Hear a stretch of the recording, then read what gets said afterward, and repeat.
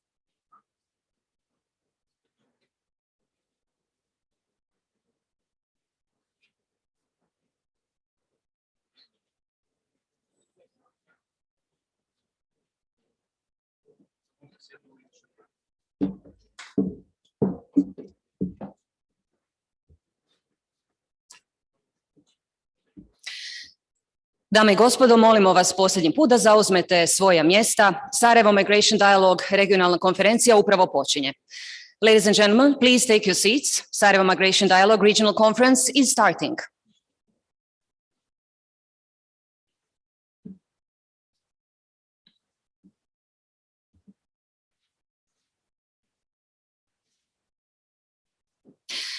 Vaše ekscelencije, uvaženi predstavnici Europske unije, poštovani predsjedavajući Vijeća ministara Bosne i Hercegovine, poštovani ministri, uvaženi visoki uzvanici, predstavnici međunarodnih organizacija, kolege iz medija, dame i gospodo.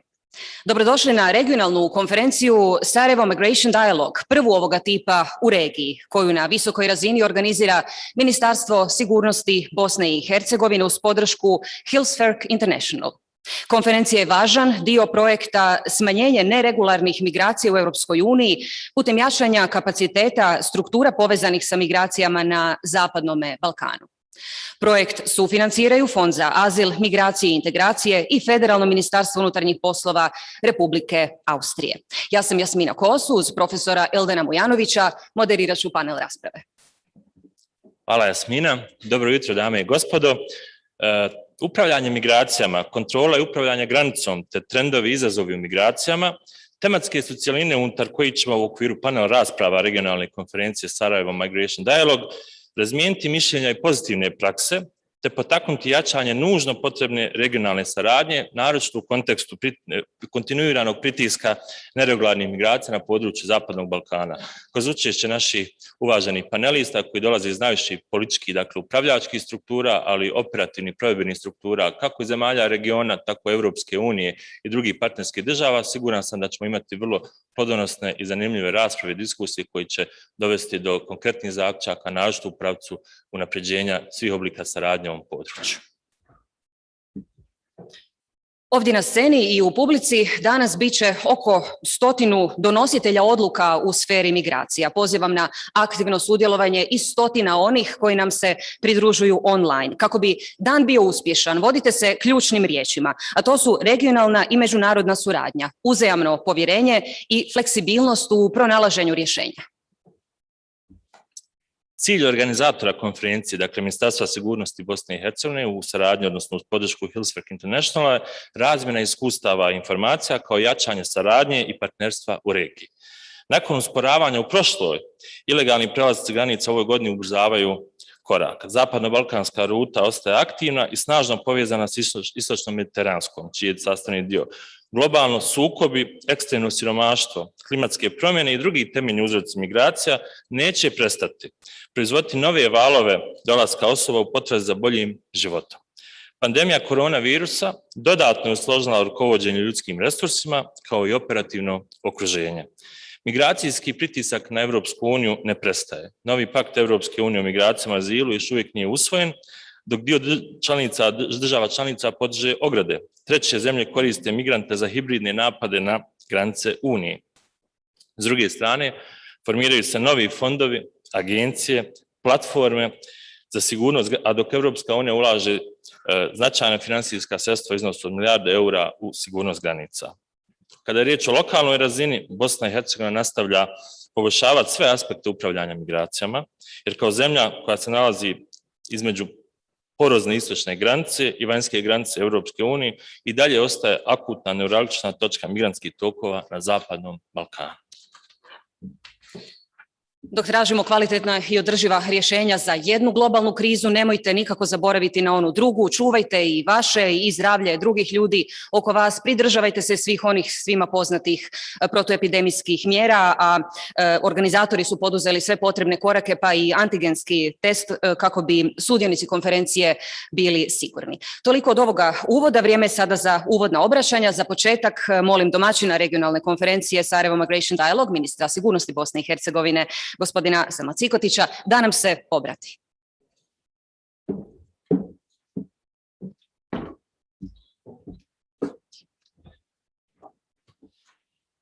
Uvaženi gospodine predsjedavajući Vijeća ministara Bosne i Hercegovine, Tegeltija, uvaženi ministri, ambasadori, dame i gospodo, iznimno je zadovoljstvo u ime Ministarstva sigurnosti Bosne i Hercegovine i svoje ime poželiti vam dobrodošlicu na prvu regionalnu konferenciju o migracijama koju organizuje Ministarstvo sigurnosti Bosne i Hercegovine. Ovo je okupljanje regionalnih aktera vezanih za migracije u okviru projekta smanjenje neregularnih migracija u Europskoj uniji, jačanjem kapaciteta struktura vezanih za migracije na Zapadnom Balkanu, koju sufinansiraju Fond za azil, migracije i integraciju i Austrijsko ministarstvo unutrašnjih poslova. Efikasno i humano upravljanje migracijskim tokovima za većinu zemalja uključujući i zemlje na takozvanoj zapadno-balkanskoj ruti, predstavljaju jedan od najvećih sigurnosnih izazova današnjice. Bosna i Hercegovina je jedna od zemalja koja je posebno pogođena migrantskim tokovima u prethodne 3,5 godine i kao zemlja koja graniči sa članicom Evropske unije kontinuirano izložena povećanom broju nezakonitih prelazaka državne granice. Od početka 2018. do novembra 2021. godine na teritoriji Bosne i Hercegovine je preko 84.000 nezakonitih migranata otkriveno, od čega je namjeru za podnošenje zahtjeva za azil iskazalo 94%, a zahtjev za azil podnijelo nešto malo više od 3%. Osoba koje su iskazale namjeru za ostanak na ovom prostoru. Migranti koji nezakonito ulaze uglavnom u Bosnu i Hercegovinu kao i druge zemlje na zapadno-hercegovačkoj ruti doživljavaju Bosnu i Hercegovinu kao tranzitnu zemlju, a željene destinacije su zemlje zapadne i sjeverne Evrope. Osnovni izazovi sa kojima se Bosna i Hercegovina suočava u procesu upravljanja migracijama odnose se na nepostojanje političkog konsenzusa i efikasne koordinacije u oblasti upravljanja migracijama, te hronični nedostatak finansijskih sredstava u svim institucijama i agencijama u čijim nadležnostima je oblast migracije i azila i niz operativnih izazova kao što su veliki nedostatak ljudskih i materijalno-tehničkih kapaciteta, zaštita državne granice, utvrđivanje identiteta, zloupotreba sistema azila, realizacija efikasnog povratka, zaključivanje sporazuma o readmisiji i sl. U proteklom periodu Ministarstvo sigurnosti Bosne i Hercegovine u skladu sa raspoloživim mogućnostima i u saradnji sa drugim nadležnim institucijama i agencijama, lokalnim vlastima preduzelo sve raspoložive mjere i aktivnosti kako bi Bosna i Hercegovina što efikasnije i humanije odgovorila na postojeću migrantsku situaciju, u prvom redu poboljšanja kontrole kretanja migranata na prostoru BiH, poboljšan nadzor istočne granice i preduzet veliki broj akcija na prostoru na presjecanju lanaca krijumčarenja. Posebno treba istaći realizaciju veoma važnog projekta na izgradnji privremenog prihvatnog centra Lipa uz podršku Evropske unije, međunarodnih partnera te kantonalnih i gradskih vlasti Unsko-Sanskog kantona i Bihaća. Mi već sutra otvaramo kamp Lipa kapaciteta 1500 korisnika. Pojačani napori Ministarstva sigurnosti na poboljšanju upravljanja migracijama prepoznati su i u izvještaju Evropske komisije o Bosni i Hercegovini za 2021. godinu. Također, ovom prilikom želim da se zahvalim Evropskoj uniji i EU delegaciji u Bosni i Hercegovini za dosadašnju pomoć bez koje Bosna i Hercegovina ne bi bila u mogućnosti obezbediti potreban human pristup osobama koje su nezakonito ušle i boravile na teritoriji Bosne i Hercegovine i u tom smislu posebno želim da se zahvalim i ambasadoru Sattleru. Kao što nam je poznato, pod utjecajem određenih faktora, rute nezakonitih migracija se veoma brzo mijenjaju i u kratkom vremenu ponovo se svi mi možemo naći u situaciji sličnoj ili goroj nego što smo već bili, koja je slična sadašnjoj situaciji na granici Bjelorusije i Poljske, što sa sobom nosi veoma značajne sigurnosne i humanitarne, a u doba COVID-a i zdravstvene izazove, sa kojim nijedna zemlja nije spremna da se uspješno samostalno nosi. Činjenica je da problem velikog broja migranata koji nezakonito ulaze ne može riješiti jedna zemlja sama, niti jedan region sam, te su veoma izražene potrebe za snažnim, regionalnim i evropskim mehanizmom saradnje, kao i potreba za regionalnim pristupom u cilju zajedničkog djelovanja na planu migracijskih kretanja. Nadam se da će ova konferencija ojačati postojeći i uspostaviti nove oblike regionalne i saradnje u okviru Evropske unije u sprječavanju nelegalnog ulaska migranata, utvrđivanju njihovog identiteta, povratku, borbe protiv krijumčarenja migrantima, trgovine ljudima, kao i u humanom pristupu sa osobama koje se nalaze na teritorijama naših država. Sa željom da imamo uspješan i kontinuiran dijalog o migrantskim iskustvima, budućim očekivanjem dobrim politikama kao i zajedničkim akcijama u ovoj oblasti otvaram Sarajevo Migration Dialogue. Ja se nadam da ćete svi neminovno osjetiti i na svojevrstan način uživati u sarajevskoj magli, a još više u sarajevskom gostoprimstvu i da će ova konferencija za sve nas biti produktivna i korisna. Hvala vam puno na pažnju.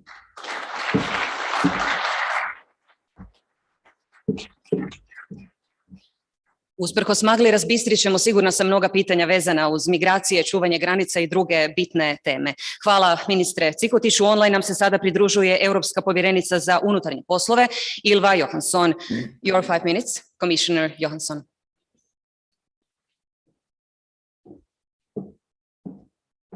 Thank you very much and good morning. So I'm very happy to be able to be with you virtually, but of course I would have been there in Sarajevo together with you live. I'm sorry this was not possible for practical reasons. So Chairman of the Council of Ministers, Tegeltia, Chair Minister Cikotic, dear Selmo, and all honorable participants in this conference. I think this is a very important moment and a very important conference. I visited Bosnia-Herzegovina in February, and I must say that the situation now in Bosnia-Herzegovina is much different, and I'm very glad to say very much better. You have made a big steps forward to improve migration management in Bosnia and Herzegovina, and that deserves recognition. Last Christmas, you faced a serious humanitarian crisis in Lipa and in Unasana canton, and a crisis of governance. Since then, the European Union has offered wide-scale political support, technical support, and financial support, step by step. The situation has gotten better. Tomorrow, a new reception center will be open in Lipa, as you just mentioned, dear Selmo. Ambassador Settler, head of the EU delegation, will be present. This new center will be able to host up to 1,500 single men, unaccompanied children, and families, and includes open reception facilities, safe zones for unaccompanied minors and vulnerable persons, and processing facilities for identification, registration, security checks, vulnerability assessments, asylum and return processes.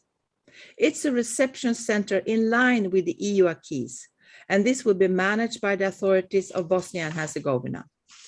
And this is a really important achievement, the result of an effective cooperation between the Ministry of Security, its services, local authorities, the EU, several states, the International Organization for Migration, and other partners. The Ministry of Security has done a very good job, bringing everyone to the table, making progress possible. I encourage Bosnia and Herzegovina to build on this achievement. I encourage you to work on all levels of government on sustainable migration management. A sustainable system also entails a fair distribution of responsibilities for hosting centers across the whole country, including in the Republika Srpska entity and the cantons with Croat majority. The European Union is working with you all to manage migration. Migration is only manageable, I should say, if we work together. But if we do that, it's really manageable. From the EU side, we support you on your path towards the EU membership, different as they might be.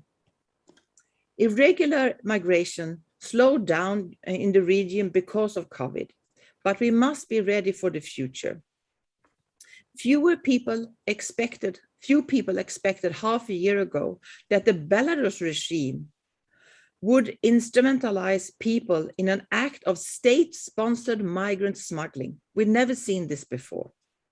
Migrants suffer, but this is not a migration crisis. Fresh sanctions and cooperation to stop flights to Minsk are our most effective tools in this struggle. And I'm very happy to tell you that this our outreach to airline companies and to third countries are now bearing fruits, and the arrivals to Minsk are decreasing significantly. Few people expected also half a year ago that Afghanistan would fall so quickly to the Taliban. The EU succeeded in evacuating more than 18,000 people, Afghans, vulnerable Afghans, out of Afghanistan. In September, I convened a high-level forum to discuss global efforts to provide protection to Afghans, including resettlement, humanitarian admissions, and member states stand ready to do more. No large number of people are yet leaving Afghanistan or neighboring countries, but that could change. There is a huge risk, I must say, of famine in Afghanistan, of a total collapse of the country. There's a huge risk of humanitarian crisis, and that will, of course, make people flee the country. So we must be prepared, first, of course, to support Afghans in Afghanistan, in the neighboring countries, but also if there will be big movements.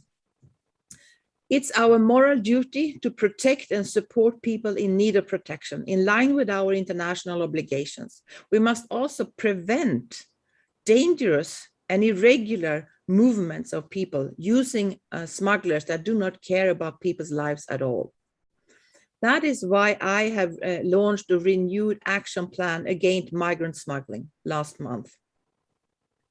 And that is also why the EU will continue to strengthen programs on capacity building by supporting border management with the help of Frontex and protection systems in countries close to Afghanistan, like Iran, Pakistan, to some Central Asian countries, but also to Turkey, whom I had last month a high-level dialogue on migration, together with the Minister of Interior, Süleyman Soylu.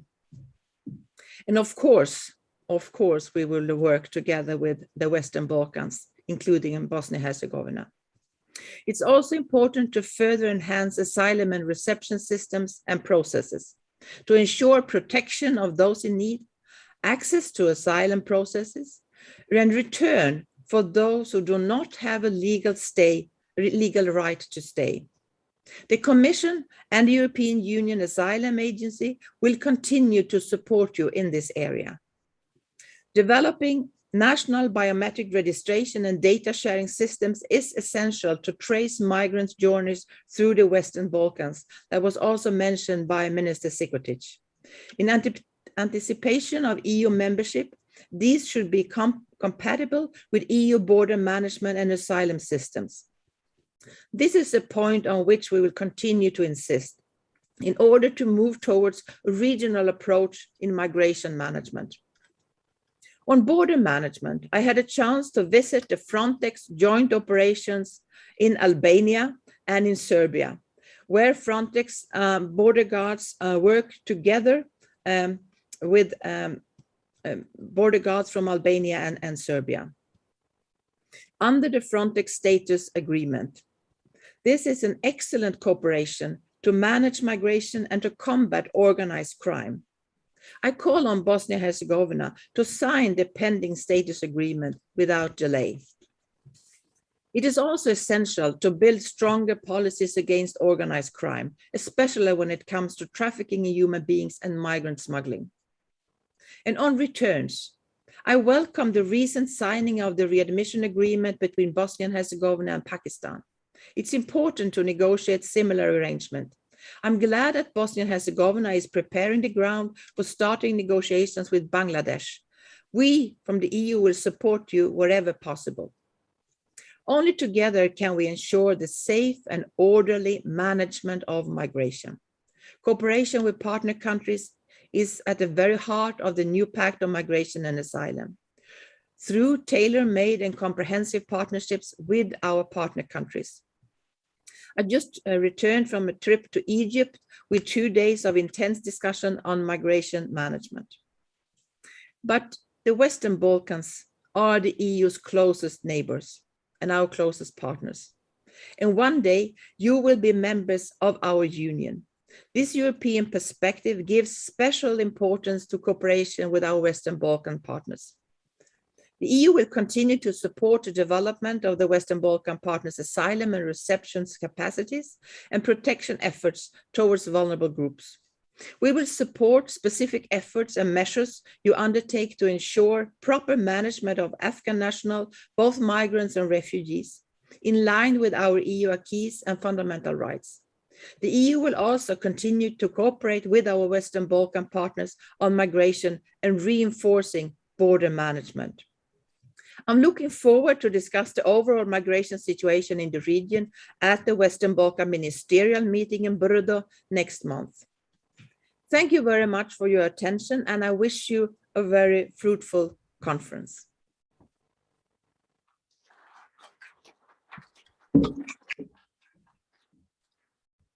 Hvala povjerenici Johansson, a povjerenik Europske komisije za susjedstvo i proširenje, gospodin Oliver Varhelyi, obratit će se skupu snimljenom video porukom.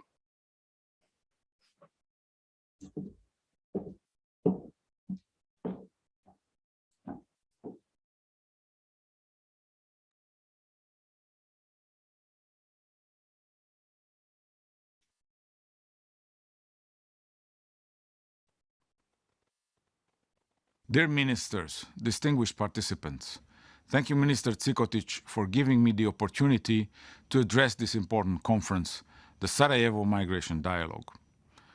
Let me start by recognizing the considerable and important work done in improving the migratory situation in Bosnia and Herzegovina.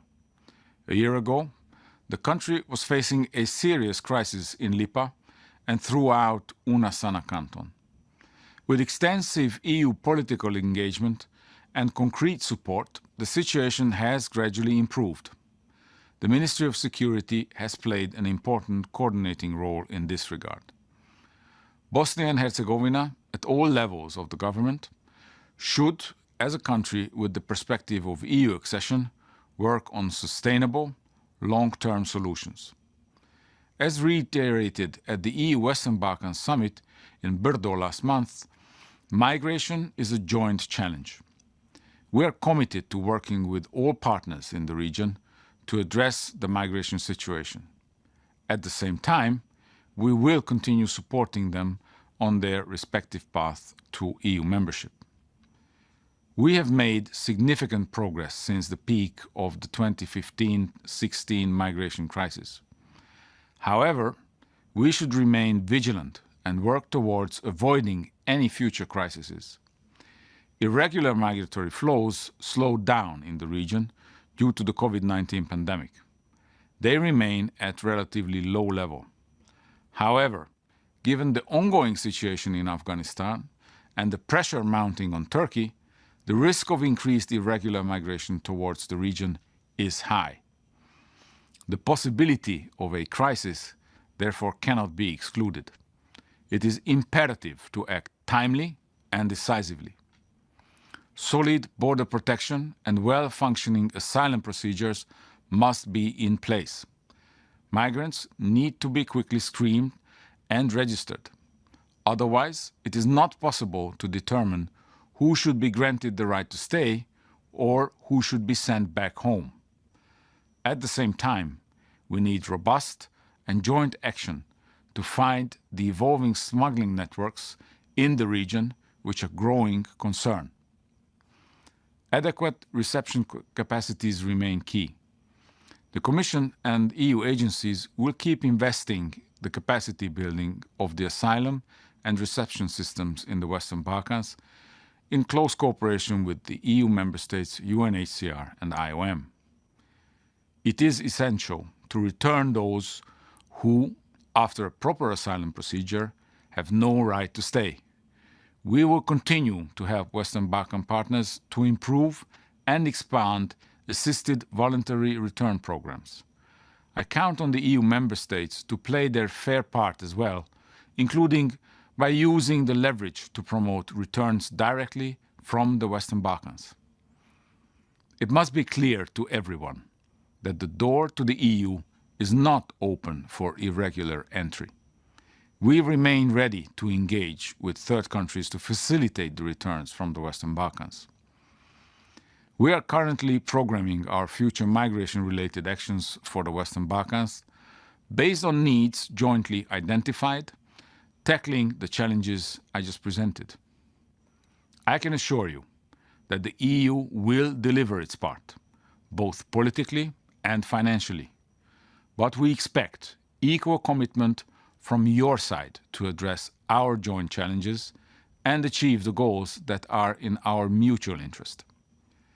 Let me conclude by underlining the importance of a regional approach to address migration challenges.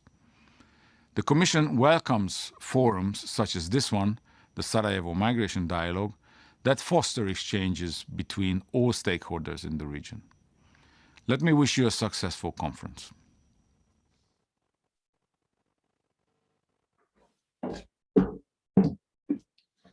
Bile su to vrlo jasne poruke povjerenika Varheljija, a pozivam sada šefa delegacije Europske unije u Bosni i Hercegovini, gospodina Johana Settlera, da nam se obrati ovom skupu. Mr. Settler, please, the floor is yours.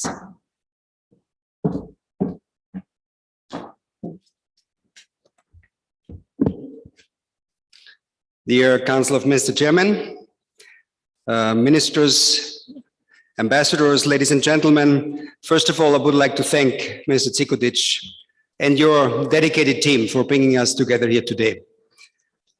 This is an important time, so it comes very timely, this conference, going into another migration winter, if you want, and we very much hope that we'll not hit the headlines, the international headlines this year on migration, and I think there is good reason to believe that we will not. And as was just mentioned by Commissioner Varhe, we recognize the very important work which has happened in the last 12 months. I can be short. You've heard the two commissioners speak on the challenges. Let me just add a few things from my side. In addition to the needs to prevent illegal migration, to look for especially also regional approaches, a few points from my side. Migration is often considered as a challenge, and indeed it becomes a problem when it's mismanaged or not managed at all. But there are two aspects we should not overlook. The first is simple human empathy. On the streets of Sarajevo, I often encounter migrants standing by the red lights, and colleagues who live here in the city have similar experiences. And sometimes I start talking to them, and very often the answer is, after the question where you're from, it's not Syria, it's not Iraq, but it's very often Morocco, Algeria, Nepal. And obviously these people do not qualify for refugee status, or at least 99% of them. But it always makes me pause and think what they must have gone through to get to Sarajevo in the first place. It's a reminder that we are talking about fellow human beings. And while we should apply the appropriate legal regimes to them, we should also do this, of course, with respect, with empathy, and with understanding. Every country has an affirmative obligation to take care of the humanitarian needs, and I believe we have also a moral duty to do so. So in a nutshell, as was put very aptly by Commissioner Johansson, there is no right to migration, but there is very much a right to human treatment. Secondly, if well-managed and organized, migration can represent an opportunity for the receiving and transit countries. This includes the local communities who receive migrants. These communities should be supported in dealing with the impact, and the European Union here in Bosnia-Herzegovina does this on a daily basis, work with communities, be it in Blažuj, be it in Velika Kladuša or in Bihać. The communities should be supported because we cannot pretend there is no impact, but they should also be helped to explore the opportunities. In this, I'm often reminded of my discussions with business people here in the country. Their main concern is not migration, but their main concern is emigration, namely not being able to find qualified workers for their factories. So I think in this light, also opportunities can be explored. The key issue here today is how to transform the migration system to ensure it meets basic humanitarian needs and recognize potential benefits. For this, we all need proper and efficient migration management systems. And of course, this also goes for BIH. And this is the reason we are here today, to think all together, to work together how we can create a more sustainable migration management system here in the country. We are ready from our side, from the European Union side, to provide additional funding for migration management. But as we've heard also before by the commissioners, BIH must also take its responsibilities. And this very much includes a burden sharing. This country consists of 2 entities. It consists of 10 cantons, and it's not okay that it just 2 cantons are carrying almost all of the burden. Secondly, what needs to happen, we need to ensure that the funding in the state budget of BIH is established finally. We have been talking about that with the minister. I've been also mentioning this to the Council of Minister Chairman. There is a need to include some portion of the funding in the state budget for this migration management. And thirdly, very importantly, also increasing the capacity in the Ministry of Security for migration management. We have done a few steps. We have made progress over this last year, but there's still a long way to go to get that a sustainable migration management system in place here in BIH.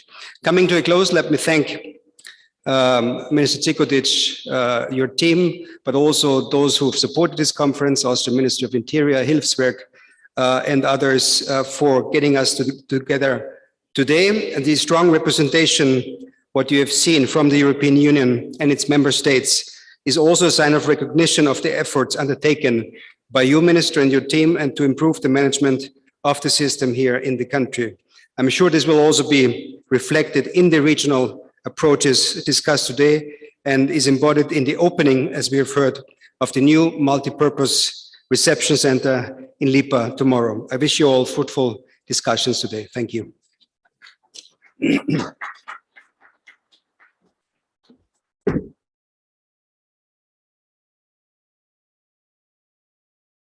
Forget that. Molim sada da se skupu obrati i ministar unutarnjih poslova Slovenije, gospodin Aleš Hojs.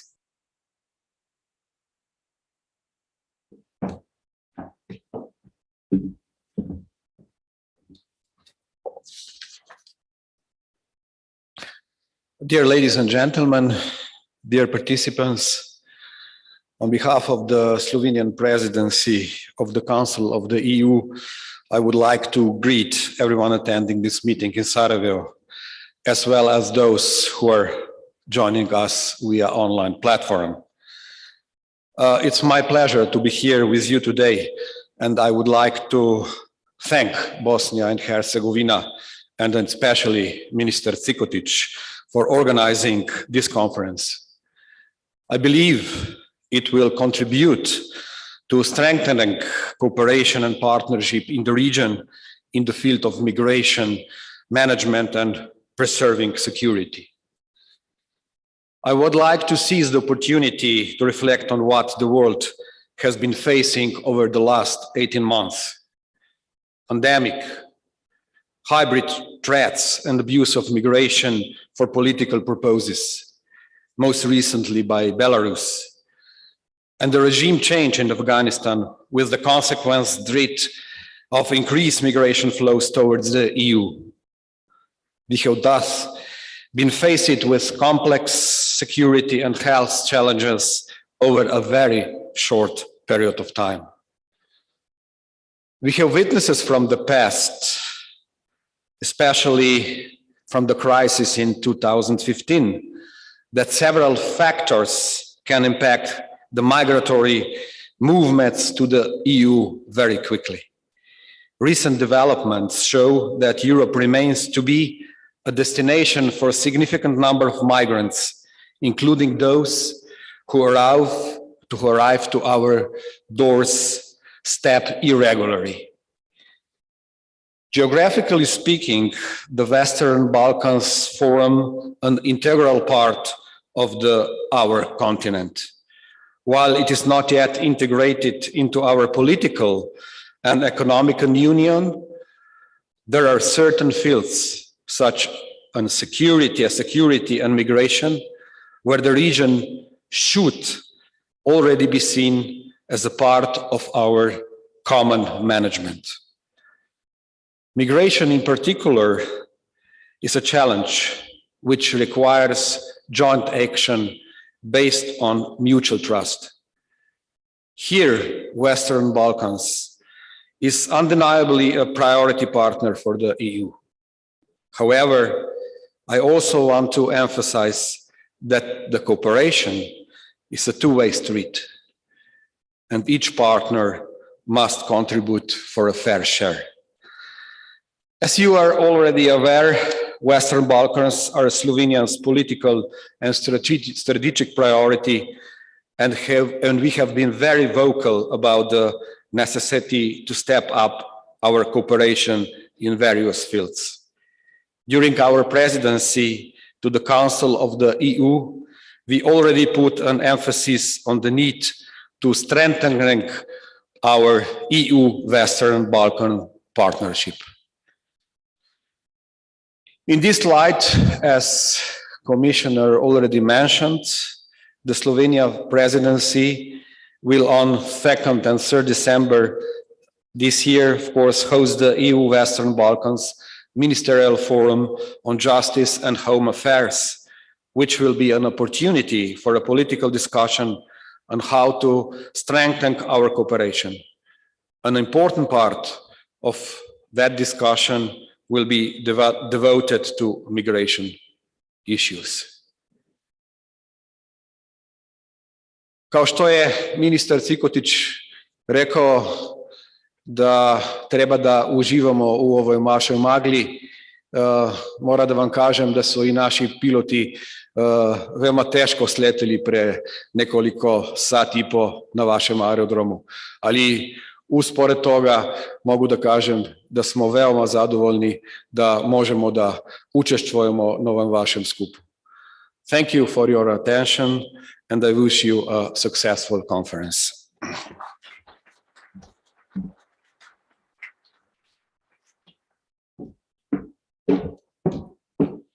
Dobro došli, uistinu, sa svom maglom i problemima pri transportu. Hvala svima na dolasku ovdje u Sarajevo.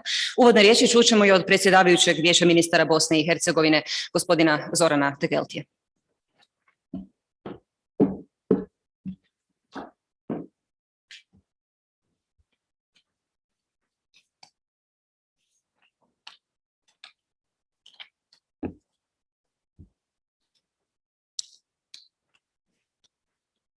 Uvaženi ministri, šefovi delegacija, predstavnici međunarodnih organizacija, dame i gospodo. Zadovoljstvo mi je da u ime Savjeta ministara i u svoje ime pozdravim vas i poželim vam dobrodošlicu u Bosnu i Hercegovinu i na ovu veoma značajnu ministarsku konferenciju na kojoj će se diskutovati o jednom od veoma aktuelnih problema današnjice, a to su migracije. Kao što je poznato, od marta 2016. godine zapadno-balkanska ruta za organizovan i kontrolisan prelazak migranata je zatvoren, čime je otvoren prostor za nezakonite migracije u našim zemljama, kao i za djelovanje kriminalnih mreža sa posebnim akcentom na krijumčarenje, pa i trgovinu ljudima. Bosna i Hercegovina se suočila sa značajnim porastom nezakonitih migracija krajem 2017. godine. Pojačan trend nezakonitih ulazaka još uvijek traje, tako da je od 2018. godine do sada registrirano preko 84.000 stranaca koji su nezakonito ušli na teritoriju Bosne i Hercegovine. Nama slična je situacija i u drugim zemljama na zapadno-balkanskoj ruti. Svi se pokušavamo onako kako možemo i znamo boriti sa nezakonitim migracijama. Međutim, migracije su globalni problem i kao što je poznato, nijedna zemlja samostalno ne može uspješno se boriti sa velikim migracijskim tokovima. Zbog toga je posebno značajno na ovoj konferenciji da se pokušamo dogovoriti oko zajedničkog odgovora zemalja Zapadnog Balkana upravljanju migracijama, da se pokušamo dogovoriti kako pojačati kontrolu i koordinaciju upravljanjem granica i diskutovati budućim trendovima i izazovima u migracijama.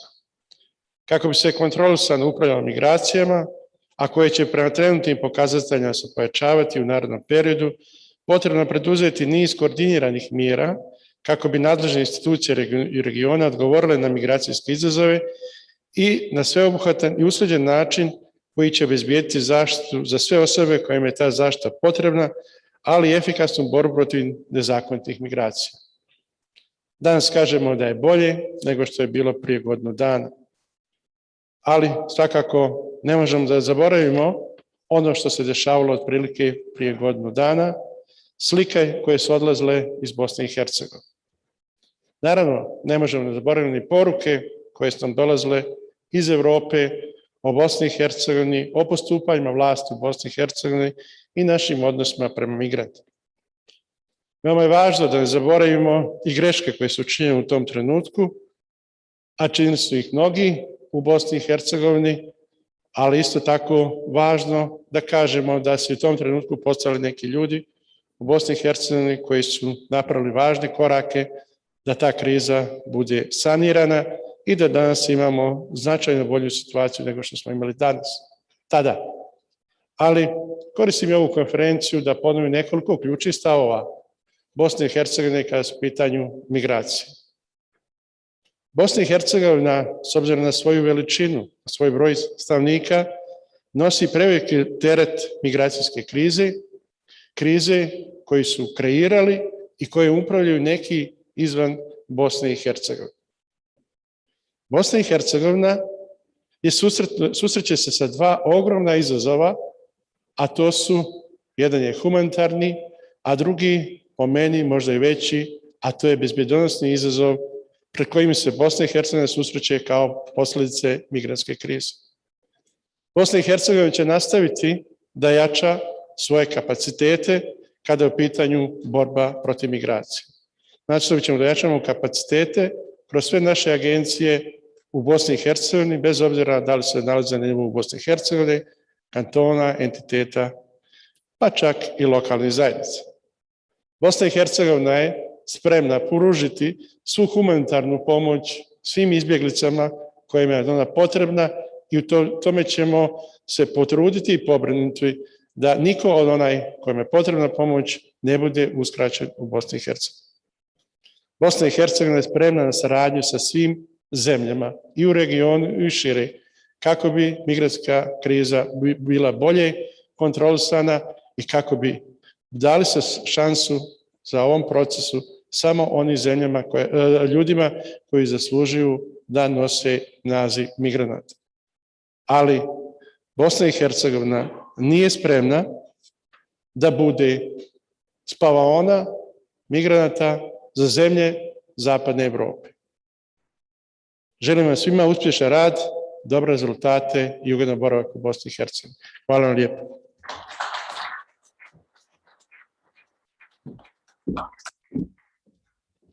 Sa porukama gospodina Tegeltije završili smo ova uvodna obraćanja. Malo smo odužili, ali ostala nam je minuta, dvije za zajedničku fotografiju, pa molim sudionike da se pridruže ovdje na sceni kako bi se mogli fotografirati. Ladies and gentlemen, primarily gentlemen, I would ask you please to join me here on stage to get a family photo of this migration conference. Podsjećam sudionike konferencije, vidimo se nakon kratke pauze ponovno ovdje u 11 sati kada počinje naša prva panel rasprava.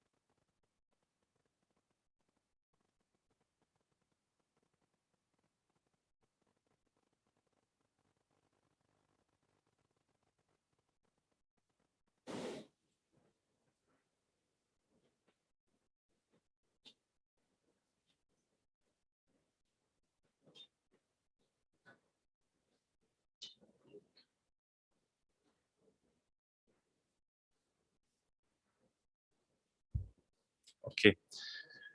Dobro. Mislim da možemo nastaviti sa radom. Distinguished panelists, ladies and gentlemen, participants of the conference.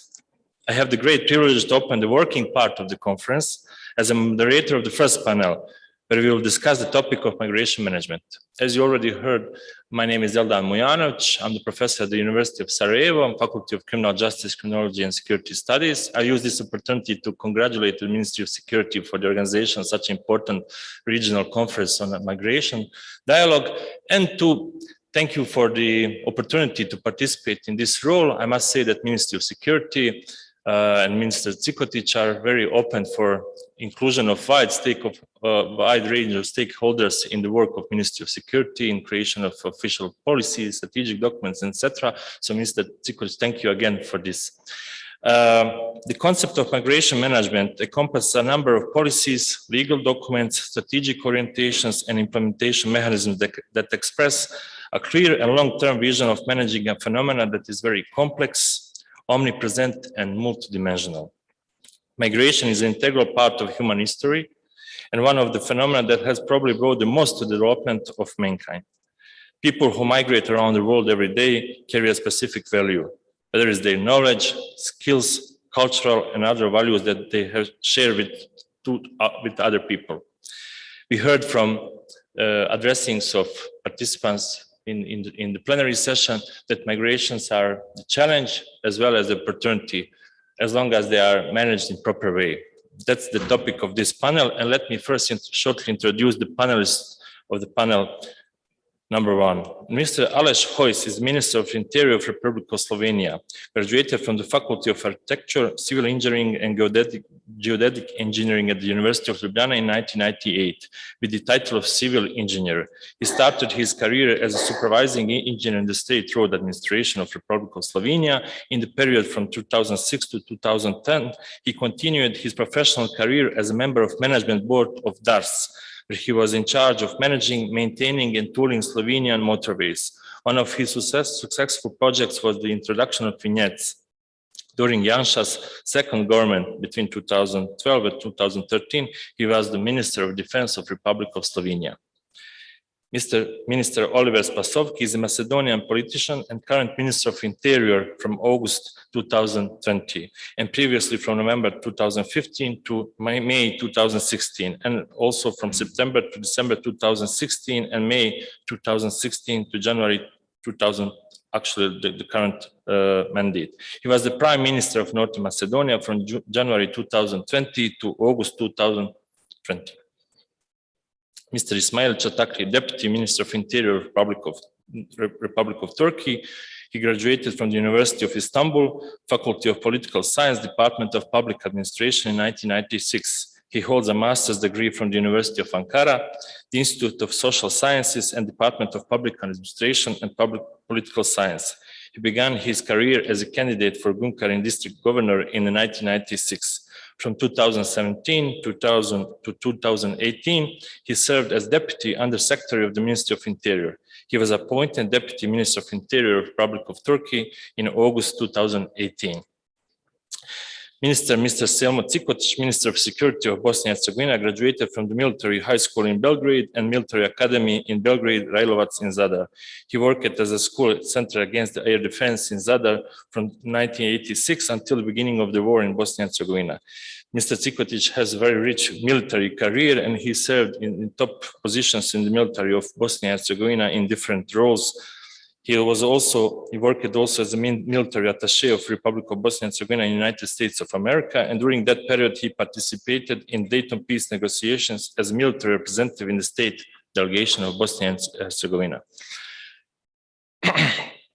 I usually like to say Professor Cikotic also has very rich academic career. He is a professor at the Faculty of Political Science, University of Sarajevo. So far, he published 5 books and a large number of professional papers in domestic and foreign professional journals and publications in the field of security, international relations, and leadership. Within this panel, our estimated panelists will talk about how the countries they represent have defined their migration policies, what migration management instruments they have opted for, how they have built and continue to build their migration systems, what are the most important challenges that they have faced, how they achieved cooperation, first with the European Union, but also regionally, and how they assess future challenges from today's perspective, and what measures to improve cooperation they propose. In particular, we will hear about approaches that they seek to strike the right balance between the two most important aspects in effective migration management: security and humanitarian aspect. We will start in accordance with the agenda with the addressing of Minister Cikotic. I was really personally positively surprised by the very positive addressings of two commissioners of the European Union about the achievements that Bosnia and Herzegovina have reached in migration management, especially when it comes to the migration, irregular migration in northwestern part of the country. Ministry of Security has a pivotal role in this process, and Mr. Cikotic will address us in terms of experiences of Bosnia and Herzegovina in this field, what actually happened in previous period, what are the key factors of consolidation of the situation in the field, and what we can expect when it comes to the future challenges. I really appreciate the addressing of Minister Cikotic, especially in terms of very, I would say, a realistic anticipation of future trends of irregular migration in this part of the world, and the role of Bosnia and Herzegovina has in this process. So, Mr. Cikotic, please, the floor is yours. Thank you very much, Professor Mujanovic. Ladies and gentlemen, as a host of this conference, I would like to emphasize the fact that we are very much mutually linked and interdependent in managing migrations as one of the security challenges and threats, and that this exchange should continue during the conference, and most or more importantly, the cooperation among us should continue after the conference. We believe that working together, we can meet every challenge we are faced with. Individually, our capacity is very much limited. Towards that end, I would like to share with you our understanding that due to its geographic position, Bosnia and Herzegovina will continue to serve as an exit point for migrants towards the European Union. But it doesn't mean we could change that realm, but simply change our attitude towards it. A year and a half ago, migrations in Bosnia and Herzegovina were primarily managed by international organizations, which is not the case any longer. The domestic structures, including border police, service on foreign affairs, number of different police organizations and state structures have taken over the responsibility and the ownership of the process.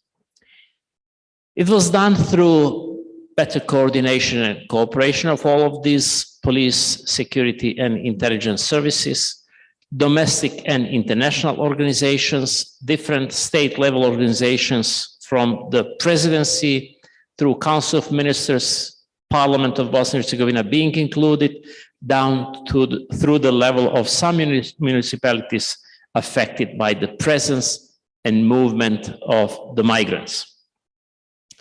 This mutual cooperation, synergy created among them have resulted with the fact that a year ago at this time, we had between 6,000 and 8,000 of illegal migrants in our reception camps.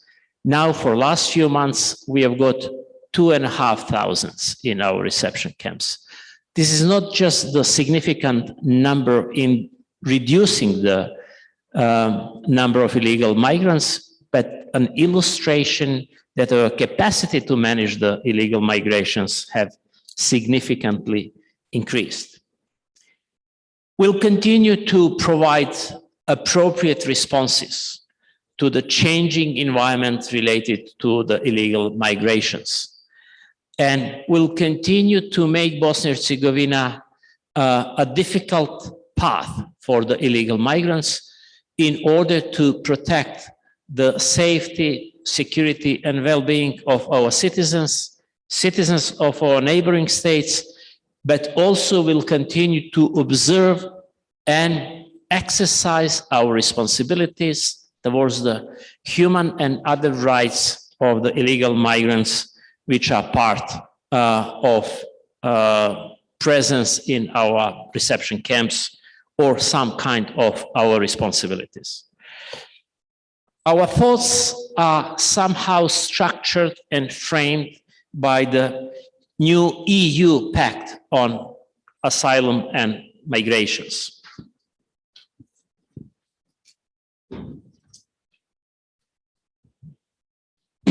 We'll continue to improve our capacity to control and manage our state borders, to improve the readmission capacities of ours.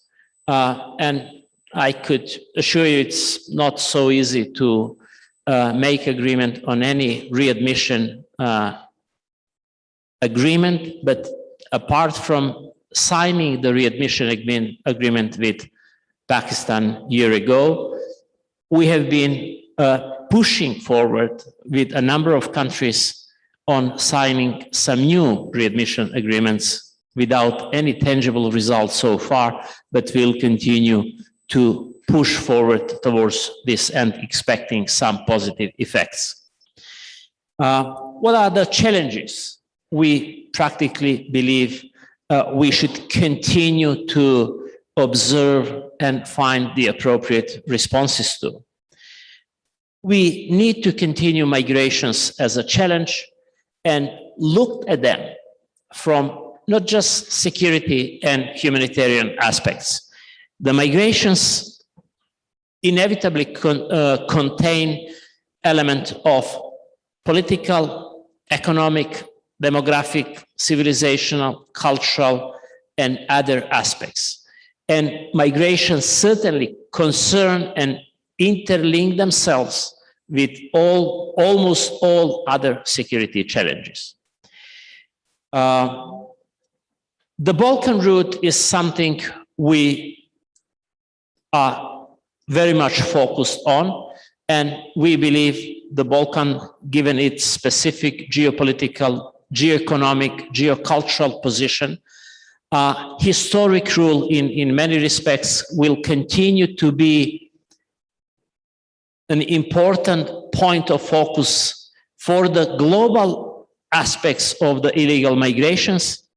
And also, we believe it is not just our responsibility and need to provide appropriate responses to this challenge, but it certainly reflects many of the interests of European Union. And we hope European Union will, for its own sake, decide to take more proactive and more on-the-ground presence in relations with illegal migration. Saying this, I do not ignore the fact that all positive improvements and achievements we have reached for the last year and a half were mostly and primarily supported by EU mechanisms, EU funds, and EU institutions at different stages, different levels, and through different mechanisms.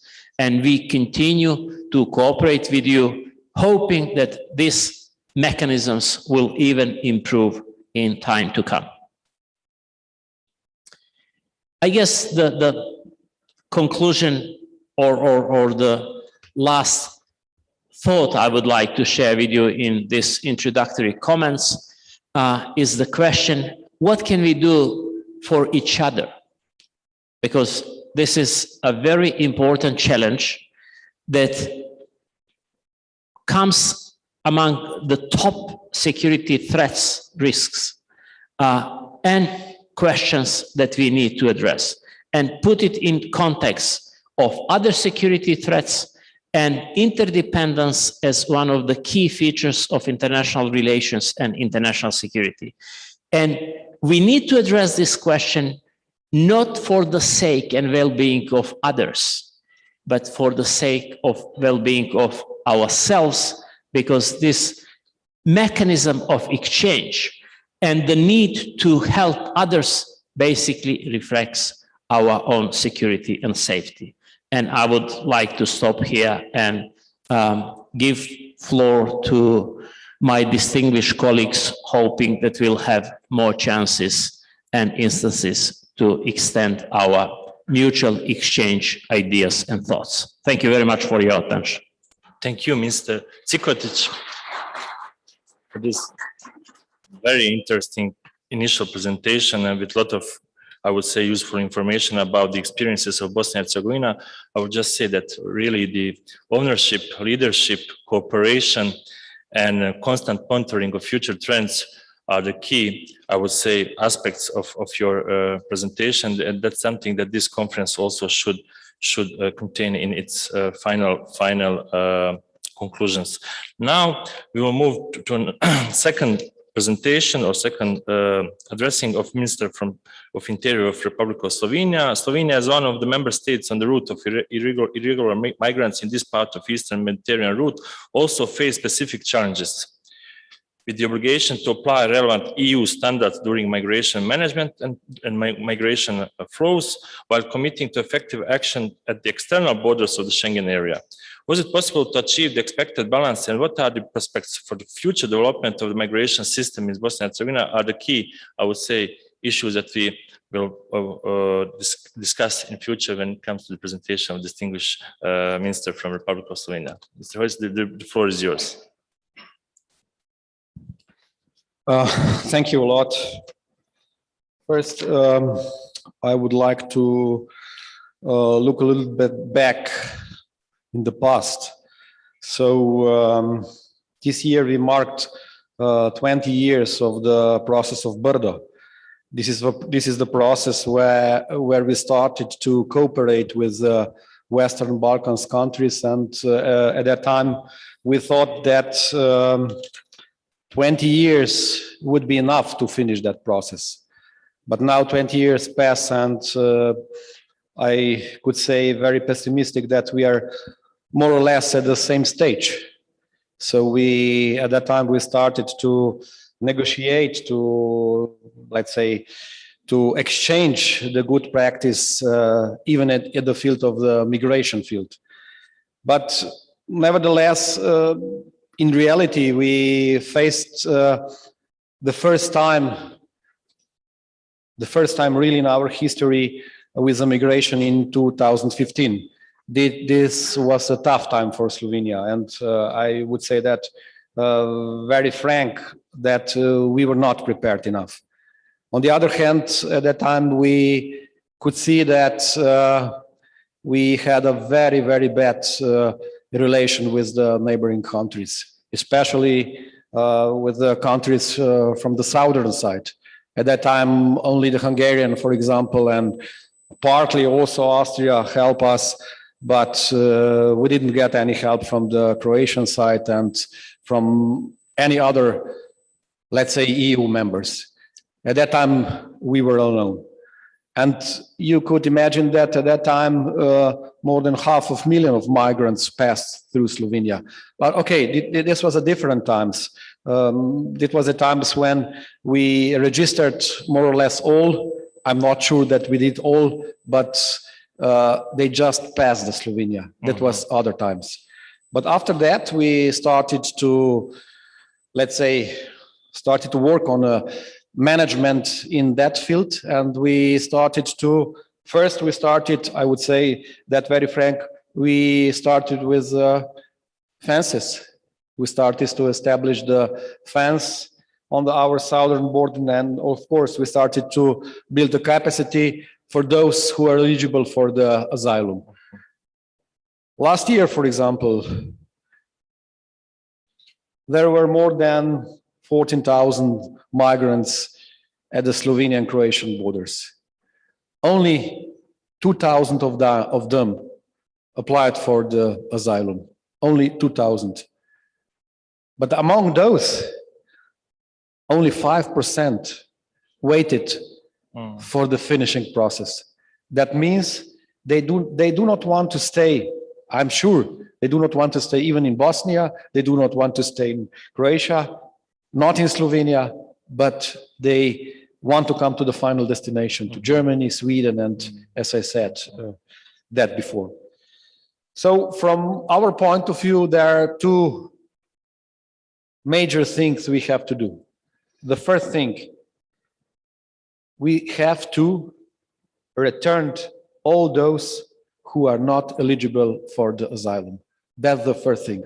That would be a huge signal also for the countries southern of us, also for the countries far away from us, for example, in Afghanistan and so on, that all those people who now want to start the travel to the Europe and won't start. So that means if they are not refugees, they will not get any possibility to come to European Union. They have other ways. If we want the workers, we have regular paths to do that. They can apply for working permits.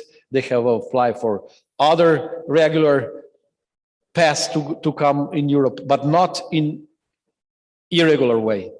And the second thing from our view is that we have to realize that we have a collective responsibility.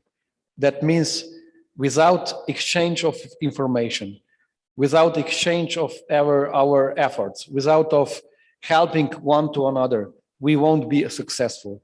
So that's why for us it's very important to have a very, very good relation with your country, with Croatia, with Serbia, with all those countries which are on the way to our country.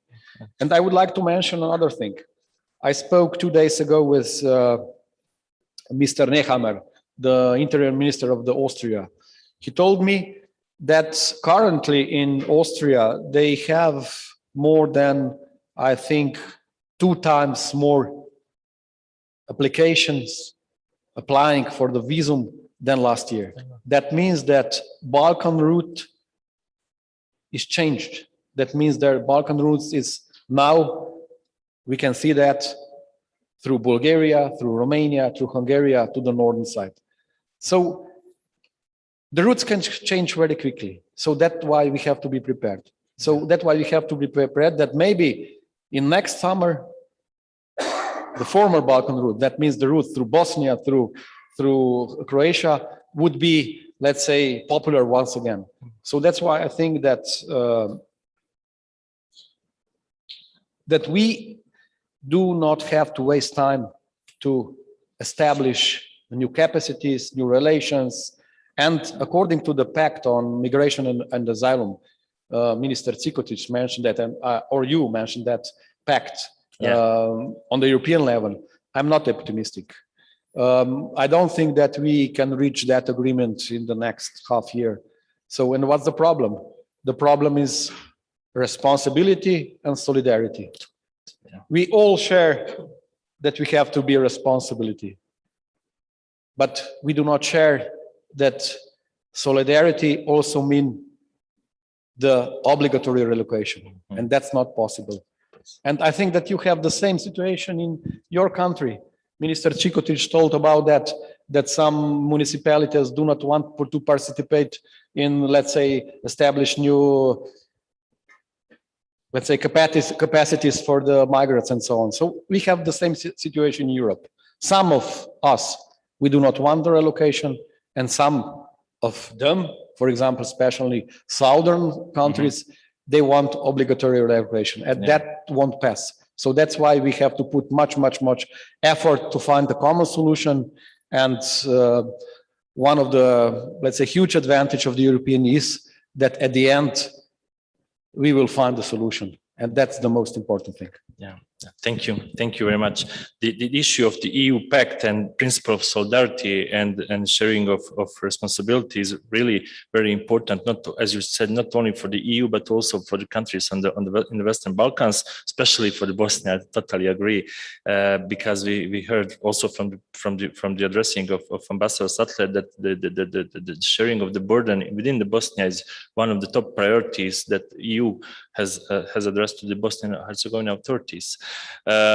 Thank you once again. I'm sure that we will be back to some of the issues that you mentioned, especially for the return policies and cooperation mechanisms.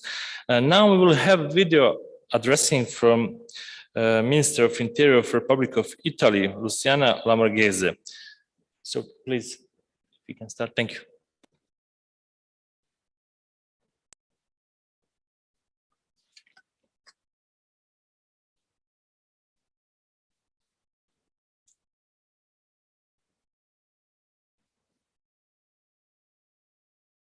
Ringrazio innanzitutto il Ministro della Sicurezza civica per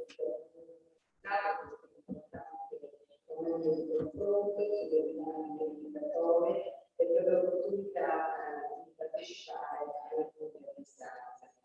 Riunioni in dialogo sono essenziali per sviluppare un dialogo regionale che coinvolga l'Unione Europea e i paesi limitrofi dell'area balcanica, interessati con flussi migratori sempre più complessi da gestire.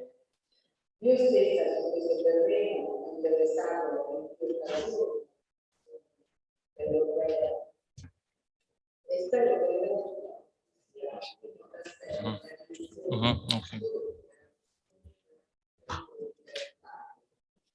l'Italia con la sua posizione geografica è al centro dell'Europa molto diverse. Certamente la pressione maggiore sui nostri paesi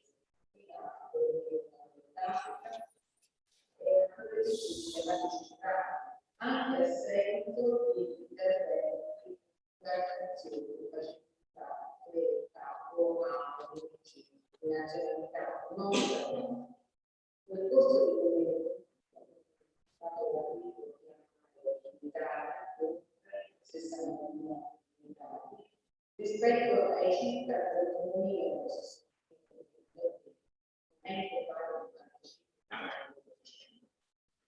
gli arrivi dalla Libia sono sostanzialmente tutte raddoppiate, passando da circa 12.000 persone alle 20.000 arrivano sullo stesso periodo. Nello stesso anno oltre 5.670 circa 15.700. Si tratta di numeri frutto della propria situazione di disabilità del paese la riconferma anche che la rotta di centrale sia ancora più sfruttata a questo punto è raggiunto il gradiente della possibilità alle quali l'Italia si possa sia del resto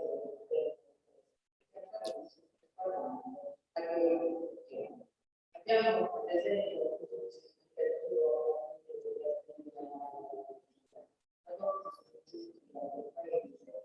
circa 10.000 c'è un ritmo di Stato nello stesso periodo. Si tratta di una tendenza considerata il temporaneo calo degli attivi e che denota come l'Italia sia ormai il punto di città non solo della lotta ma anche della verità.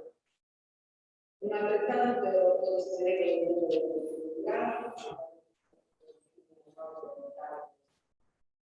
dal primo gennaio a oggi sono stati rilanciati 8.574 miliardi a fronte dei 7.400 dello stesso periodo.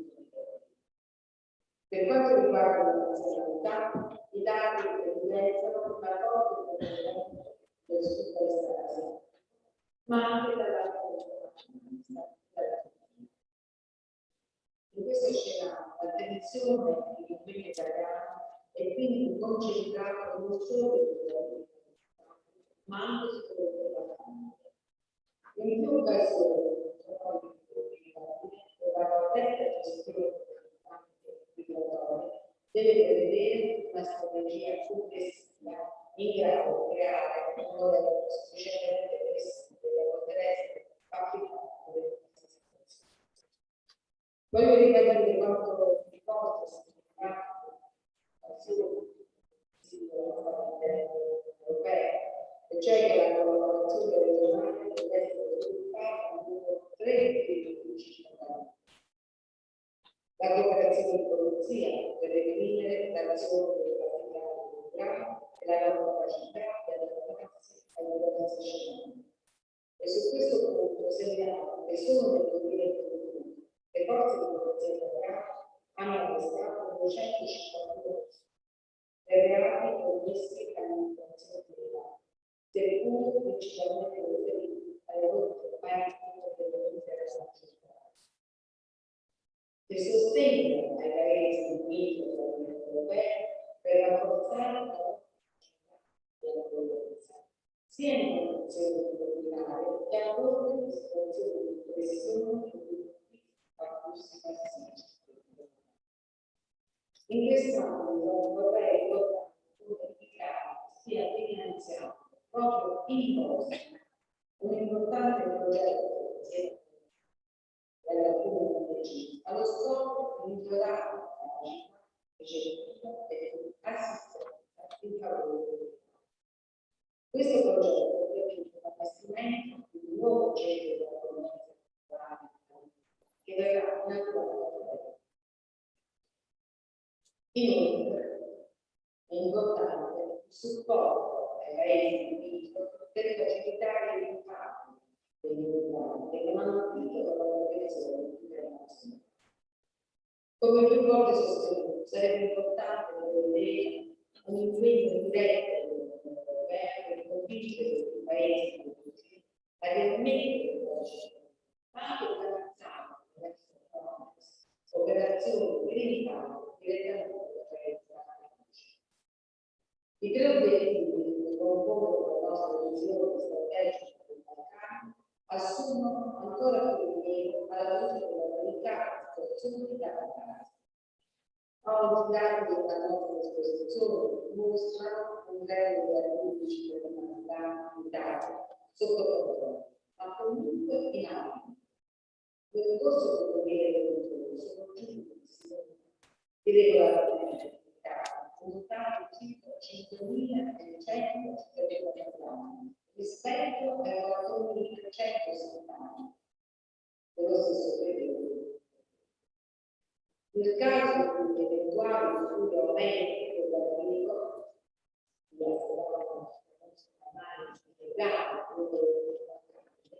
è necessario creare un meccanismo di gestione ad hoc che garantisca la protezione della ma nello stesso tempo tutelino anche gli stati che subiscono l'impatto dell'azione. In questa ottica ritengo che la sovranità possa essere l'ingresso legale dell'Unione Europea per i cittadini vorrei ricordare su questo punto il forte impegno che l'Italia ha profuso per la parte di via concernente circa 5.000 cittadini italiani che sono stati inseriti nel nostro sistema nazionale di lavoro. Si tratta di un intervento che è costante nella pressione della coppia e dell'essere nostro paese, non rimarrà isolato. Proprio lo scorso 4 abbiamo sottoscritto con una serie di organismi legati al mondo religioso, nonché con un protocollo che consentirà la visibilità di 1.100 cittadini in condizioni di particolare provenienza di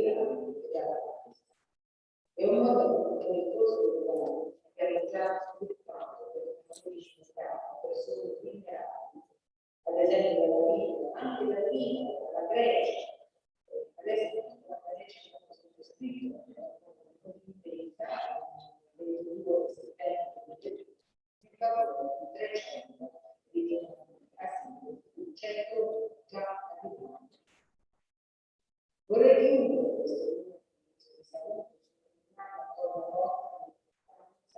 un indirizzo chiaro a livello europeo in merito alla gestione e dalla come non posso evitare tutto appena citato noi siamo stati sempre pronti a lavorare con un piano di solidarietà sia verso le società che sostengono tuttavia è il momento di sviluppare una strategia europea altrettanto solidale e solidale che sappia analizzare nel rispetto del norme chiamato con una visione politica diretta e chiara. Non è possibile, per esempio, che i paesi comunitari devono capacitare da soli miliardi di società che impegnano i quali sono giunti adesso un altro ma formano una domanda questa aperta per il mercato il nostro. Occorre quindi coinvolgere tutti gli stati nella gestione del flusso per garantire un impatto più equo degli oneri e più vulnerabili, ma anche per le attività di ricatto degli immigrati irregolari. Grazie. Thank you, Minister Lamorghese. Italy obviously has a very complex, I would say, situation when it comes to the new arrivals of migrants, and the routes are obviously changing. That's something that we heard from our panelists in their initial addressings. Italy is also providing very important support, as Minister said, to neighboring countries, including Bosnia and Herzegovina, in establishing those necessary capacities for irregular migrants. And principles that were mentioned, like police cooperation, support to neighboring countries, and more robust return mechanisms, with the full support of the EU institutions, EU agencies that can act complementary with the national capacities of the neighboring countries, are the one of, really of the possible ways how to make step forward in developing regional cooperation. Northern Macedonia was among the first countries in the region to be affected by the large number of migrants in status who came from the territory of Greece. How the development of migration management system went in that period, and what solutions does North Macedonia see today as the most effective in overcoming irregular migrations, as well as what are the possible ideas and prospects for the future cooperation? Minister, the floor is yours. Thank you. Благодаря, почитан професор Мујановиќ. Ми представува посебна чест да бидам дел од овој настан и од оваа панел сесија со која што заедно со останатите мои колеги ќе дискутираме за менаџирањето на миграцијата. Би сакал да се заблагодарам за поканата за учество и за можноста миграцијата и нејзиното менаџирање да го видиме од наш аспект, низ призма на предизвиците и проблемите, но и постигнувањата во регионот на Западен Балкан или уште подобро на регионот на Југоисточна Европа. Би сакал да ги поздравам моите колеги со кои заеднички ќе дебатираме и на некој начин ќе ја поставиме сцената на оваа министерска конференција, односно Сараевскиот миграцијски диалог. Тековната ситуација во областа на миграцијата се чини како да прераснува во една нормална ситуација, иако можеби некои појави од кризата на кратко исчезна и тоа не незначително, благодарение на соработката на нашите земји и меѓусебно, но и со земјите членки на Европската Унија, во подем се некои други појави. Уште на самиот почеток би сакал да подвлечам дека суштината на напорите на нашиот регион, па и пошироко, би требало да биде разработување на трајни решенија. При тоа да бидеме реални, живееме во доба на мешани миграцијски текови, како кога бегалци пристигнуваат заедно со економски мигранти и ова дополнително ја усложнува работата која сама по себе е доста сложена. Дозволете ми да посочам дека сега повеќе од било кога има потреба и од покоординирана и посеофатна соработка на оперативно ниво со цел одржливо успешно управување со миграцијата. Пред да се навратам на овој дел, би сакал да издвојам одредени предизвици со кои се соочува Република Северна Македонија во оваа насока. Генерално, главните предизвици во областа на миграција за Република Северна Македонија остануваат исти како и пред појавата на пандемијата. Тоа се спречување на илегалната миграција во правец југ-север, но и на секундарните движења во правец север-југ. Идентификација на мигранти, односно потврда на идентитетот утврден по личен исказ и според документи кои ги носат и ефикасно враќање во земјата на потекло или земја од која што оствариле влез во државата. Во поглед на спречување на илегалните минувања, најголем проблем е тоа што и по откривање и спречување на илегални мигранти да остварат илегален влез во државата, истите се задржуваат во близина на границата, практично продолжуваат со обиди за илегален влез, се додека конечно не успеат во намера или додека не изнајдат некој друг поефикасен начин за продолжување кон Западна Европа, и тоа преку изнаоѓање на друг крак од рута, преку ангажирање на криумчари на мигранти, набавка на фалсификувани документи и многу други случаи. Во голем број на случаи исто лице е откривано по неколку пати во рокот само неколку дена, а откривени се лица кои по 10 и повеќе пати неуспешно се обиделе да ја минуваат границата илегално. Голем број на лица за кои наши служби немаат доволно информации може да представуваат и потенцијални безбедносни ризици за КАД.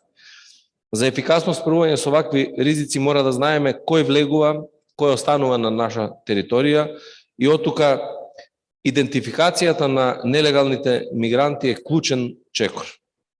Во овој контекст, од суштинска важност е воспоставување на систем за идентификување на нелегални мигранти во регионот, кое би помогнало во спречување и борба против тероризмот и насилниот екстремизам во регионот.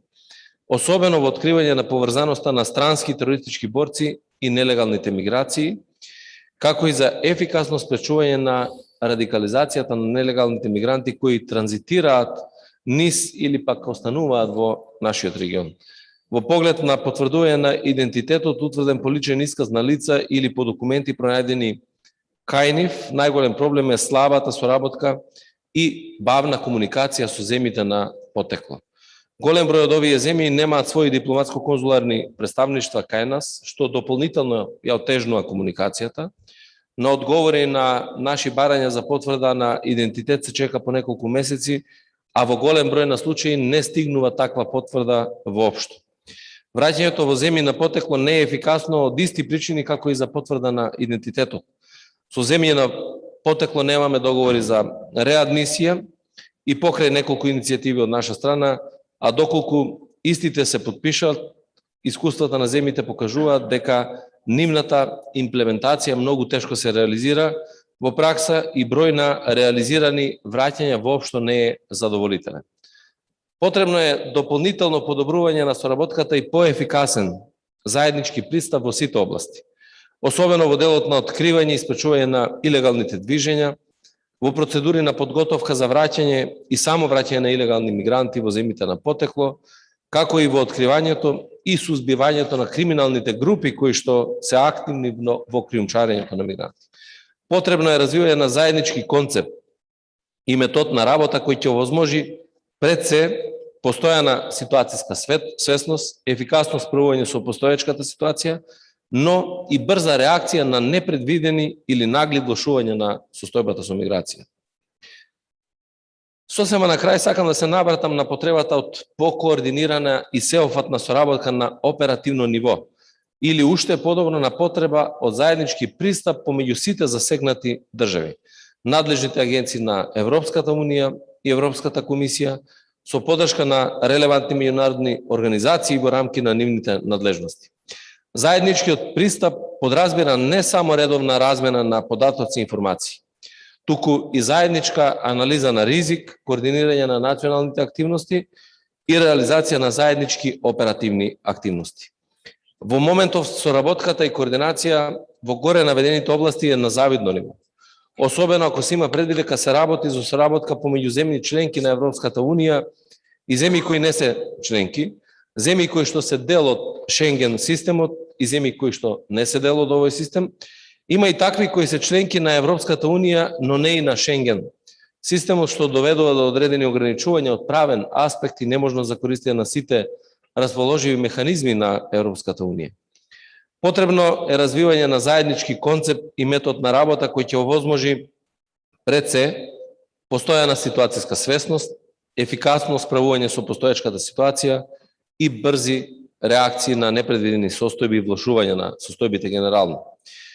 Едно е јасно и мора да се разбере дека справувањето со последиците од мигрантската криза може да биде само со заеднички политики утврдени и на нашиот регион и на Европската Унија, и треба да биде јасно дека ниту земите од Западен Балкан не можат да имаат успешно справување со мигрантската криза без поддршка од Европската Унија, ниту пак Европската Унија ќе има ефикасна борба доколку тоа не биде поддржано од земите на Западен Балкан.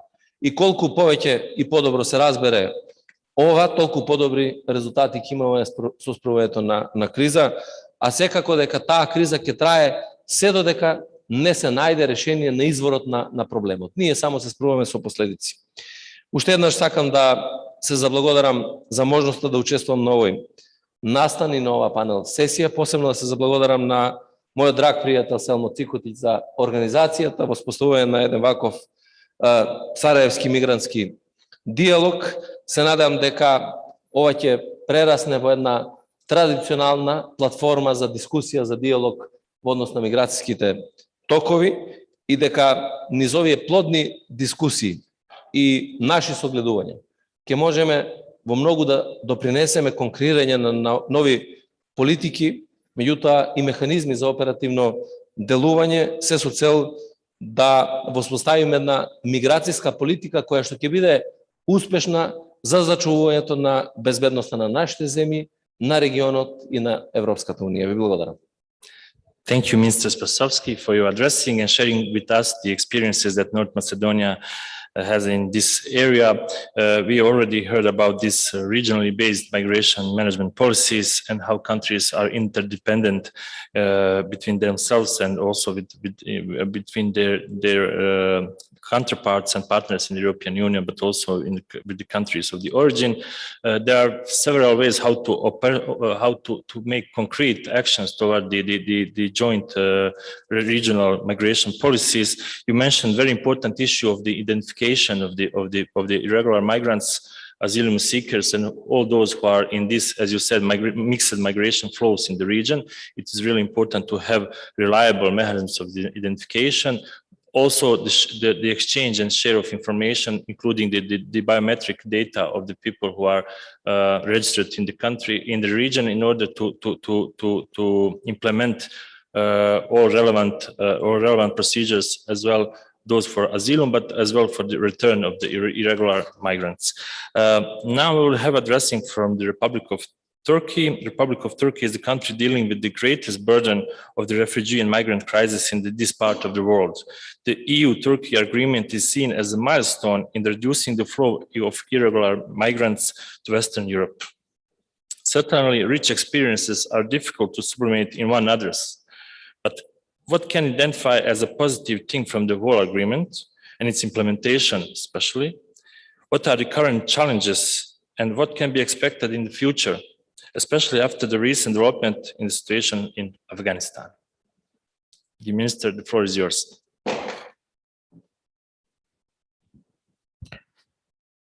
Teşekkür ediyorum. Hem bu organizasyona ev sahipliği yapan Sayın Bakanı, hem katılımcı Sayın Bakanları ve hazırını saygıyla selamlıyorum. Bu çalışmanın hayırlı sonuçlar doğurmasını temenni ediyorum. Önce aslında oturumun başında Sayın Moderatör göçün tarihi bir olgu olduğunu ifade etti. Ancak dikkatli açılış konuşmasındaki sayın konuşmacıları da video konferans yoluyla bağlanan ya da video gönderen konuşmaları da buradaki kıymetli katılımcıları da büyük bir dikkatle izledim. Ancak dürüstçe ifade etmek gerekir ki bir adeta gölge boksu yapıldığını, sorunun kaynağından uzaklaşıldığını meselenin deyim yerindeyse gözden kaçırıldığını düşünüyorum. Sadece Sayın Johansson zannediyorum Afganistan'la alakalı sorunların orada çözülmesiyle ilgili çalışılması gerektiğine dair birkaç ifadede bulundu. Bir de az önce son konuşmacı Sayın Makedonyalı Bakanımız sorunların kaynağına odaklanılması gerektiğine dair bir ifadede bulundu. Onun dışında karşı karşıya kaldığımız sorunun ne olduğu, bu sorunun nasıl çözüleceğine dair dürüst olmak gerekirse bir değerlendirme duymadım. Şimdi elbette ülkelerin egemenlik hakları var. Kendi ülkelerinin sınırlarını korumakları var. Tabii ki uluslararası hukuka uygun ve insani değerleri gözeterek bunu yapmak zorundalar. Ancak ülkeler sınırlarına duvarlar da örse ki biz de örmeye çalışıyoruz. Bu göçün, şu an karşı karşıya kaldığımız göçün durdurulması, önlenmesi mümkün değildir. Şimdi bakın, 2010 yılında Suriye'nin nüfusu 21 milyon 300 bindi. Şimdi bu 21 milyon 300 bin insan nerede?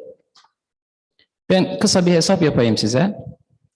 Bunun 3,7 milyonu hatta 3,8 milyona yakını Türkiye'de. 700 bin ila 1 milyon arası Lübnan'da, yine bir o kadarı Ürdün'de, 300 bin civarında Irak'ta, tahminen 1 milyon civarında Avrupa'ya geçmiş durumda. Bu ne demek? 21 milyon 300 bin insanın 7 milyonu ülkenin dışına çıkmış demek. Peki kalanlar nerede?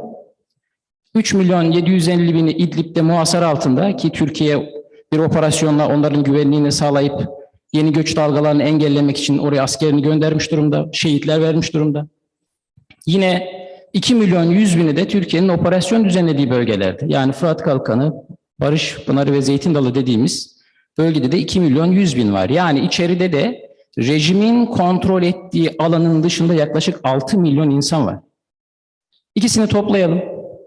Bugün bir ülke düşünün, 21 milyon 300 binlik bir nüfusun yaklaşık 13 milyonu kendi egemenlik alanının kontrol ettiği alanın dışında. Peki biz bu 13 milyon insana ne yapacağız? Şu ana kadar 1 milyonu Avrupa'ya ulaşmış durumda. Geriye kalan 12 milyonu kendi evinden, yurdundan, uzakta, farklı yerlerde yaşama tutunmaya çalışıyor. Peki bu 12 milyon insan nereye gidecek? Önerimiz ne bu 12 milyon insana? Hatta hiç kusura bakmayın, diplomatik nezaket sınırları içerisinde söyleyeceğim. Bir konuşmacı göçmenlerden bahsederken Afganistan ve Türkiye kaynaklı göç dedi. Aslında söylemek istediği Suriyeliler. Onu bile söylemeye cesaret edemedi. Şimdi birbirimizi kandırmanın kimseye bir faydası olmayacak. Bu 12 milyon insan nereye gidecek?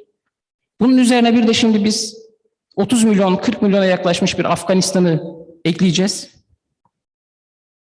40 yıldır Afganistan'da bulunanlar Afganistan için ne yaptı? Orada istikrar nasıl sağlanacak? Bu insanların durumu ne olacak? Suriye'ye gidenler, petrol kuyularının etrafında güvenlik alanlar, bu sorunun çözümü için ne yaptı? Ne yapacak? Oradaki petrol kuyularını korumak için harcadıkları emeği 500 binden fazla ölen insan için harcadılar mı? 13 milyon evinden barkından olmuş insan için harcadılar mı?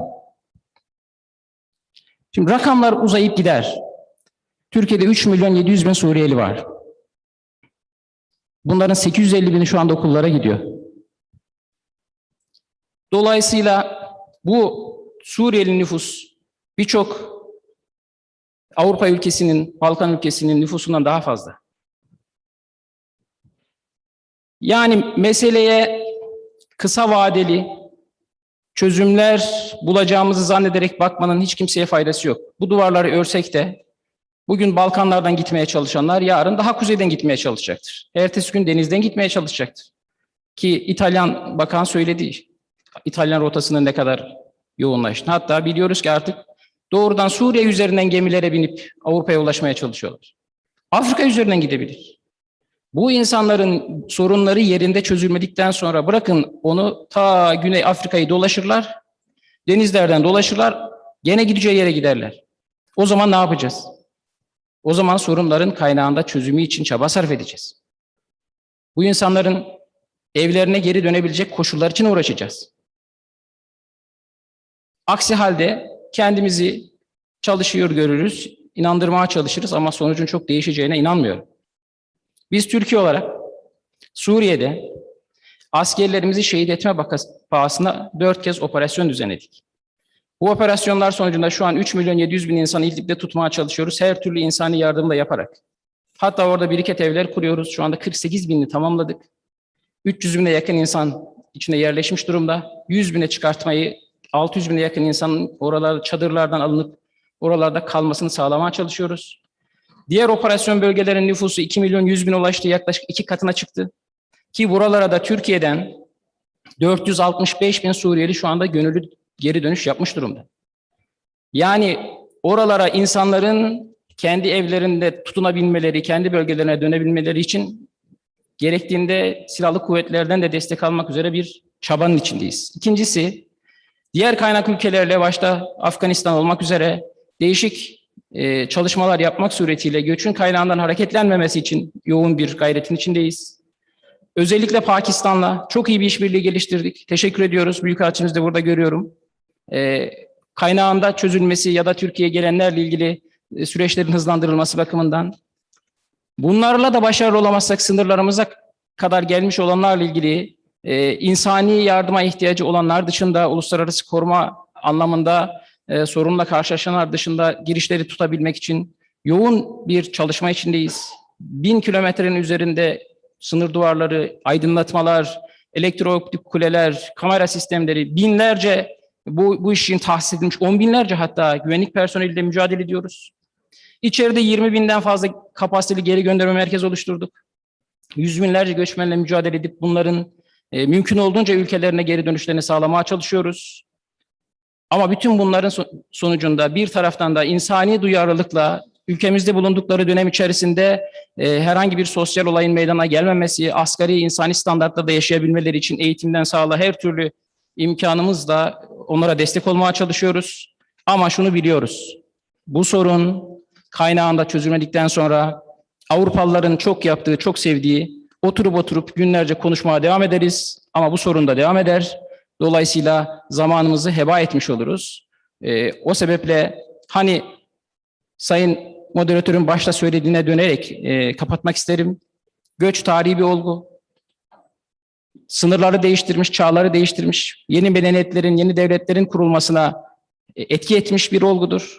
Esasen insan da hani deriz ya, iki göç arasında bir göçmen. Yani doğarken göç ettik, bu aleme geldik. Bu dünyada göçmeniz, ölünce de başka bir aleme göç edeceğiz. Bu duyarlılıkla, bu gerçekle hareket edip meseleye odaklanmanın burada bulunan herkese de, dışarıda bulunan herkese de daha hayırlı sonuçlar doğuracağını düşünüyor. Tekrar teşekkür ediyorum.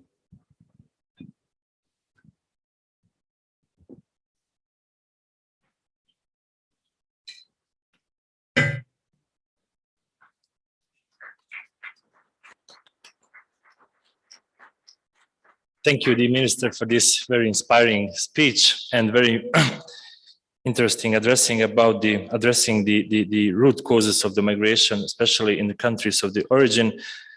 We will see how it's very difficult to achieve, and whether it's unilateral, cooperative, or multilateral approach, it is really essential, as you just mentioned, to establish the stability in those countries who are the countries of the origin of the migrants. Obviously, all efforts that Turkey has conducted resulted in the decrease of the influx of migrants toward Europe, and this partnership between the Turkey, European Union, and countries in Western Balkans as well is really still important. Do you have translation? Yes. Okay, thank you. Thank you. Okay, we have a question from our audience. Just a moment, please, just to get the microphone.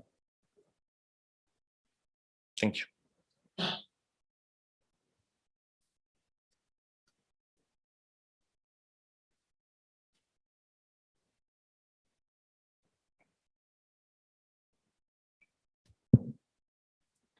I am Akhtar Jamil Rao, Ambassador of Pakistan to Bosnia and Herzegovina. I don't have a question. I would just like to leave a comment because I think it is a very august forum. I fully agree with what Turkish Deputy Interior Minister has said, that the best would be to identify and resolve the issue at the source, at the origin. Because if we address the issue at the origin, there is no migration and everybody is facilitated. Now, in the context of Afghanistan, since it is our neighboring country, and I have first-hand knowledge of what is happening in Afghanistan. From Afghanistan, the migration is not taking place because of some oppression by Taliban. It is taking place because Taliban government have nothing to feed its people. They don't have any funds. They can't buy medicines for their people. They can't run schools. Even there is a shortage of food supply. So Afghanistan is likely to get into a greater humanitarian crisis if they are not helped. Because from Pakistan, we are sending them medicine, we are sending them food items, we are sending them livestock. So if we want to really address the problems in Afghanistan, we must understand that Afghan people, they require financial support of the international community. They are not leaving due to war, because war has finished. Only now some fighting is taking place in some area between IS and Taliban, but that is not displacing the people. People are basically economic immigrants, or poverty has totally increased, poverty and hunger. So I think while remaining in the overall framework of this conference, as highlighted by the other participants also, and especially the Turkish Deputy Home Minister, I would suggest the international community to resolve the problem of migrants from Afghanistan at its origin. Help out the Afghan people. You don't have to help the Taliban government. Help out the Afghan people with financially, with supplies, so that people can live, and people can live comfortably and their human rights are respected. Thank you. Thank you for your comments. If anyone from the panelists wants to comment or to address to this. Oh, Mr. Tsikoc, Minister, please. I very much appreciate the stand or viewpoint of our Turkish colleague, as well as the ambassador of Pakistan. Just waiting for the translation for, oh, it's working. Of course, it's always better prevent than cure. We all agree with that. And we all agree with the fact that it would have been much better to deal with the causes of migrations and with the problem at the sources of its appearance. But we from the Western Balkans are small countries having no capacity to influence or change that realm and deal with the causes, or trying to prevent the problem from its appearance. The ancient philosopher Thucydides used to argue that powerful do what they want, what they may, and the weak suffer what they have to. We do really suffer what we have to, but we try to use the truth that involvement in international affairs, as well as in international security, in the proper fashion could significantly improve the position of small states. This is the essence of our today's gathering, to have better mutual understanding and improve the situation that we might provide some kind of influence on the grounds of our states. And one of our recommendations to EU and also global universal would be the increased international cooperation that would deal with the causes of the migrations and the resolution of the issues on the spots of their appearance. And of course, that's why we are saying this is political, this is economic, this is cultural, civilizational issue, apart from humanitarian and security. Security and humanitarian certainly being an inevitable and very much visible part of it. So I guess this will reflect our discussions during the day, and we do want to make this exchange, this Sarajevo migration dialogue, a kind of permanent annual event as long as there exists a need. And we believe the need will continue to exist in the years to come. Thank you, Minister, for your comments. Please. Minister Çatakli, please. Teşekkür ediyorum. Şimdi bazen tarihe not düşmek gerekir. Şunu demek istiyorum. İbrahim'i ateşe atmışlar. Bir serçe de gagasıyla su taşıyormuş ateşi söndürmek için. Demişler bu damlayla bu suyu nasıl söndüreceksin? O da demiş ki en azından safımız belli olsun. Biz en azından gerek buradaki Hazurunun gerekse diğerlerinin safını belli etmesini beklerdik. Teşekkür ediyorum.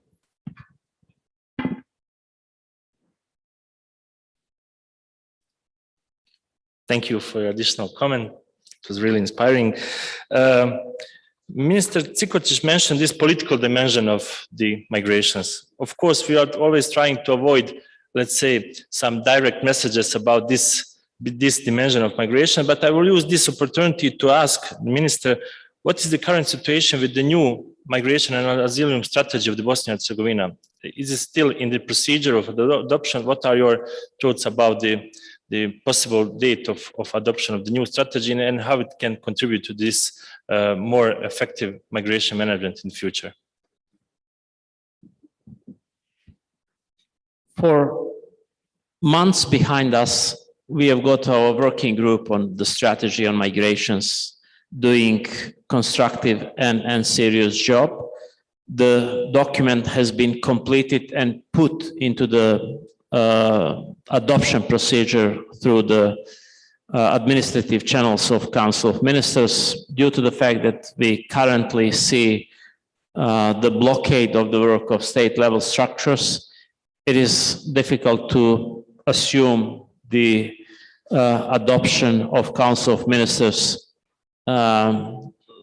side, but hopefully the resumption of the work of state level structures would mean that the strategy on migrations of Bosnia and Herzegovina would soon be on the agenda, be discussed and hopefully adopted and used as one of the cornerstones of Bosnia and Herzegovina in dealing with this complex issue.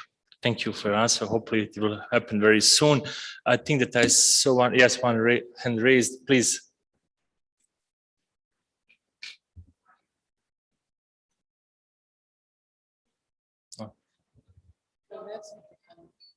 You can try now. Okay. Okay, thank you. I'm Anessa Agovic, and I'm representing Global Initiative Against Transnational Organized Crime. Thank you for the invitation, Minister. And I would like to hear some thoughts on countering smuggling networks, because Commissioner Varhelyi also commented on the importance of that. In our report that we published in May this year, we have been researching on the migrant smuggling in the Western Balkans. Therefore, we made a typology of these migrant smugglers. So there was specifically this package dealers that were coming from Turkey and Greece, we can say operating across the Western Balkans.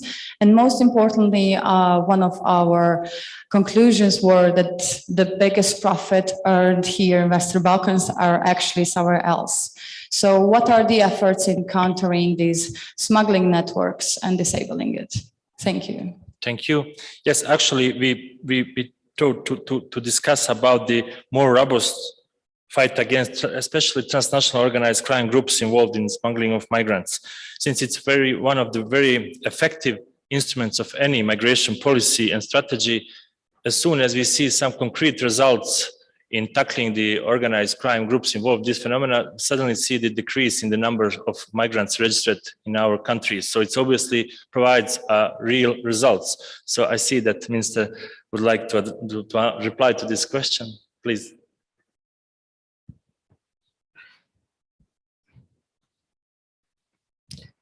Şimdi insanların hareket ettiği durumda her iki ülkede mutlaka bunların bir bağlantısı olacaktır. İşin doğası böyledir.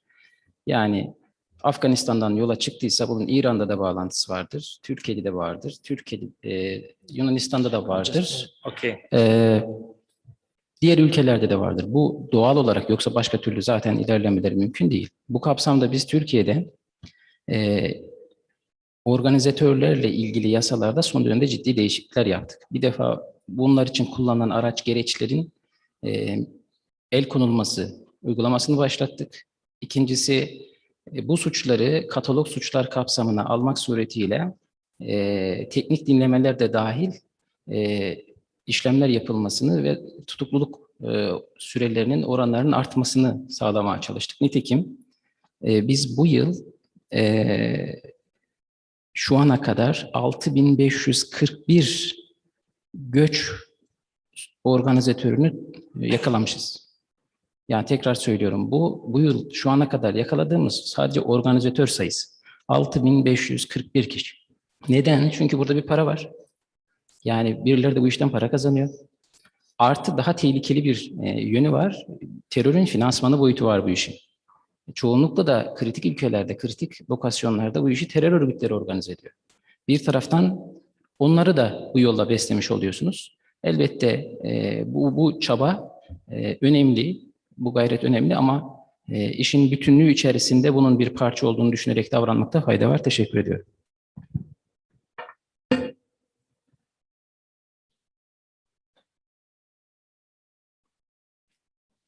Thank you. Any other questions? Okay, I would like to thank once again our dear panelists for their discussions and very interesting information that they shared with us. Now I would like to invite you for the lunch. It will be served in the restaurant of the hotel, and we will be back in an hour, I think, in 2 o'clock, hour and a half. Thank you.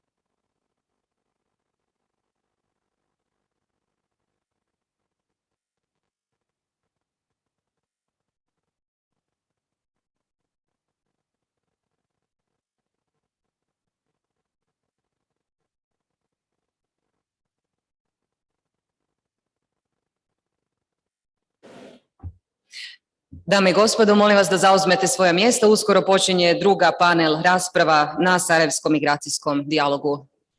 Ladies and gentlemen, please take your seats. We will resume our work soon. Samo jedna obavijest za sve koji su ovdje, a tiče se večere. Oni koji su potvrdili odlazak na večeru, za njih je informacija da rješavamo još nekih tehničke poteškoće. Za njih informacija da autobusi koji će vas voziti na večeru kreću ispred hotela u 7 sati. So, ladies and gentlemen, those ones of you who confirmed dinner this evening, there are buses at 7 p.m. They are departing from in front of the hotel.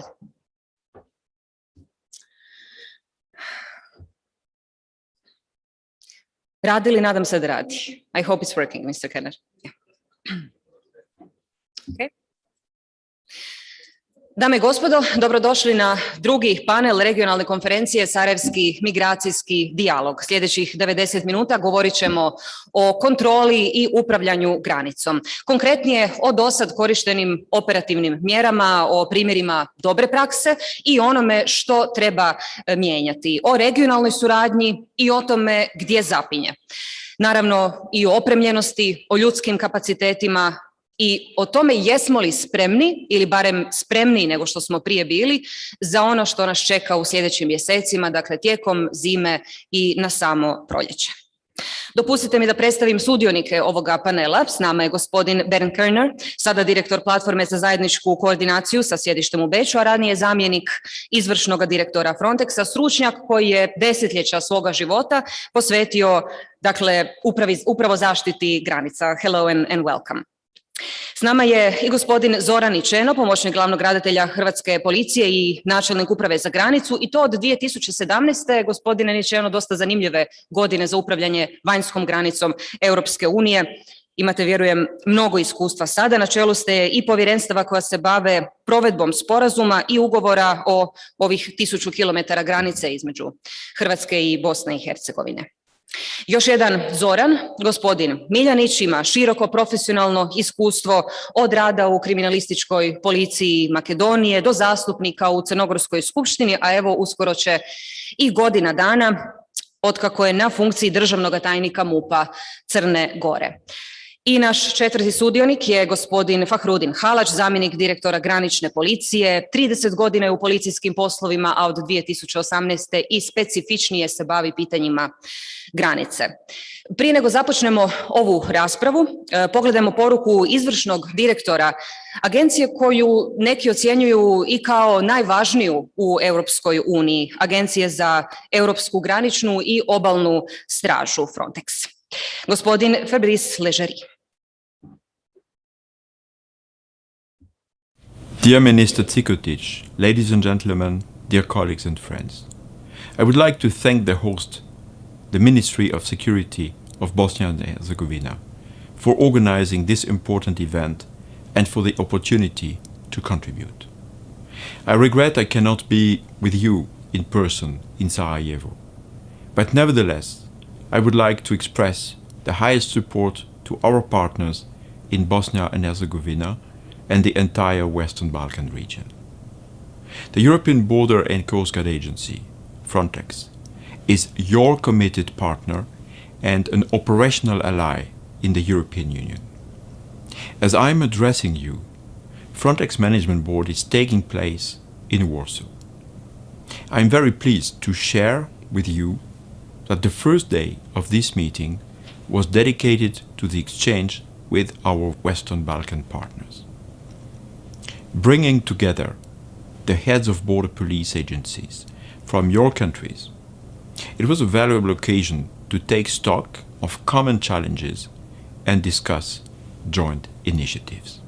I'm proud to say that we concluded with a renewed commitment to work together jointly with the member states.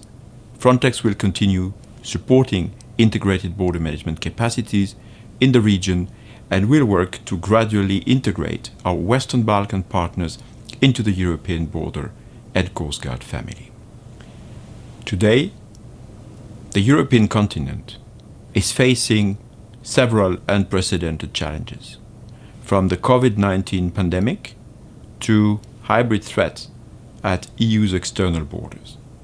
This makes it even more important to prepare our response in a coordinated and mutually reinforcing manner. Frontex continuously monitors the migration flows through the Eastern Mediterranean route and is alert to the many challenges you face in the region. We also follow with great attention the developments in Bosnia and Herzegovina, and we are aware of the complexity of migrants' crisis in your country. Frontex stands ready to help in any way we can, in close cooperation with the European Commission and our member states. The European Border and Coast Guard Agency offers a wide range of services and cooperation platforms to the Western Balkan region that, I believe, can help addressing the challenges of illegal migration and cross-border crime together. We have worked well together for more than a decade with the authorities of Bosnia and Herzegovina, and I particularly value this cooperation. Allow me, dear colleagues, to illustrate what we have achieved together so far. Since 2011, Bosnia and Herzegovina has been an essential partner in the Western Balkans Risk Analysis Network, a platform that facilitates regular exchange of operational information. I cannot stress enough how important is this aspect for law enforcement agencies working towards a shared goal to respond timely to cross-border threats, but also to save lives, preempting a humanitarian crisis. Effective response also requires robust capacities and capabilities.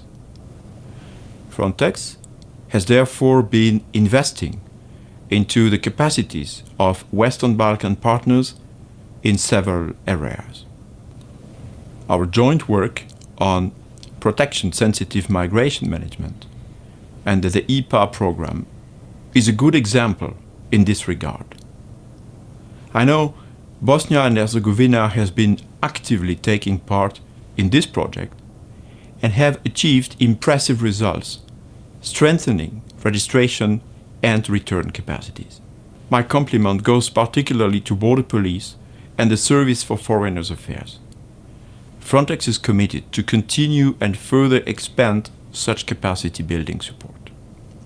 With the support of the European Commission, next year, Frontex intends to launch 2 projects.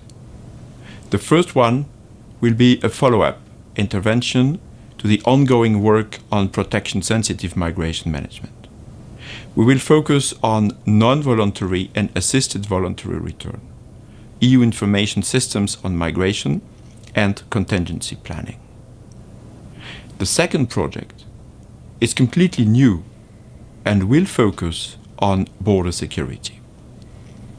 Our objective is to provide support in developing the necessary capacities that will allow Frontex and Western Balkan authorities to work together in joint operations. We will first offer support in developing IBM expertise at strategic level and provide a wide range of different operational trainings and invest into the establishment of national coordination centers to facilitate information exchange. Bosnia and Herzegovina will again have a chance to benefit from these initiatives, which I hope will also contribute to your own objectives for border management. Last but not least, our cooperation proves to be most tangible when we can join forces in the operational theater. Bosnia and Herzegovina has been a reliable and important partner for Frontex in this regard. As I speak today, our officers are working together with colleagues of Bosnia and Herzegovina at 2 border crossing points in your country in the scope of the joint operation coordination points. This is an example of light operational cooperation where we send observers to facilitate information and good practice exchange. As the next step, Frontex looks forward to bringing this fruitful cooperation to the next level, to fully fledged joint operations, once the negotiations on the status agreement have been concluded. The status agreement allowed to deploy fully fledged joint operations with executive powers in partner non-EU countries. Implementing similar status agreements, colleagues in Albania, Montenegro, and Serbia already work shoulder to shoulder with Frontex standing corps officers at land and sea borders. These operations have already yielded good results in terms of curbing irregular migration and fighting different forms of cross-border crime.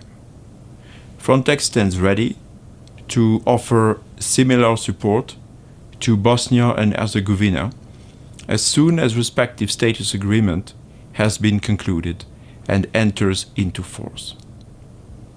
Minister Cikotic, ladies and gentlemen, dear colleagues and friends, this conference today serves as a testament of the mutual commitment between Bosnia and Herzegovina and the European Union to work together.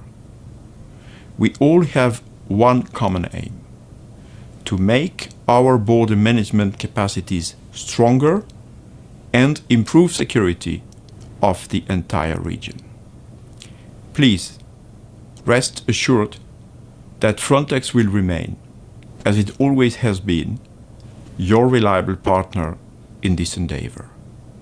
I wish you all fruitful discussions and look forward to seeing you soon in person, be it in Sarajevo, Warsaw, or any other place. Thank you very much.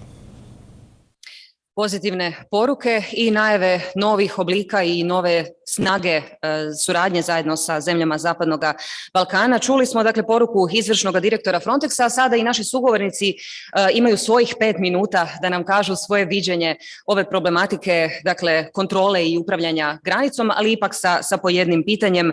Nadam se da ćete ga kao šlagvort moći iskoristiti prije svojih obraćanja. Gospodine Kerner, u pandemijskoj 2020. godini ilegalni prelasci granica u Europsku uniju pali su na najniže razine u 7 godina prije toga. No, ove godine ilegalne emigracije ponovno hvataju korak, iako brojke na zapadno-balkanskoj ruti i dalje ostaju relativno niske. Ali dokad? Vi imate pregled situacije globalni, a onda barem od Turske do Njemačke. Ako nam možete reći, dakle sve oči su na Afganistanu sljedećih mjeseci, ali kako vi vidite situaciju, da nas smjestite u vrijeme i prostor?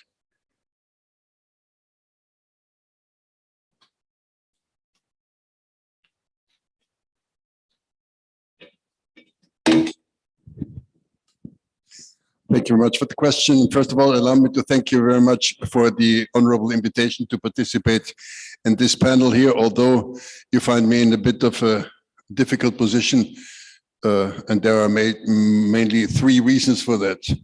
The first one, it is an honor to follow up in the panel 2 after this really interesting panel 1 done by the ministers.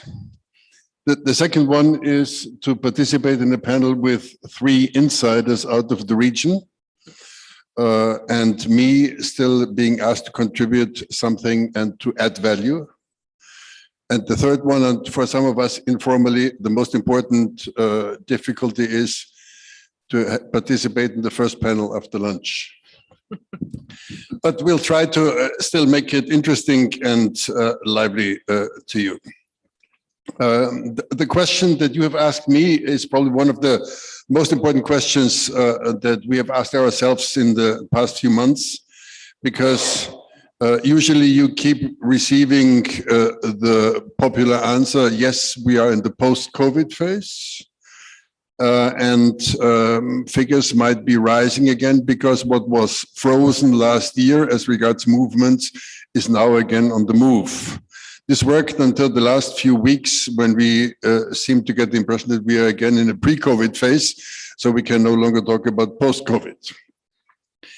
The second issue is that we have gone through several different and very important events this year already that have, let's say it mildly, irritated us.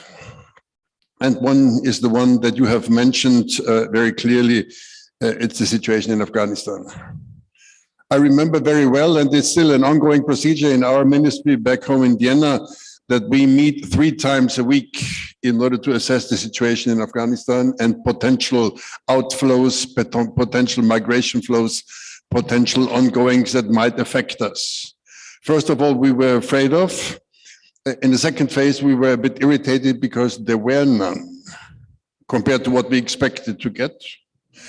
And in the third phase, and I think this is the realistic one that we have to face now, we have to cope with the fact that it is not Afghan citizens to get on the move, but it's Afghan citizens already on the move.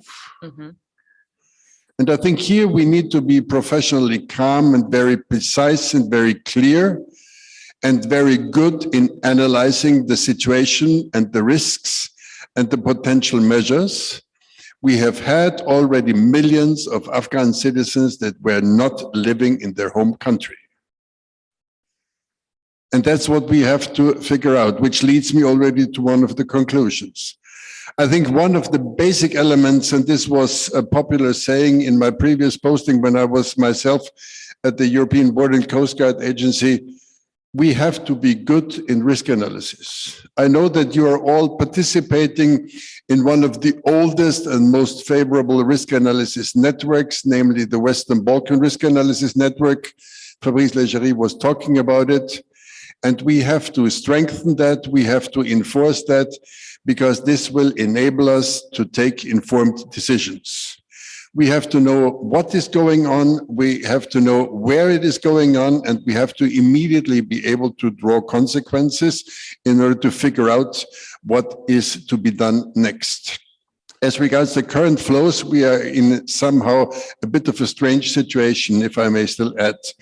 The strange situation is that in the overall figure, Europe-wide, we have a bit of an increase. In the Western Mediterranean route, we have a considerable increase. In the Central Mediterranean route, we have a sharp increase. And in the Eastern Mediterranean route, we have a decrease.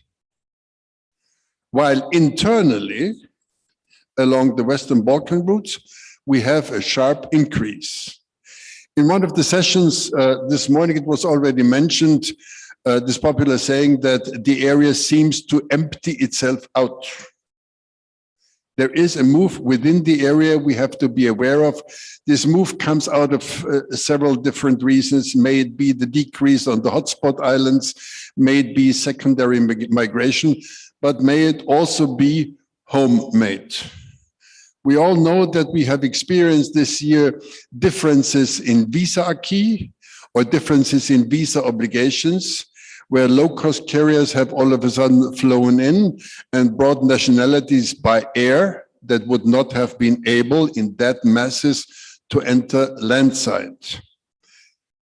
What we need to achieve is in risk analysis, but not only in risk analysis, but also in operational actions, and I'm sure we will be able to continue later also in this topic, is this so often already mentioned regional approach. Mm-hmm. We have to work together because the change in the situation in one country can immediately affect the situation in other countries. And we have to cooperate not without any reasoning. There is this famous and sometimes funny sounding sentence, what are the 3 most important things in border management? This is cooperation, cooperation, and cooperation. Thank you. Thank you so much, Mr. Kerner. Gospodine Ničeno, što kaže iskustvo sa terena?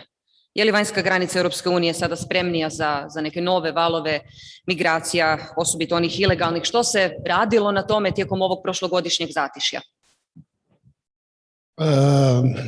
Kao prvo zahvaljujem svima, organizatoru na ovako dobroj organizaciji ovog prvog Sarajevo Migration dijaloga. Mislim da je jako važno da smo ovdje, kako Bernd kaže, suradnja, jedino to je stvar koja dugo vremena i funkcionira i dugo vremena održava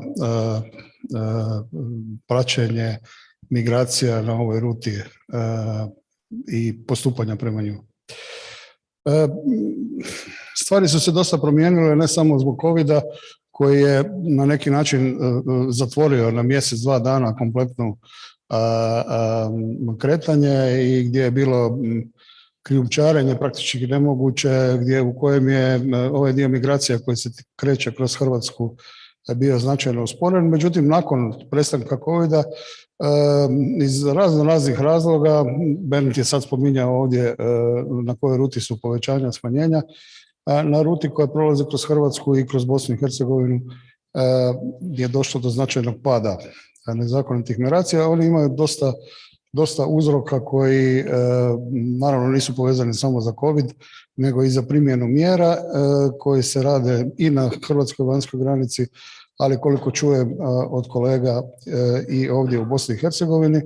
I to svakako doprinosi tome da dio tih migrantskih kretanja ne ide više putevima koji su išli. Nažalost, ruta kao takva je tu negdje u ukupnom broju, možda u nekom manjem padu, međutim, došlo je do značajnog preusmjeravanja preko Rumunjske, Bugarske, Srbije prema Mađarskoj, do recentnih ovih događaja koje sada vidimo u Bjelorusiji, dakle drugčijeg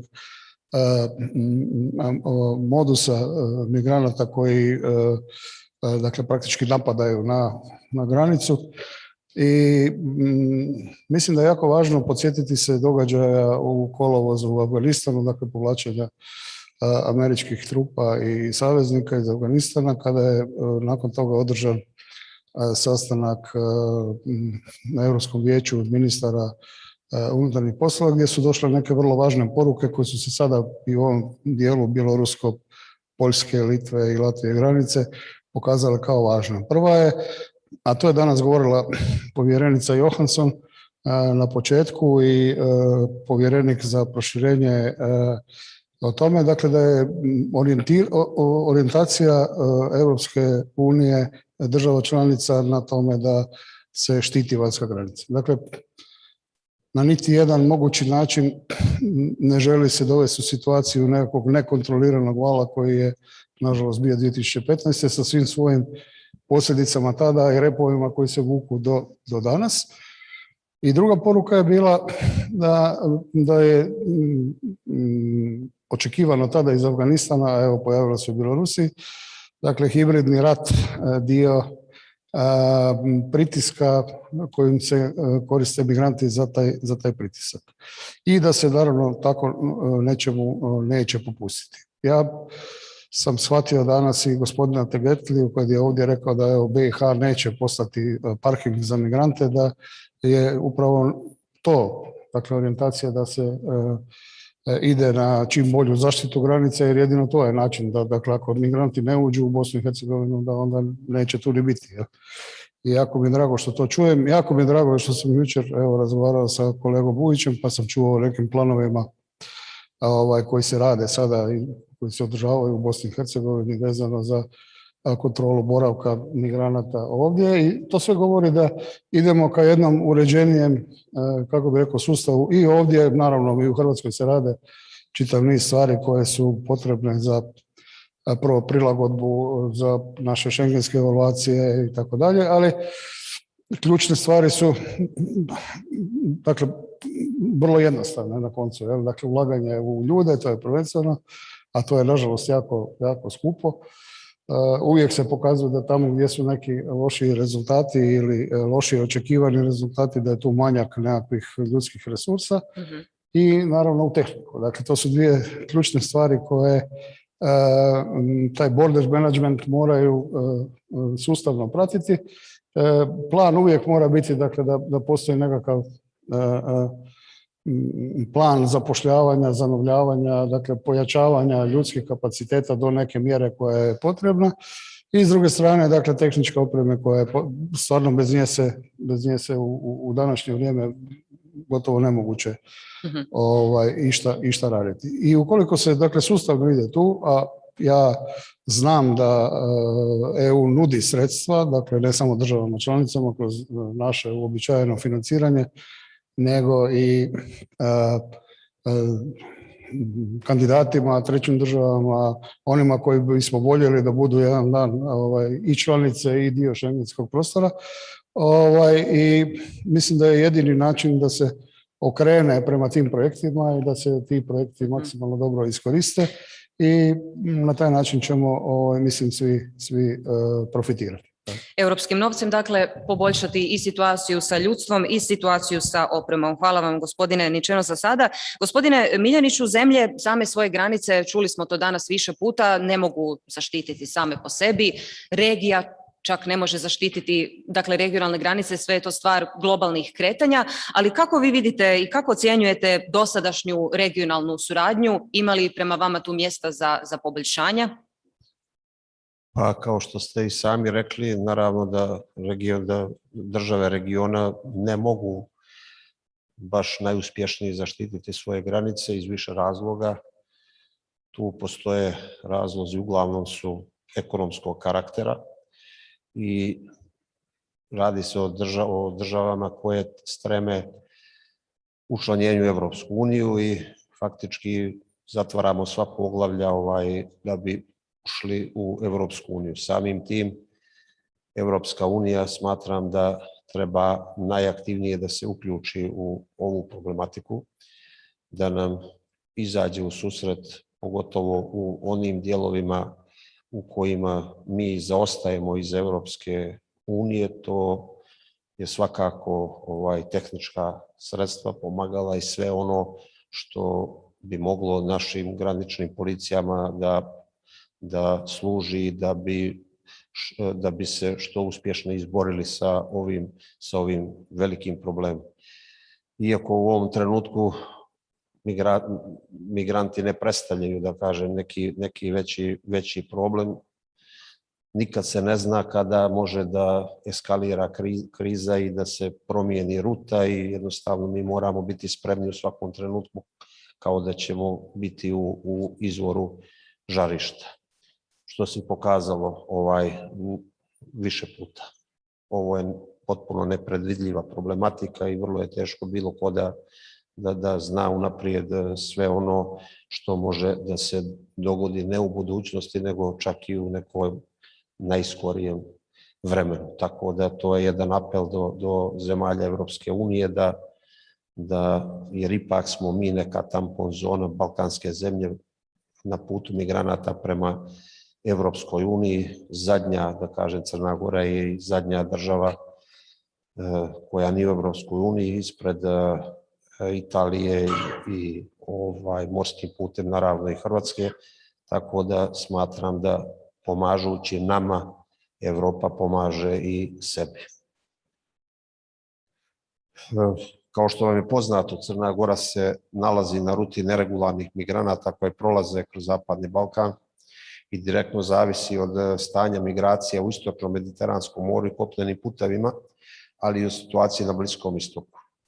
Iako su se u 2020. godini dolasci migranata iz Turske u Grčku značajno smanjili zbog velikog prisustva migranata u kontinentalnoj Grčkoj koji su pristigli u prethodnom periodu, zapadno-balkanska ruta neregularnih migracija nastavila je da trpi migracioni pritisak koji je prisutan već više godina. Dvije glavne migracione rute kroz Zapadni Balkan ispostavljene su od 2018. i 2019. godine i dalje su bile aktivne i trpjele su značajan migracioni pritisak tokom 2020. godine. 2019. godine je zabilježen porast broja nezakonitih prelazaka državne granice, naročito iz pravca Republike Albanije, kao i porast broja zahtjeva za azil. U pandemijskoj godini 20. to je značajno smanjeno, tako da je ta brojka bila manja za 60%, odnosno od strane granične policije registrovano je 3149 migranata. Nezakoniti migranti za ulazak u Crnu Goru najčešće koriste područje zelene granice u okolini graničnog prelaza Božaj sa Albanijom, u znatnom broju graničnog prelaza Sukobin, također na granici sa Albanijom, dok u najvećem broju slučajeva nezakonito pokušavaju izaći iz Crne Gore na granici sa BiH i ređe na granici sa Hrvatskom i Republikom Srbijom. Zaključcima vlade Crne Gore utvrđen je plan djelovanja u slučaju masovnog priliva migranata i izbjeglica u tranzitu preko teritorije Crne Gore, konstituisan je operativni tim koji je održao veći broj sastanaka zbog priliva migranata 27. aprila i 11. juna 2018. godine. Sektor granične policije kontinuirano sprovodi plan pojačanog nadzora državne granice kroz pojačano prisustvo patrola na granici i kontrolnim tačkama glavnih puteva na granici. Plan pojačanog nadzora državne granice predviđa raspored patrola na svim kritičnim tačkama, odnosno pravcima u prvom stepenu ugroženosti kada su u pitanju nezakonite migracije, odnosno broj službenika, vozila, tehničkih sredstava i opreme koja se angažuje. Gospodine Miljeniću, hoćemo stati ovdje jer ćemo o operativnim detaljima i tako dalje, planovima operativnim za dalje govoriti u nastavku naše rasprave. Voljela bi u ovom trenutku dati riječi gospodinu Halaču. U Bosni i Hercegovini, dakle u ovim godinama, znači nekoliko godina od kako traje ovaj migrantski val, više od 80.000 migranata je zabilježeno u zemlji. Trenutačno ih je, prema podacima IOM-a, oko 2500-600 u privremenim prihvatnim centrima, još oko 1100 izvan njih. Što vam iskustvo ovoga broja migranata koji su zabilježili, a više sada nisu u Bosni i Hercegovini, govori o nekim budućim potrebama kad je riječ o kontroli i upravljanju granicom? Kako vi vidite sadašnju situaciju u BiH? Prije svega bih htio da se zahvalim ispred granične policije što smo dobili priliku da se obratimo i kažemo svoje mišljenje i viđenje ovog problema u Bosni i Hercegovini. Ja sam prije 2 dana bio u Varšavi na dijalogu Zapadnog Balkana i poboljšanja saradnje učesnika, odnosno svih policijskih snaga Zapadne balkanske rute, i određene stvari smo dogovorili i one će biti vrlo brzo realizovane. Od 2015. kada je migracioni val krenuo preko Balkana, svjedočili smo da je preko 10.000 ljudi dnevno prelazilo preko Balkana od tačke A do tačke B, odnosno od južne granice Sjeverne Makedonije do sjeverne granice Slovenije za 24 sata. Znači 10.000 u dnevnoj turi organizovano, prevoženo i transportovano na toj ruti. Bosna i Hercegovina se tada počela spremati i organizovati za sprečavanje nelegalnih migracija na svom području i praviti određene planove i dokumente koji će preduprijeti, odnosno spriječiti ulazak nelegalnih migranata u Bosnu i Hercegovinu. 2018. Bosna i Hercegovina je doživjela određeni bum kad su u pitanju nelegalne migracije i te godine smo imali 18-19.000, 20. također 20.000, 25.000 i zajedno sa službom za strance pokušali smo da stavimo taj problem pod kontrolu što je više moguće. Međutim, bez obzira koliko bila organizovana bilo koja policijska agencija, sama policijska agencija ne može staviti nelegalne migracije i migracione tokove u neki normalni tok. 80.000 je ušlo u Bosnu i Hercegovinu, također je gotovo 80.000 i izašlo van Bosne i Hercegovine, također nelegalnim putevima, mada su kolege iz Hrvatske, evo, kolega Nučeno je tu, pokušavao na sve mogući način da zatvori, da spriječi izlazak iz Bosne i Hercegovine, ali nisu uspjeli. Znači, migracije kad krenu, one će sigurno, ako ne iz prvog, onda iz 101. puta proći i uspjeti da prođu i da se domognu svog krajnjeg cilja. Balkanska ruta ima problem što migranti na Balkan, na balkansku rutu dolaze iz Evropske unije. Znači sa područja Grčke, gdje se vrši njihova prva registracija I sa područja Grčke kreću svoj put prema Sjevernoj Makedoniji i Albaniji i dalje prema Srbiji, Bosni i Hercegovini, Hrvatskoj, Sloveniji, dalje Austriji, da bi se domogle krajnjeg cilja. Bosna i Hercegovina nije krajnje odredište migranata i to je, da kažem, u svemu jedini spas i sreća Bosne i Hercegovine što nije krajnje odredište, ali bi svakako uz bolju organizaciju i bolju koordinaciju svih policijskih agencija na zapadno-balkanskoj ruti bili daleko uspješniji u njihovom sprečavanju u daljoj napredovanju, odnosno daljom prolasku prema zapadu. A toliko u početku. Hvala vam mnogo. Dakle, gospodin Kerner je u svom uvodu rekao moramo znati što se događa, kad se događa, gdje se događa i to moramo znati, ako vas mogu tako slobodno prevesti, u trenutku u kojem se to događa. Što nas sprječava kada je riječ o zemljama Zapadnog Balkana, gospodine Kerner, da to i znamo? Znači, što priječi bolju koordinaciju, veću međusobnu suradnju? Na čemu se treba raditi?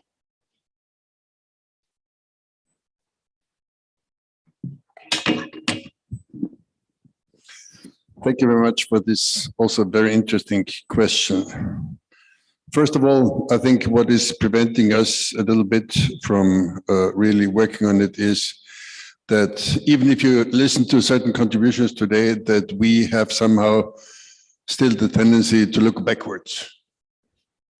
We have to prevent that something happens again that has happened a few years ago.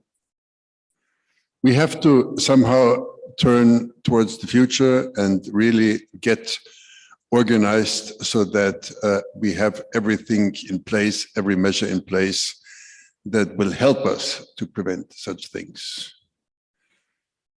When listening to all the contributions, already several things popped up to my mind.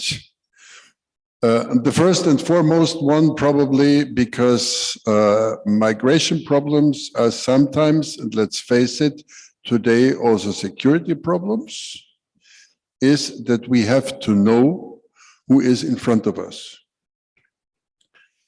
Good thing. In the previous migration crisis, we have made individual substantial progress in registration. Bad thing. We now have our individual registration systems, but we cannot talk to each other. So it might be that somebody along the route is registered 3 times and nobody knows that he has already in the system of 2 other countries. I would in this context very much like to commend the work of the European Border and Coast Guard Agency, because this is a step that definitely points in the right direction. And I'm talking about the master plans that are being developed in Montenegro and in North Macedonia, the further master plans that will be rolled out, and the eventual aim, hopefully soon, that we will have a regional system that can talk to each other, so that we will know who is in front of us. The second issue is, and there I think we have made substantial progress already, is that we have to step by step move closer to the already mentioned regional approach. The issue of contingency planning came up in the aftermath of the migration crisis and then even further after the rise of the pandemic. We have to prepare so that we have everything in place. There's another common proverb: failing to prepare is preparing to fail. I was very pleased and very happy in a meeting that I could participate in a few days ago in Budva, a heads of border police meeting, to hear the discussion about a regional plan in order to prepare for a potential influx. There is solidarity. There is the need to work together. There is the need to join forces, to add deployments, to be ready in time in order to prevent what's going on. And again, the basis for this must be that I at all times know what's going on, what's getting on, what's moving towards us, or what could happen. This requires a lot of work.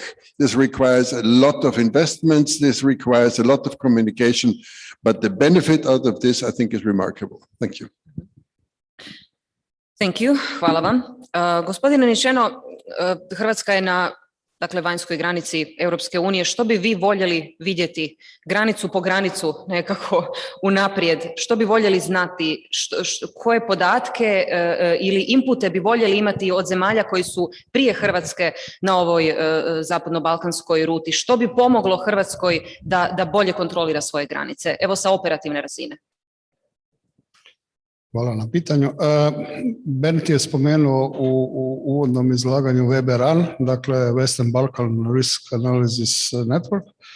Dakle, to je jedan alat koji funkcionira jako dugo godina i Hrvatska je bila u njemu dok nije bila članica Europske unije i upravo to je temelj učinkovite razmjene podataka o kretanjima, brojevima, dakle stanju na svakoj od granica, koji je u stvari dio tog našeg IBM-a, dakle integriranog upravljanja granicom, je upravo jedna od faza je bolje saznanje, upoznavanje sa stanjem na ruti, odnosno na ta predgranična upozorenja. Na taj način, na sustavima koji već postoje i koji su u funkciji, mi kreiramo tu nekakvu situacijsku sliku i možemo dosta uspješno predviđati nekako dosta dugo vremensko razdoblje što će se dogoditi i kako bi se eventualno u slučaju nekakvih većih incidenata mogli pripremiti za odgovarajući odgovor koji isto tako mora biti planiran. Dakle, to su sustavi koji su uspostavljeni, koji funkcioniraju, postoji na razini Europske unije, postoji uredba o Eurosuru, dakle to je jedan sustav koji razmjenjuje podatke između država članica koji govori upravo o incidentima na granicama i dakle to je sve ustanovljeno i u funkciji. Ono što sam htio možda samo dodati na ovo što ste pitali prije, dakle što nas priječi u tom nekakvom postupanju i da budemo bolji, pametniji, jači i tako dalje, ja bih rekao da se svijet zaista promijenio 2015. godine. Ne? Da mi smo, ja sam jako dugo u graničnoj policiji, tu mnogi od kolega koje poznajem, i mi smo oduvijek imali migracijski, ako bih rekao, prolazak kroz Hrvatsku prema Austriji, prema Njemačkoj, dakle i on je uvijek bio na nekakvim tim brojevima od 2000 do 4000 ljudi. To su bili većinom tada još ne članice EU, Bugari, Rumunji, Turci, Albanci, Kosovari, dakle te nekakve zemlje. Međutim, u jednom potpuno drugčijem smislu. Dakle, to su bili ljudi koji su ekonomski migranti sa dokumentima, koji su putovali i eto, dakle ta migracija je uvijek bila na neki način živa na ovom području i zaista neko je danas rekao da smo svi migranti, mislim turski zamjenik ministra, kada to migracija je stalna. Ali ja bih rekao da od 2015. godine se svijet stvarno promijenio i da ovo nije nekakva migracijska kriza, nego jedno stanje koje nažalost neće stati. Mislim, u neko duže vrijeme ne vidim, mi barem tako vidimo i pripremamo se da dakle to neće stati. To pitanje što nas priječi da budemo bolji je samo to da svatko sebe ne doživljava kao neku kolateralnu žrtvu. Pa kaže evo mi smo tranzitna zemlja i oni ne idu kod nas. Ne idu ni kod nas, ali dakle ne zadržavaju se u Hrvatskoj. Mi imamo desetke slučajeva gdje smo mi prihvatili migrante iz Grčke, preseljenje, dali im azil, dali im kuće, dali im posao, dali im sve i opet oni za 6 mjeseci odu u Njemačku. Evo, ja imam tu kao podatak, i dosta hrvatskih građana. Molim?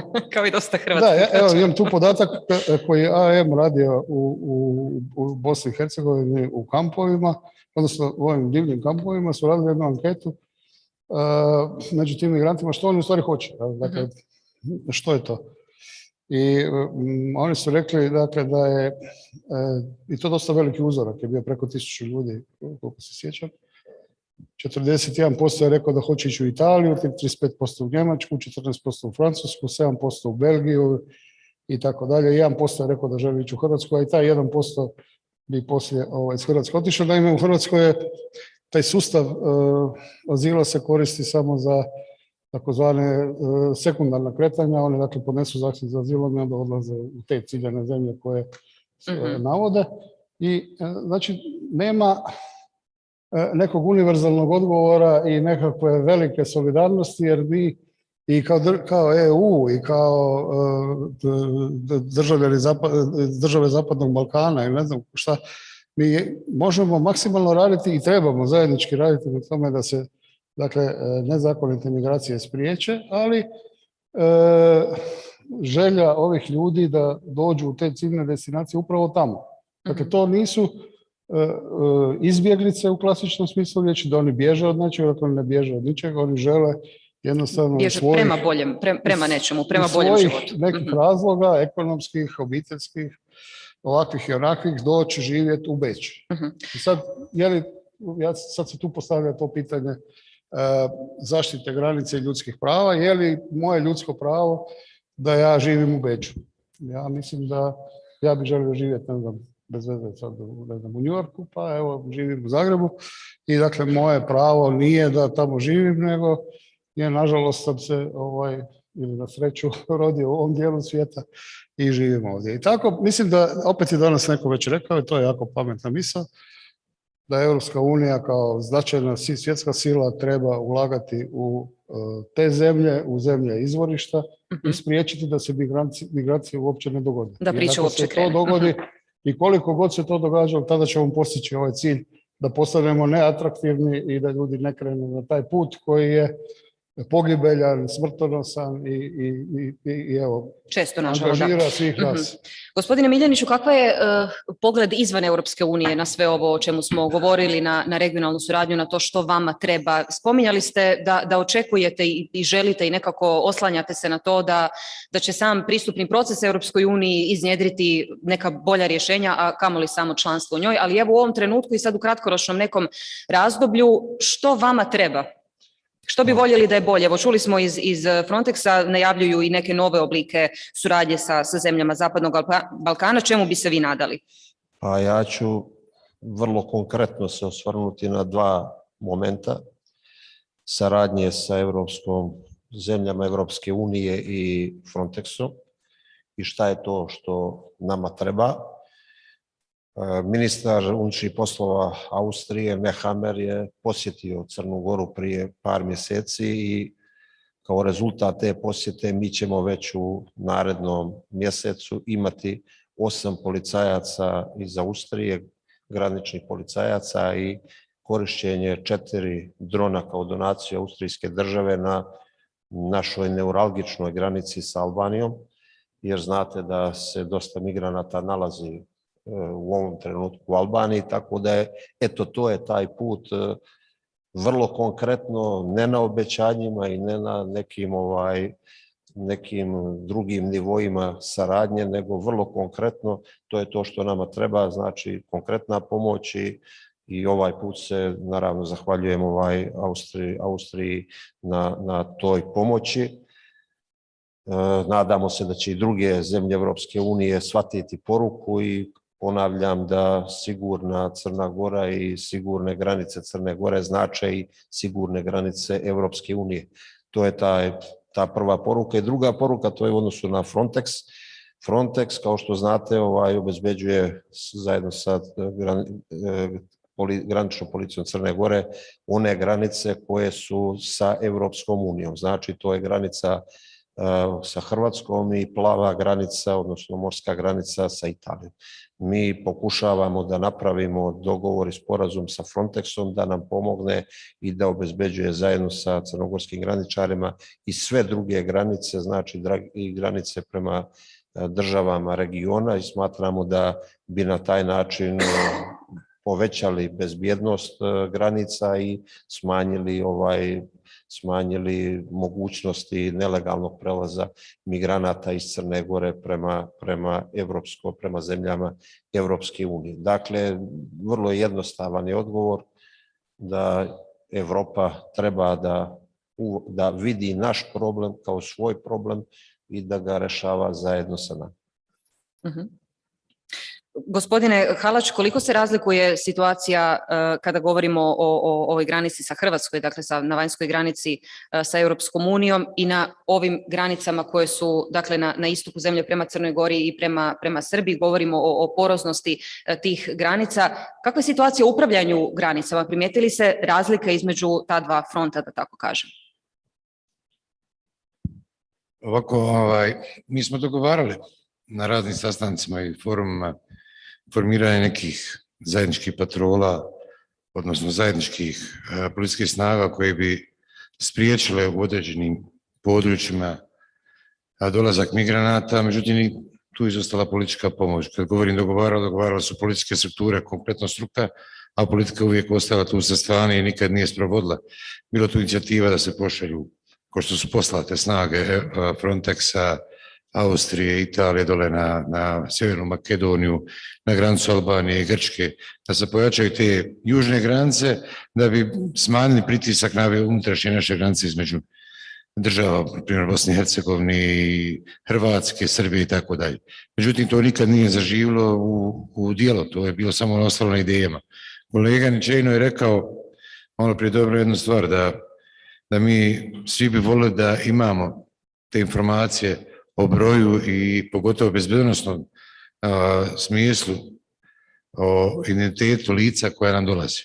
Znači, 90% lica je prije prolazilo, to složi svi, evo i kolega, u onom prvom valu migracionom je prošlo bez identifikacije, bez utvrđivanja njihovog identiteta. Međutim, danas je to malo bolje, ide se postepeno i određuju se ti podaci. Danas smo puno većim stupnju nego što smo bili. Međutim, ti podaci se, kad dolaze na drugi problem, ne razmjenjuju. Jer svako ko proizvodi podatke, a podaci su identitet, neće da razmjenjuje sa drugim agencijama, jer onda stvara određene obaveze. Znate da je onda bio u nekoj drugoj državi, tako da ja sam malo prije rekao, prve podatke uzima Evropska unija, odnosno Grčka. I ako imamo s čim da poredimo te podatke, to bilo sa Evropskom unijom, pa onda dalje kako se redaju zemlje Zapadnog Balkana do Hrvatske, ponovo do Evropske unije. Znači mi imamo kompletan niz i svi proizvodi svoje podatke, ali niko ne razmjenjuje ni s kim podatke, svak čuva za sebe te podatke. Toliko sad. Da li bi onda regionalno pomogla zajednička akcija, zajedničko financiranje, zajednička logistika oko povratka, readmisije tih migranata u njihove matične zemlje? Dakle, ako se svako boji reći da taj migrant je bio kod nas prije, da ga mi ne bi ponovno dobili, kreće li se u ovom smjeru? Ok, idemo pokušati zajedno sa naravno međunarodnim organizacijama i tako dalje učiniti nešto da se na taj način riješi stvar. Evo, za sve pitanja, ali ako možete vi vaše mišljenje. Pa ja mislim da upravo se iz tog razloga ne razmjenjuju podaci. Znate, ako krenula obrnuti migracijni tok, odnosno iz Evropske unije, Hrvatske, Bosne i Hercegovine, gdje ponovo ti migranti završe. Svi imamo svoje podatke, svi znamo rutu migranata. Znači, ako je prešao preko Bosne i Hercegovine i mi ga imamo u svom sistemu, mi smo ga dužni prijemiti migrante sve koje je Republika Hrvatska dovede na granicu. Također to je Srbija i onda idemo taj obrnuti put migranata od zapada prema istoku. I svi se boje tih razmjene podataka i preuzimanja odgovornosti migranata na svoje područje u tom obrnutom ciklusu. Hoće li netko dodati možda? Slobodno.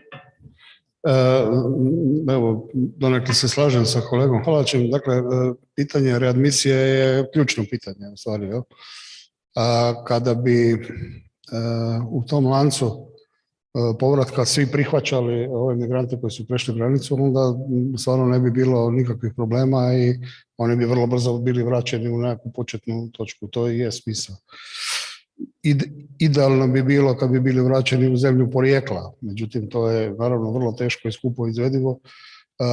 Frontex jako puno radi na tome i uz pomoć Frontexa se može organizirati i zajednički letovi i povratak i tako dalje.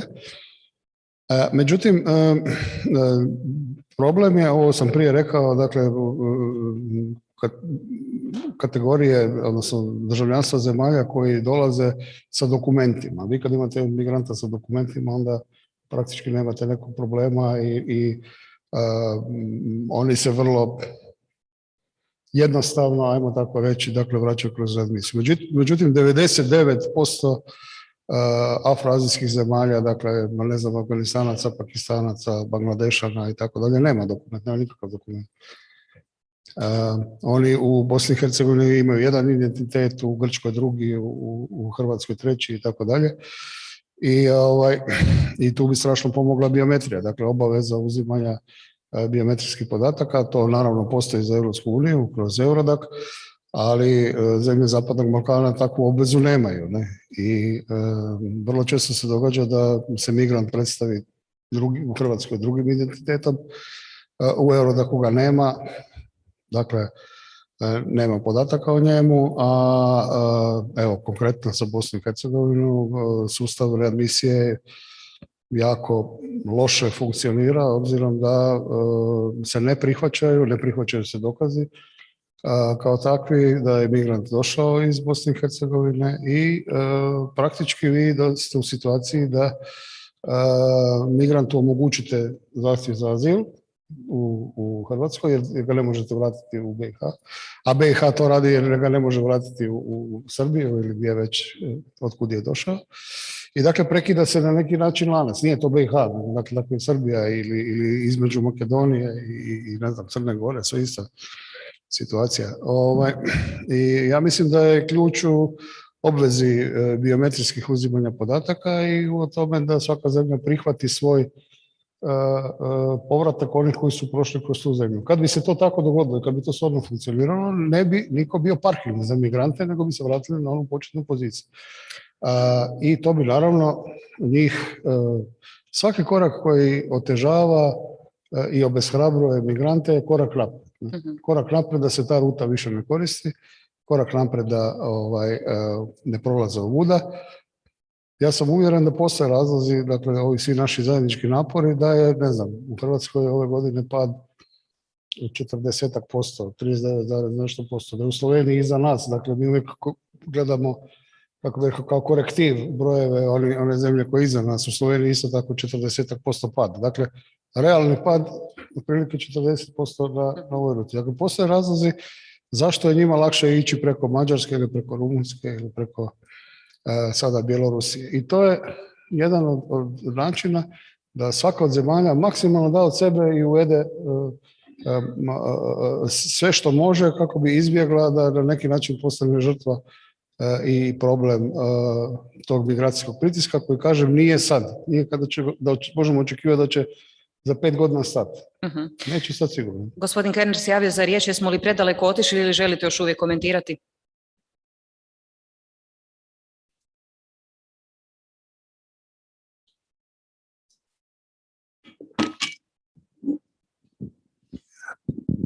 Yes, I would like to comment a little bit also on this one, because the discussion seems to go, I apologize to my colleagues to my left, a little bit in a strange direction.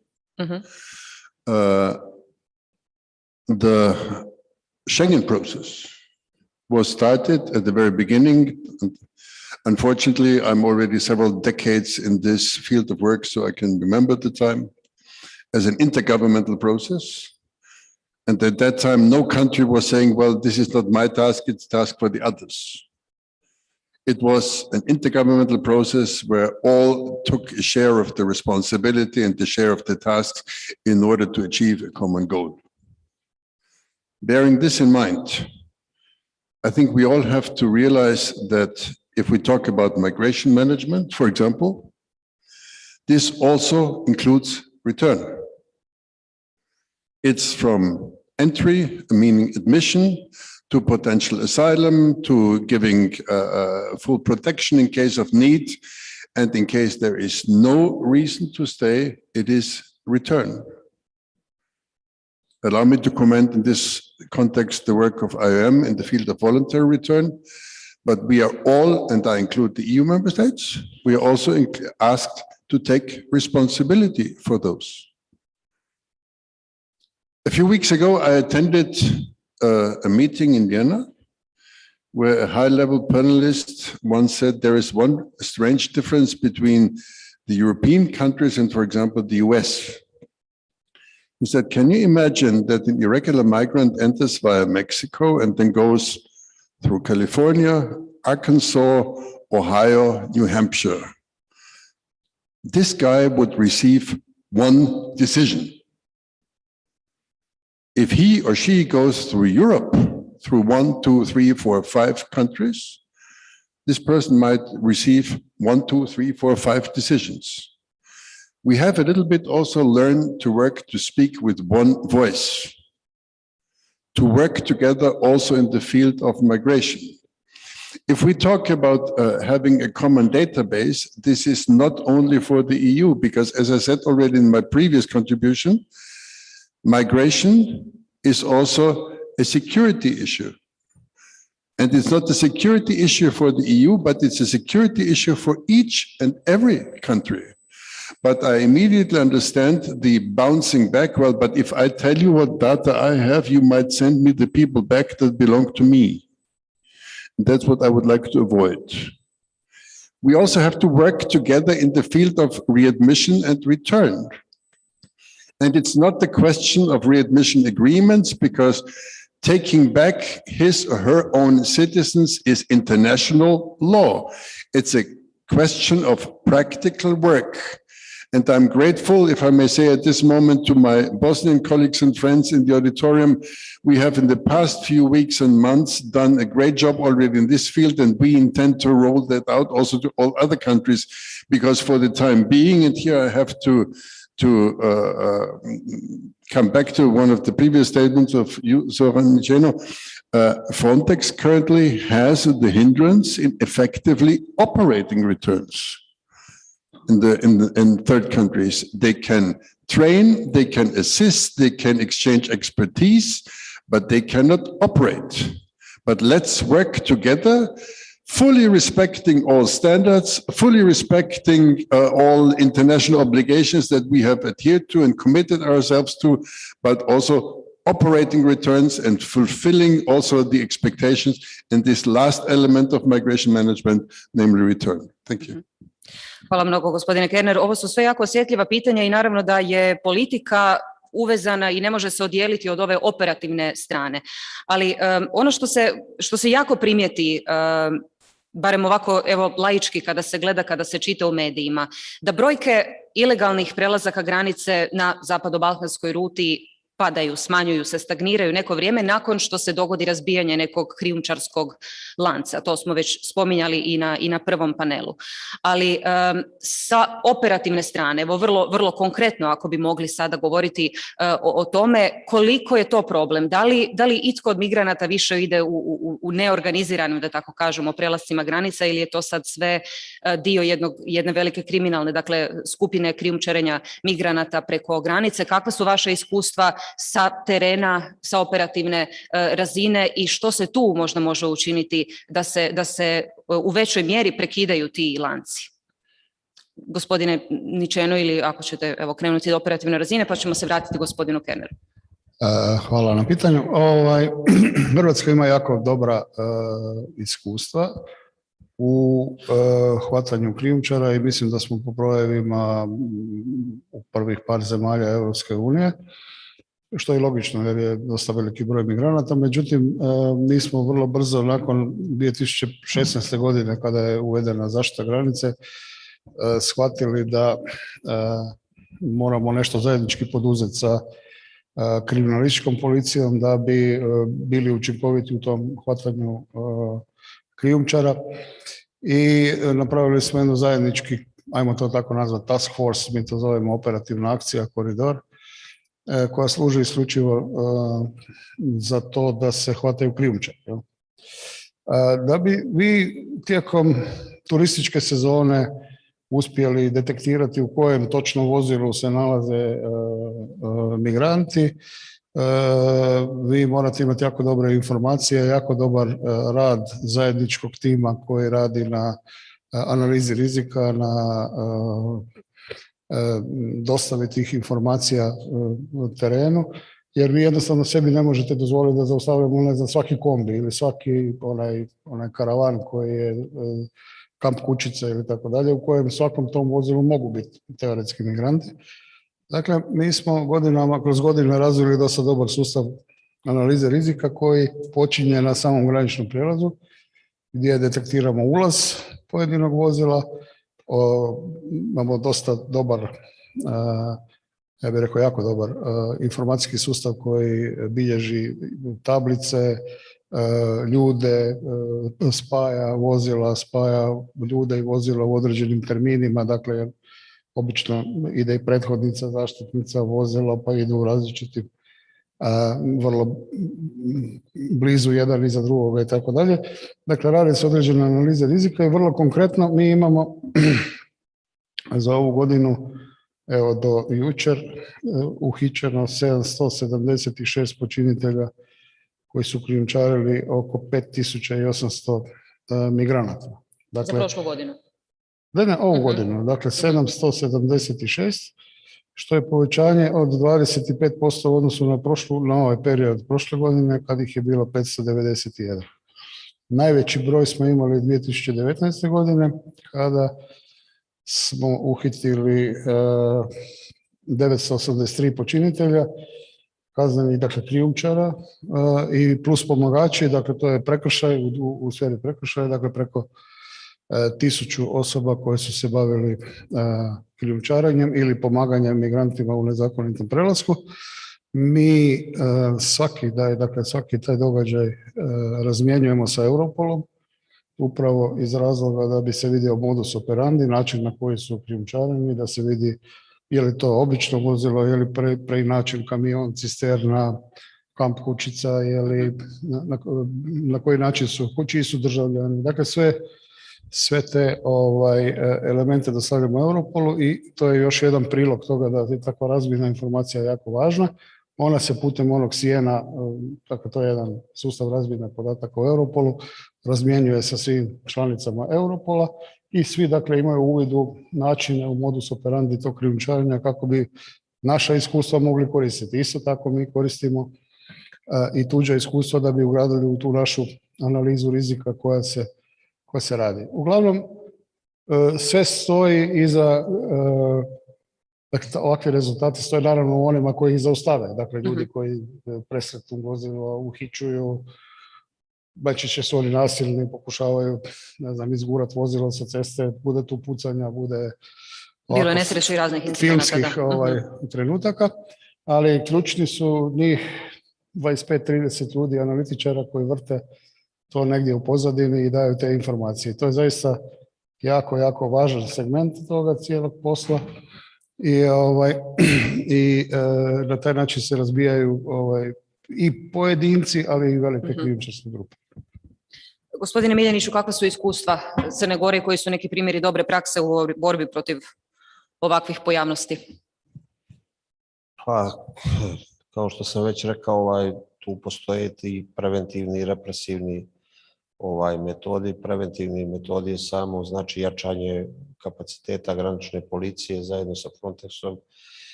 I u Crnoj Gori smo znači donijeli savjet za obranu i bezbjednost, je donio odluku da se i čak i vojska Crne Gore, odnosno jedan broj pripadnika vojske Crne Gore uključi zajedno sa službenicima granične policije i da patroliraju duž granice sa Albanijom, što je, ponavljam, naša neuralgična tačka u odnosu na migrante, a isto tako veoma su važni ti operativni podaci, odnosno saradnja sa kriminalističkom policijom koja naravno treba da se bavi sprečavanjem trgovine ljudima i da upozorava, da daje podatke, da u saradnji sa graničnom policijom se spriječe i procesuiraju takve osobe koje na taj način dolaze do enormnih svoti novci. Ja bih bio slobodan i da pomenem i problem da čini mi se da su kako u Crnoj Gori, tako i u drugim zemljama regiona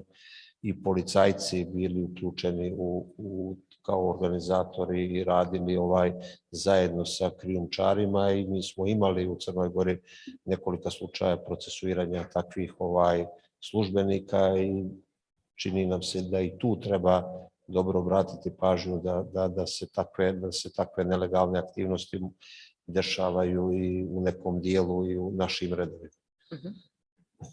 Gospodine Halać, kakva je situacija u Bosni i Hercegovini, kako se boriti, kako postoji li uopće opcija da se iskorijene takve aktivnosti kriminalne ili je to jedan globalni i dobro uhodani posao? Kakva su vaša iskustva sa terena? Pa iskustva su koji svugdje u regiji ista, a mi razmjenjujemo podatke sa kolegama iz Hrvatske, Srbije, Crne Gore. To radi naš terenski ured sa njim terenskim uredima direktno na granice, radimo i mi sa centralnog nivoa. Šta bih napomenuo da je ilegalna migracija i krijumčarenje non stop evoluira i mijenja svoj način. Znači na početku to je bilo masovno, pa su onda krenuli sa kontejnerskim transportom, kamionskim transportom, da bi danas došli do falsifikovanja dokumenata, dozvola i različitih drugih načina i modus operandija kako migranti pokušavaju da stignu u zemlje zapadne Evrope, do njihovog krajnjeg odredišta.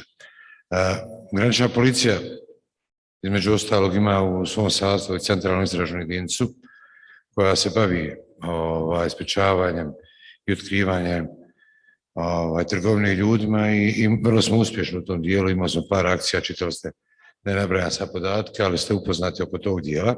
Također naša SIPA, MUP Republike Srpske, federalni i kantonalni MUP-ovi imaju svoje određene aktivnosti koje isto također realizuju i jako su uspješni u tom. Činjenica jeste kad se određeni lanac razvija, treba reći da se krijumčarenjem smatra od jedne pa na više osoba. Ne mora uvijek to biti 10, 15, 20 osoba, dovoljno je jedna osoba se krijumčari, jer se taj lanac stvori da krene od jedne osobe, a završi se obično na 50, 100 lica u jednom transportu. Tako da se i mi prilagođavamo u uslovima i modus operandi migranata koji rade to i koji krijumčare te lice. Rute se mijenjaju, načini migracija se mijenjaju, načini kriminalnih oblika migracija se mijenjaju. Gospodine Kerner, odmah u početku htjeli ste nešto dodati, ali evo, htjela sam čuti kako situacija izgleda na operativnoj razini, pa ću sada vama prepustiti riječ. Thank you very much. There's not much to add to what the three gentlemen to my left have said. I just would like to add two elements. The first one is a quote from a Europol report. Coming back to your original question, and from the Europol perspective, they said that over 90% of irregular migration is organized. Full stop. The second element is, and this is something we should also not forget when we talk about smugglers. If we apprehend smugglers in our own operational area, we might be getting the ends of the network.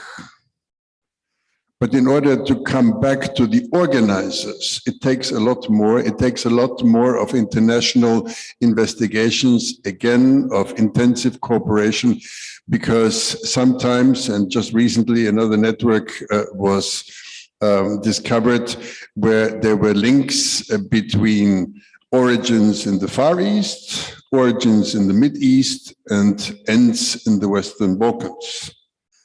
So this is the geographical perspective that we need to bear in mind of when talking about smuggling networks. Last comment, what we also should not forget, sometimes people are also deliberately sent abroad. If we talk about, for example, methods of migration in the Western African area, sometimes families combine to send one family member abroad, who then gets a job, earns legally or illegally. I leave outside for the time being. And a particular percentage of the gross national income is remittances from the people being sent home. There's also this element when we talk about work with the sources of irregular migration that we need to consider. Thank you. Hvala mnogo. Ostalo nam je još 3-4 minute do kraja ovoga panela. Niz tema, naravno, mogli bi pričati i nekoliko sati. Svima fali ljudstva. Svima fali opreme. Toga nikad dosta, jel da tu je potrebno i povlačiti putem europskih fondova i tako dalje. Svima fali obuka, svima fali međunarodne i dalje suradnje. Ovih 2-3 minute za kraj spomenuli smo dosta stvari na kojima se tek treba raditi, ali voljela bi izdvojiti da mi kažete vrlo kratko 1 ili 2 stvari, ako ih ima, koji su to primjeri pozitivnih praksi koje ste primijetili kod neke zemlje Zapadnog Balkana, da nešto dobro rade, a što bi trebalo onda proširiti i primijeniti, dakle, na sve ove granice, što bi unaprijedilo cijeli sustav upravljanja i čuvanja granica. Ima li takvih primjera? Ili smo jako koncentrirani u stvari samo na ove stvari koje treba popravljati? Ja se opet javljam. Ja bih rekao da Hrvatskoj ne fale ljudi, ne fali oprema. Evo, to je zaključak. Ne fali zato što smo, a to sam rekao prije, jako ustrajni u tome da iskoristimo sve one fondove i projekte koje Europska unija nudi. Ona nudi to državama članicama, ali nudi pod vrlo sličnim, čak i povoljnim uvjetima i trećim državama. I sasvim sigurno znam da su veliki iznosi u tim predpristupnim fondovima rezervirani za zemlje Zapadnog Balkana i da dakle treba raditi ustrajno na tim projektima i da će onda biti i ljudi i tehničke opreme. Za Hrvatsku mogu reći da mi smo za prijem u EU, dakle za 2013. godinu imali uvjet od 6.500 graničnih policajaca, da ih danas imamo čak nešto više, dakle oko 6.650, 6.700, to su dakle promjenjivo, ljudi idu u penziju i tako dalje. Ali smo ustanovili proces svakogodišnjeg primanja 750 ljudi ukupno u Ministarstvu unutarnjih poslova, od kojih 250 ljudi ide u granicu. I dakle svake godine 250 ljudi dolazi novih u graničnu policiju i time zanavljamo sustav da se ne bi dogodilo da u jednom trenutku, ne znam, previše ljudi ode u mirovinu i taj broj padne i tako dalje. Dakle, što se tiče kadrovske strukture, tu smo ustanovili jako dobar plan. Što se tiče tehničke opreme, evo ja mogu reći u zadnjih par godina, kad je 2015. godine, što se tiče zaštite granice, ustanovili smo 28 stacionarnih sustava na cijeloj granici. Dakle, to su veliki stupovi termovizijski, sa termovizijskim i dan i noć kamerama, sa radarima i tako dalje.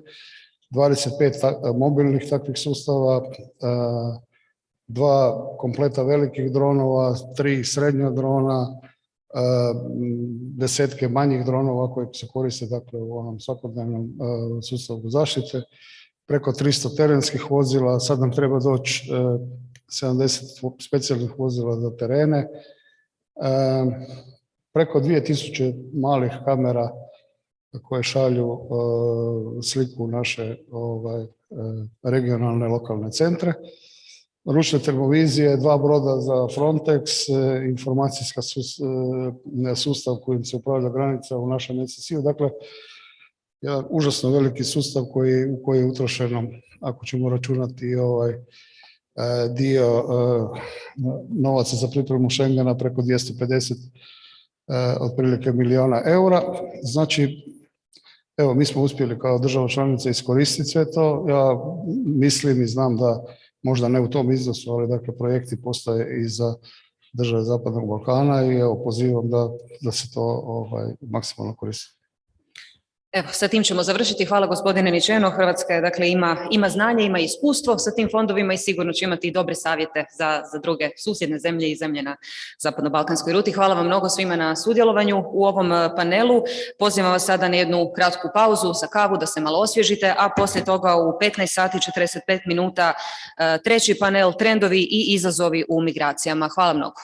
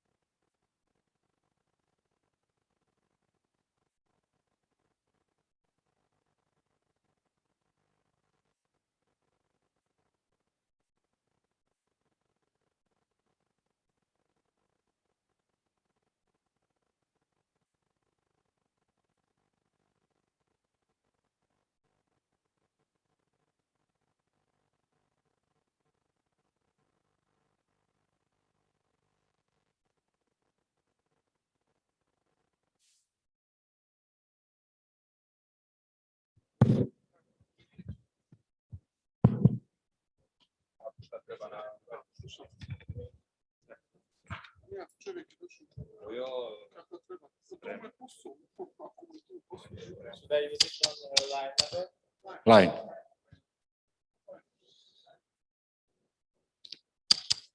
1, 2, 3, 1, 2, 3, test.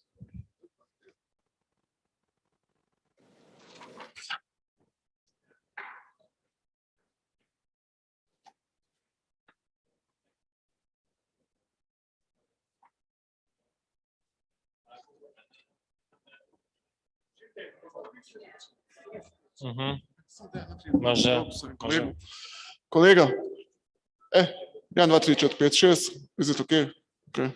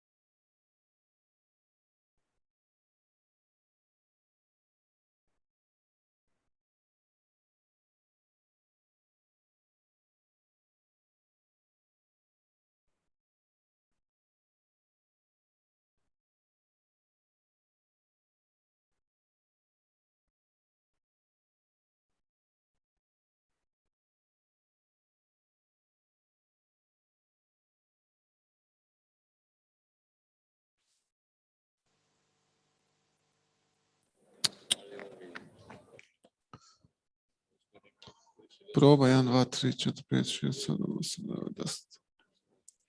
1, 2, 3, 4, 5, 6. Ok, ajde.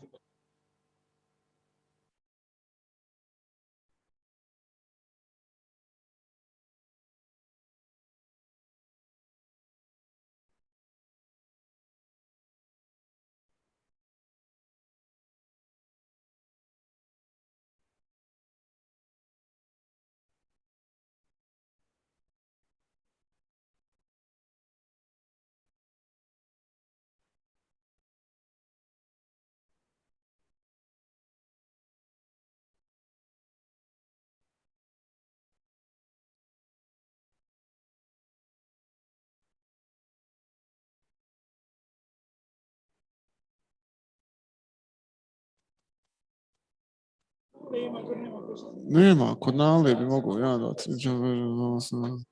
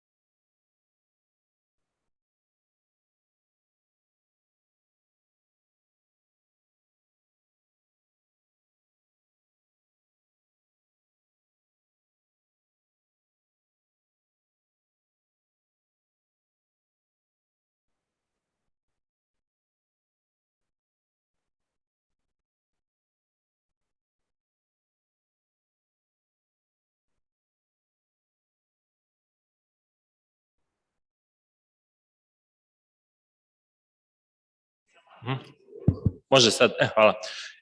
Dame i gospodo, ja bih vas zamolio da zauzmete svoje mjesta. Uskoro počinjemo sa radom. Ladies and gentlemen, please take your seat. We are about to start with third panel. Thank you.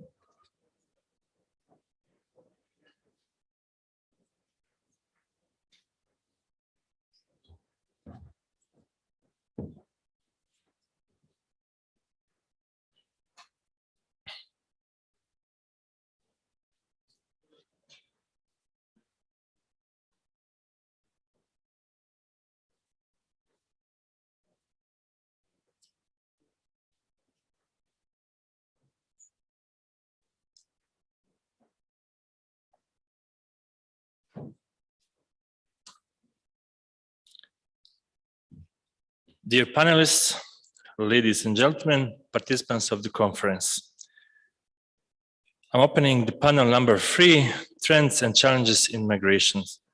The area of migration is of central importance for the social cohesion of a society and will continue to grow in importance. The high mobility of people, the changing migratory flows, the interconnected drivers from climate change to security, to economic and political issues, an increasingly globalized world and the national political importance of the topic will present the EU and its member states with new systematic and structural changes. Sudden migratory flows caused by the crisis such as in Afghanistan constrain existing resources of national authorities. National evidence-based management of resources in times of fluctuating migratory flows and budgetary restrictions faces increasing difficulties. Let me first introduce our distinguished panelists. Mr. Selmo Cikotić, the Minister for Security of Bosnia and Herzegovina. Mr. Peter Szijjártó, Minister of Foreign Affairs of Hungary. Mr. Dragoslav Stefanek from the Council of Europe. Mr. Stefanek is Special Representative of the Secretary General on Migration and Refugees. Mr. Slobodan Ujić, Director of the Service for Foreign Affairs of Bosnia and Herzegovina, and Mr. Peter Webinger, General Director for Migration of Ministry of Interior of Austria. The general topics of this panel that we will start with are what are the current trends in migrations, what are the current challenges, and how can national authorities respond to growing transnational migration into supranational structures. We will start with the initial addressing of Minister Cikotić from the Minister of Security of Bosnia and Herzegovina. Mr. Cikotić, the floor is yours. Thank you very much, Professor Majanovic. Looking at the audience, I could see that we are still keeping the pace with the agenda items. The first row being empty at some seats low, because there are some bilateral meetings going on. And let me particularly welcome Mr. Peter Szijjártó, Minister of Foreign Affairs of Hungary, being trusted friend of ours and being making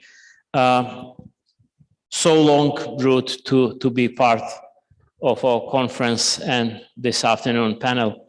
And this is a kind of concluding panel, but under no circumstances would I say that by this panel or this conference we are concluding anything here, because the illegal migrations is something that very much challenge the stability and security of every single state of our region and other states in the neighborhood. And until and unless we transfer it into some kind of legal migrations, we would have a lot of challenges associated with it. Looking at the way ahead, we might probably easily agree upon the discussions we have got, the exchange on bilateral basis we also have today, that the future success of our single state will depend upon the level of mutual cooperation we will have in the regard of looking at and fighting against illegal migrations. The future of our cooperation will be determined by the increase and improved cooperation between our states and our institutions on the Western Balkans route. We need to admit that illegal migrations or migrations in general are not just the issue with security and humanitarian background.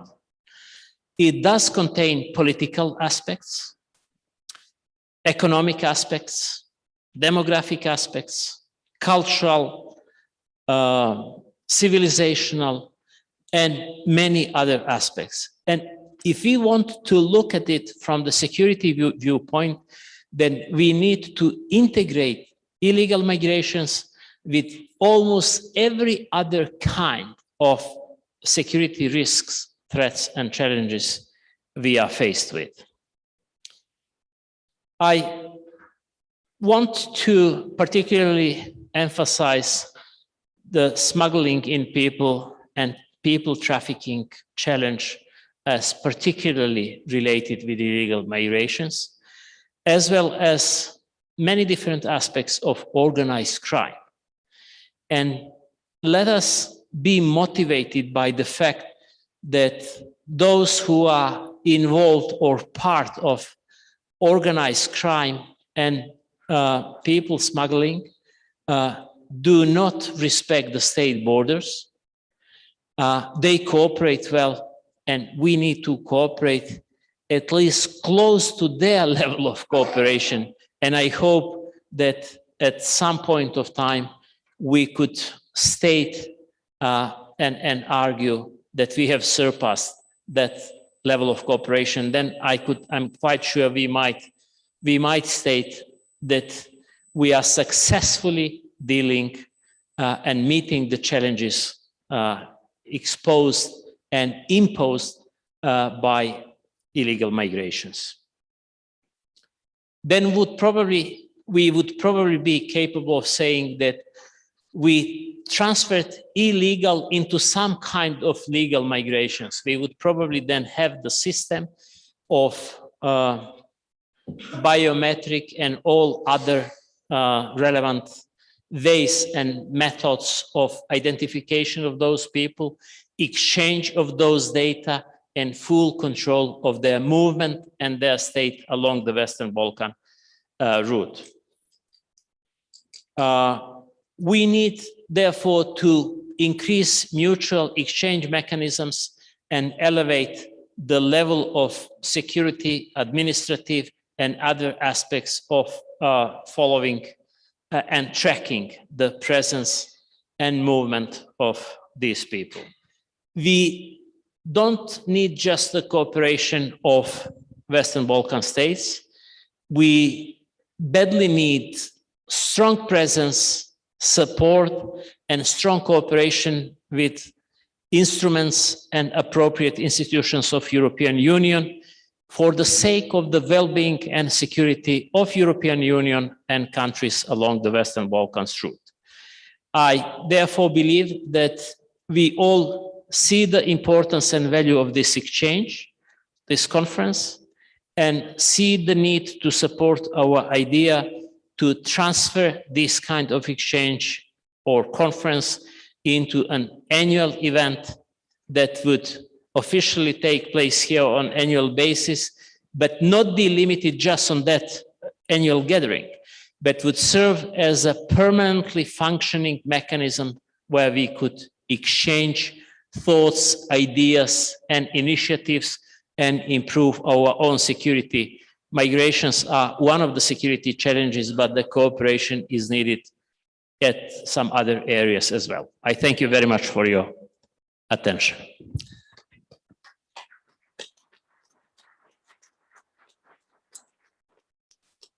Thank you, Minister Cikotić, for your initial addressing. really the cooperation between Western Balkan countries on this, how we call it, route of irregular migration is really conditio sine qua non for any effective migration management in this part of the world, especially because of the geographical position of the countries, which are in majority of cases neighboring countries of the EU.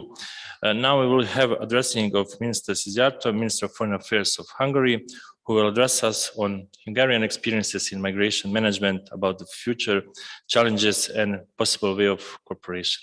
The Minister, the floor is yours. Well, good afternoon. First of all, I'd like to express my appreciation to Minister Cikotić, my dear friend Selmo, who has invited me to take part in this conference. I was very happy to come because Hungary is located in the direct neighborhood, and we are fed up with the approach that we should speak about the Western Balkans. We should speak with the Western Balkans. This is our position, and that's why I made my best to come. And I was happy to be invited also because we have a 6-year-long, very rich experience, unfortunately, when it comes to migration. You know, European Union has been faced with this challenge since 2015, and this question definitely divides the member states. And one of the most important consequences of the last 6 years is that Brussels is not able to offer a successful solution to this challenge. That's why we think the best would be if the member states could get back the competence of managing migration, which in our mindset means stopping illegal migratory flows. Our position, I mean Hungary's position, has been very consequent for the last 6 years. The essence of this position is that we stick to our sovereign right to make the decision on our own, whom we are ready to allow to enter the territory of our country and whom not. And we stick to our own right to make a decision with whom we are ready to live together in our own country and with whom not. And no one can take away this decision from us, because that would be a clear violation of our sovereignty. As there was a clear violation of our sovereignty when 400,000 illegal migrants have violated our border back in 2015, with showing no respect to our laws, no respect to our regulations, occupying public areas, blocking main traffic routes, and denying any kind of cooperation with the local authorities. By the international liberal mainstream, they were portrayed as if they were refugees, very innocent people. But the truth was that most of them were males between 20 and 40 years of age, and that was a very well-organized mass moving in a kind of military order. That was the reality. And then the Hungarian people made it very clear that they would expect the state, the government in Hungary, to stop this. And that was the time when we have decided to build a fence at our southern border. Because number one, this was the only way how we could stop such a massive influx. Number two, that was the way how we could protect our citizens. And number three, that was the only way how we could comply with our Schengen obligations, which make it very clear that we had to protect not only the border of Hungary, but the external border of the European Union.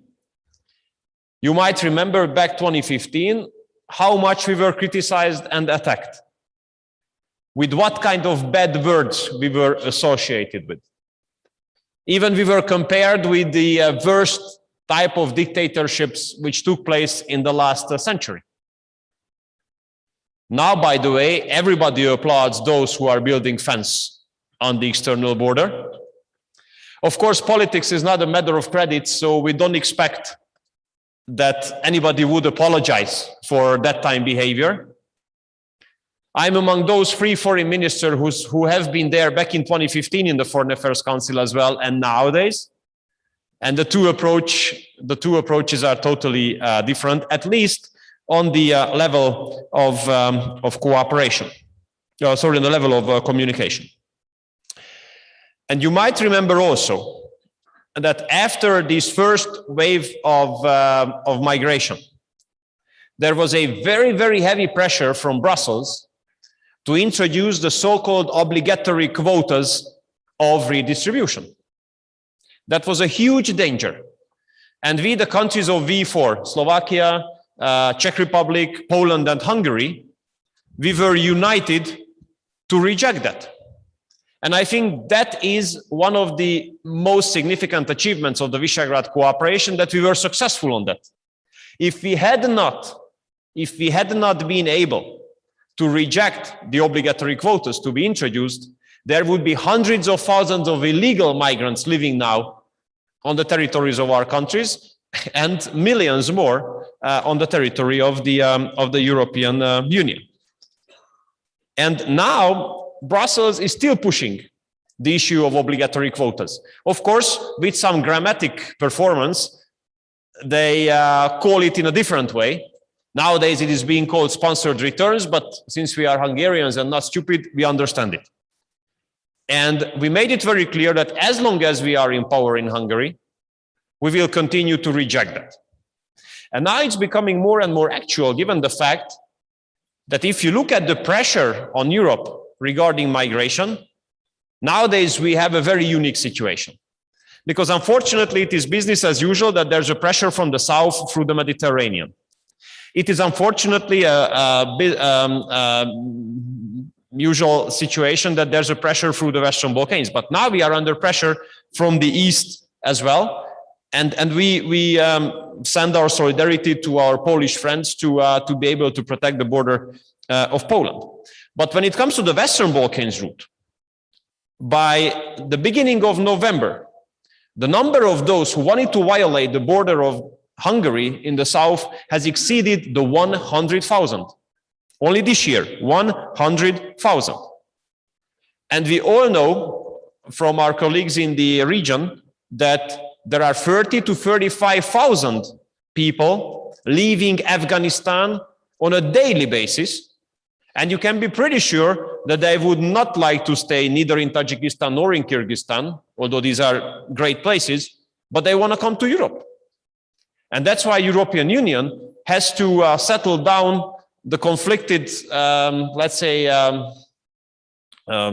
connection with Turkey and pay what we owe to pay them in order to encourage them to stop the migratory waves there. Because if they don't stop the migratory wave, they will show up immediately here on the Western Balkans and then on the southern border of Hungary. Not to speak about the fact that migratory flows usually constitute risk regarding security, civilizational risk, and now a very severe healthcare risk. Because whenever we all travel, even officials, we do have to present either a vaccination card or a proof of negative test. But I'm pretty sure that in those migratory waves, no one would have 2 negative PCR tests from the last 48 hours. And the more people are on the move nowadays, the more accelerated the virus will definitely spread. And here I want to say something about international law and us states protecting our own borders. Because what does international law say? International law says that once someone is being forced to leave his or her home, he or she is entitled to stay temporarily on the territory of the first safe country. That's what international law says. That's a human right of yours. Whenever you are forced to leave your home, you can stay temporarily on the territory of the first safe country. But international law doesn't say that if you pick a country thousands of kilometers away where you want to live, then you would be allowed to cross territories of safe countries violating their borders. Because if someone comes through Turkey, Turkey is a peaceful country. No one has a right to violate the border between Turkey and Greece. Greece is a peaceful country. No one has the right to violate the border between Greece and Macedonia, and so on and so forth. So by law, by international law, no one who appears at the Serbian-Hungarian or Croatian-Hungarian border can be considered as a refugee because they are not coming from a country with war. They are coming from a neighboring country, and we cannot accept them violating our own border. and we will never allow to do so. And I would like to express our great respect to the countries in the Western Balkans that you are protecting their borders and you are making huge efforts to do so, especially putting into consideration that there's a very weird situation here. Migrants are arriving through the European Union to the Western Balkans, and they would like to leave for the European Union. And this is a totally weird situation. And if nothing else, this phenomenon should push Brussels and some friends in the western part of Europe of ours to accelerate the integration process of the Western Balkans. Because if we cannot integrate the Western Balkans, number one, someone else will. Number two, we cannot expect you to be our, security backyard, let's put it this way, or a security front line of ours. And that's why we respect a lot your efforts here in Bosnia and Herzegovina and the Serbs and the Macedonians protecting their own borders, because while you are protecting your own borders, you are protecting us also. That's why you have our full support when it comes to EU enlargement.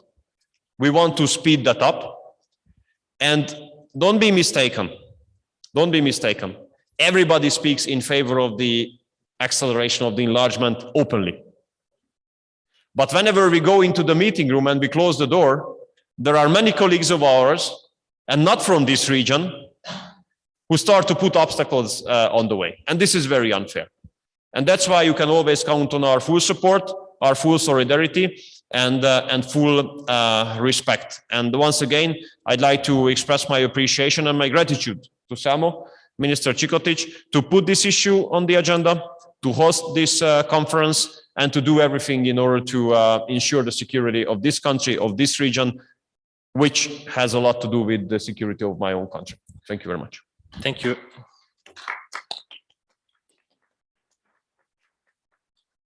Thank you very much, Minister Zjarto, for your addressing and very interesting views on current problems of migration in this part of the Europe, and how do you see the role of Western Balkan countries in controlling the irregular migration flows toward the EU.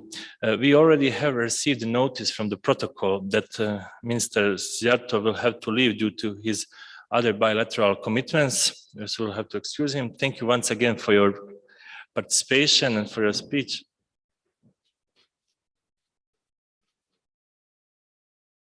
Thank you, goodbye. Sorry.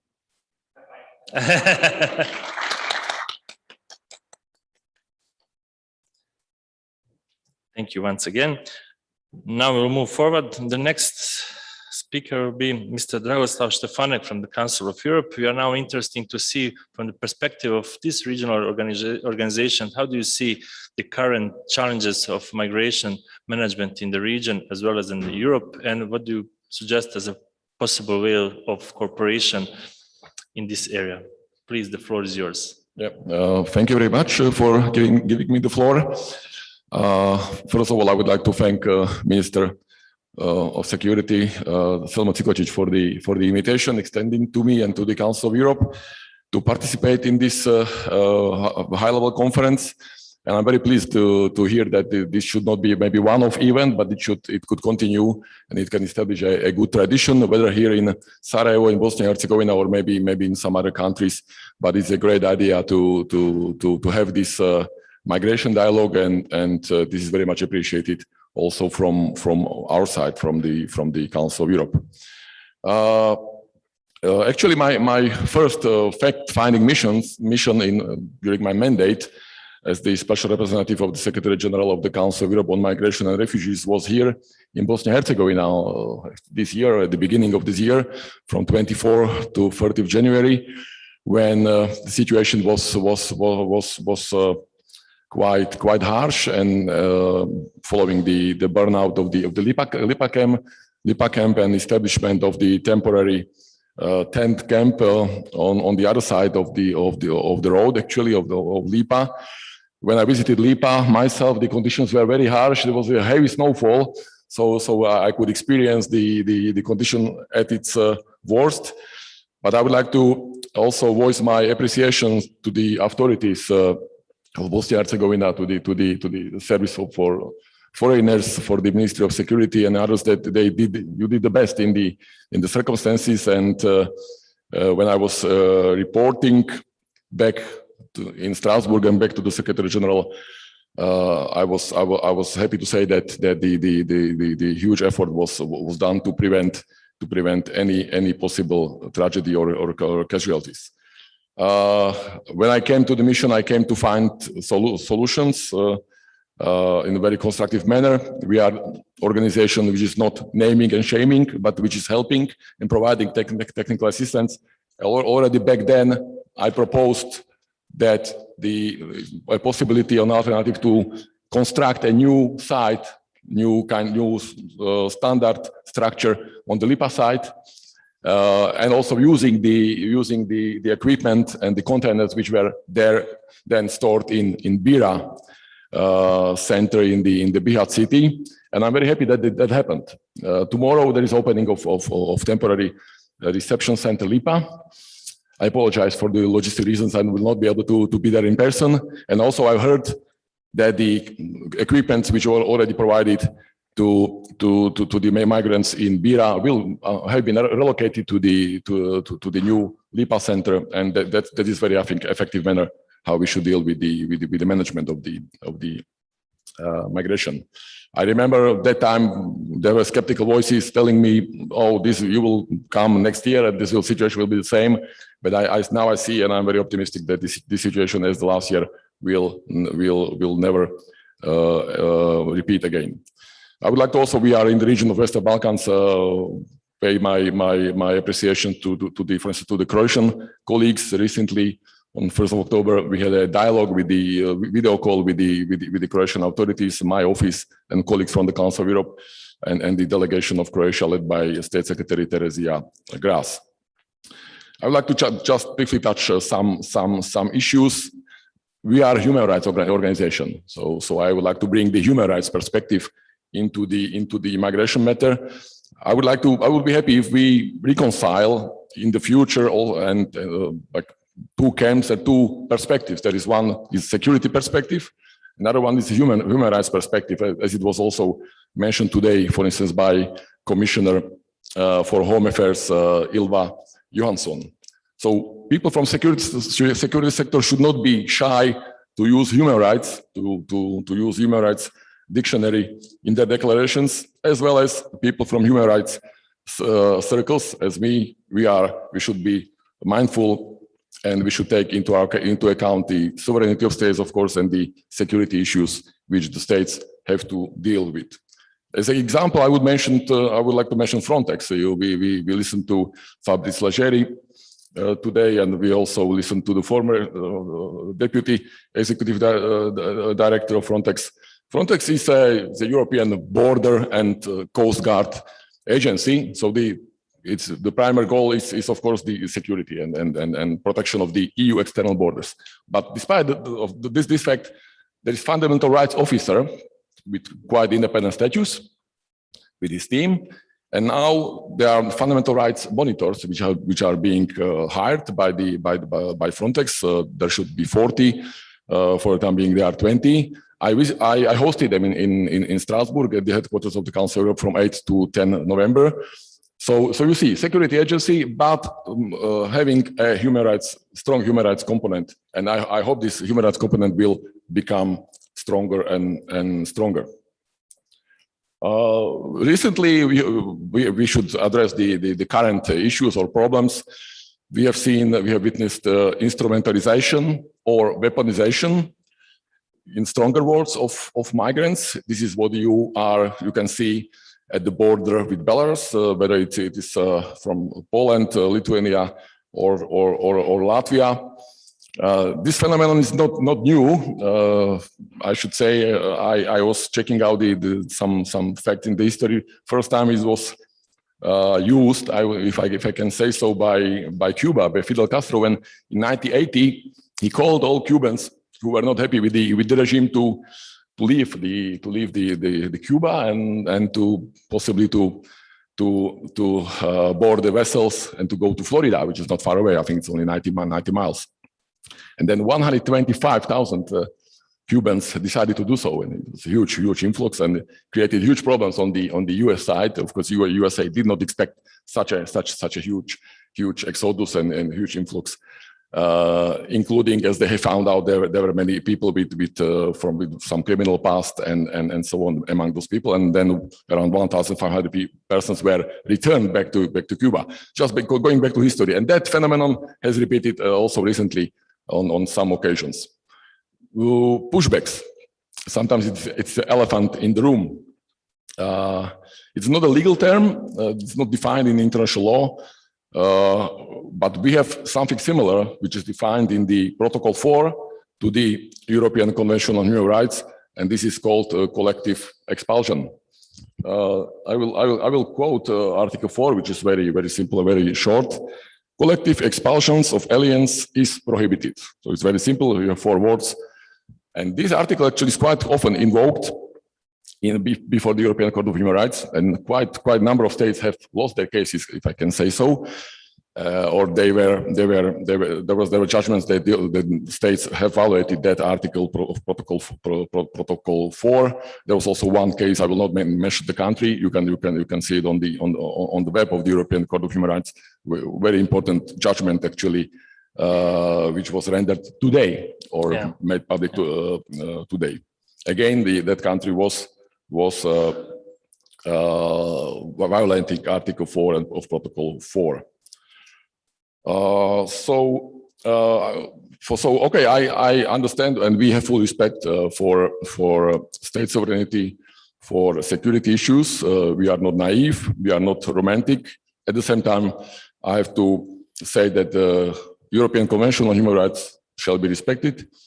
There is a court which actually is overseeing that convention, and the judgments of the court are binding and final. And of course, we have also Geneva Convention of 1951.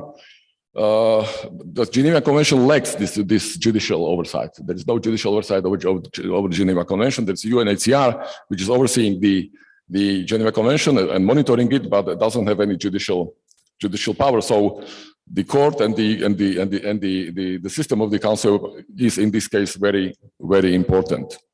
Especially Article 2, Article 3, which according to the court are comprising also the principle of non-refoulement, which is one of the basic principles of the refugee law.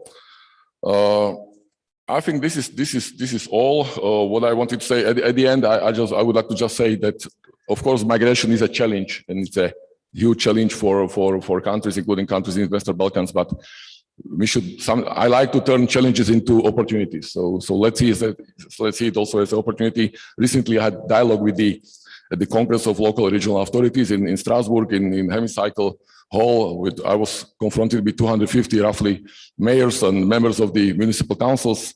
I thought I would be grilled, I would be criticized, and because those are the people who are at front line, who are receiving refugees or meeting them, or they have to take care of their basic needs. On the contrary, the exchange was very positive, and they were seeing also the migration not only from negative side but also from the side of the opportunities.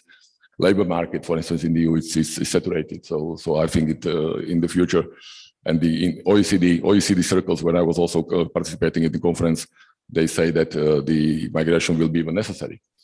Maybe I overstepped my time. I apologize for that, but of course, if there are any questions, then I can answer them. Thanks again for the invitation. Thank you very much. Thank you very much, Mr. Stefanek. The aim of the conference, as just Mr. Cikotic mentioned, is to create a forum, the platform, hopefully long-term platform, sustainable platform for discussion on migration issues from different angles. I think that we reached that goal because we had through our panels participants who discussed about the migration issue from very different angles, and that's the only way how we can see the problem in all perspectives. That includes also human rights perspective, and the role of the Council of Europe is always very important in safeguarding the protected human rights and basic freedoms. We have heard about the judgment of the court regarding the violation of the convention done by the Croatian authorities. That's really one of the recent judgments, and it will be probably the subject of more detailed discussions in the future. Thank you once again. Now we will have the addressing from Mr. Slobodan Ujic, Director of the Service for Foreign Affairs of the Bosnia and Herzegovina. Mr. Ujic, the institutions of the Bosnia and Herzegovina have a very important role in controlling the irregular migration and migration management. The Service for Foreign Affairs has, I would say, a leading role in this process. Can you tell us more about the recent challenges in this area, about the trends of irregular migrations in Bosnia and Herzegovina, and what are the expectations for the future? Please, the floor is yours.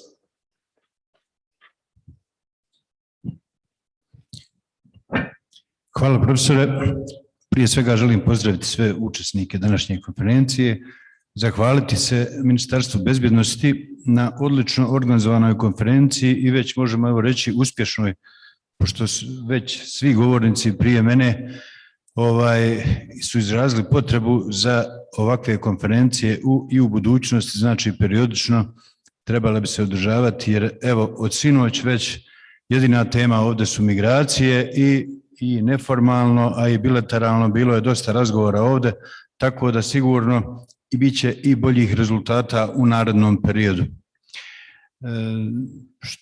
Teško je nakon panelista prije mene, 10-ak njih koji su svi eksperti iz ove oblasti, reći nešto novo u ovoj oblasti. Znači, ono što smo svi vidjeli, znači ovdje i zaključili, što nije bilo teško zaključiti, da migracije kao globalan problem koji je već zauzeo neko mjesto u vrhu problema koji će sigurno trajati narednih godina i koji ćemo mi morati svi skupa rješavati zajedno.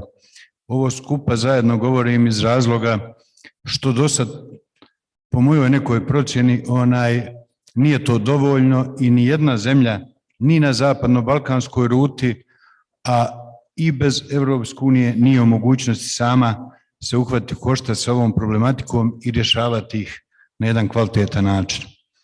I prije mene to su govorili eksperti za granice, znači pogotovo moraju se jačati kapaciteti granične policije da bi lakše bilo i službi za poslove strancima zajedno sa drugim agencijama, znači kontrolisati kretanje i boravak nezakonitih migranata i nezakonitih migracija u svakom dijelu i u svakoj ovoj državi na balkanskoj ruti i u Europskoj uniji. Ono što je specifično za Bosnu i Hercegovinu u odnosu na druge države na zapadno-balkanskoj ruti i Europskoj uniji sigurno je što još uvijek nemamo jedinstven stav po pitanju ovih migracija i onda teško je apsolutno agencijama koje se bore protiv ovoga uspješno to raditi. Znači, evo, osnovna stvar, mi već 2 godine nemamo budžeta. Sa istim brojem ljudi, evo uzet ću u obzir službu za poslove strancima, sa istim brojem ljudi od 2017. krajem kad su krenule ove ilegalne migracije nezakonite i sada, znači sa istim brojem ljudi, sa istim materijalno-tehničkim sredstvima mi se borimo.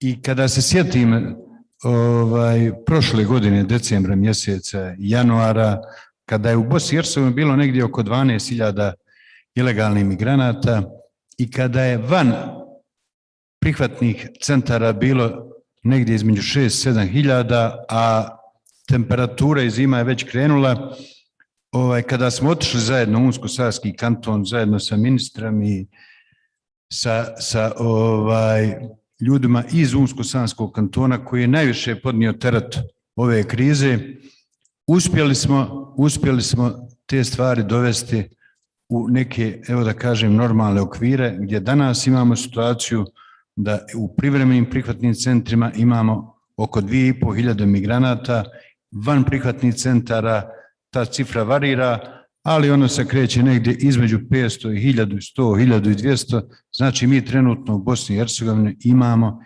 oko 3.500 ilegalnih migranata. I svi su pod kontrolom.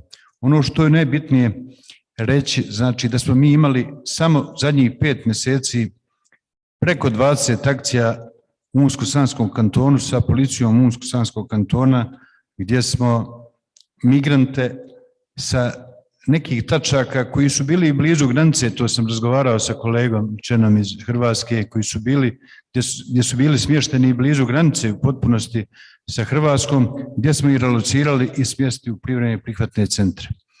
Ono što bi ja rekao što je veoma bitno za ovu konferenciju je aspekt bezbjednosti. Pričamo o humanitarnom aspektu koji je obavezan i sa ljudskog i sa državnog, sa svakog drugog aspekta koji je obavezan za sve nas. Međutim, aspekt bezbjednosti znači veoma bitan i malo smo danas razgovarali o tome.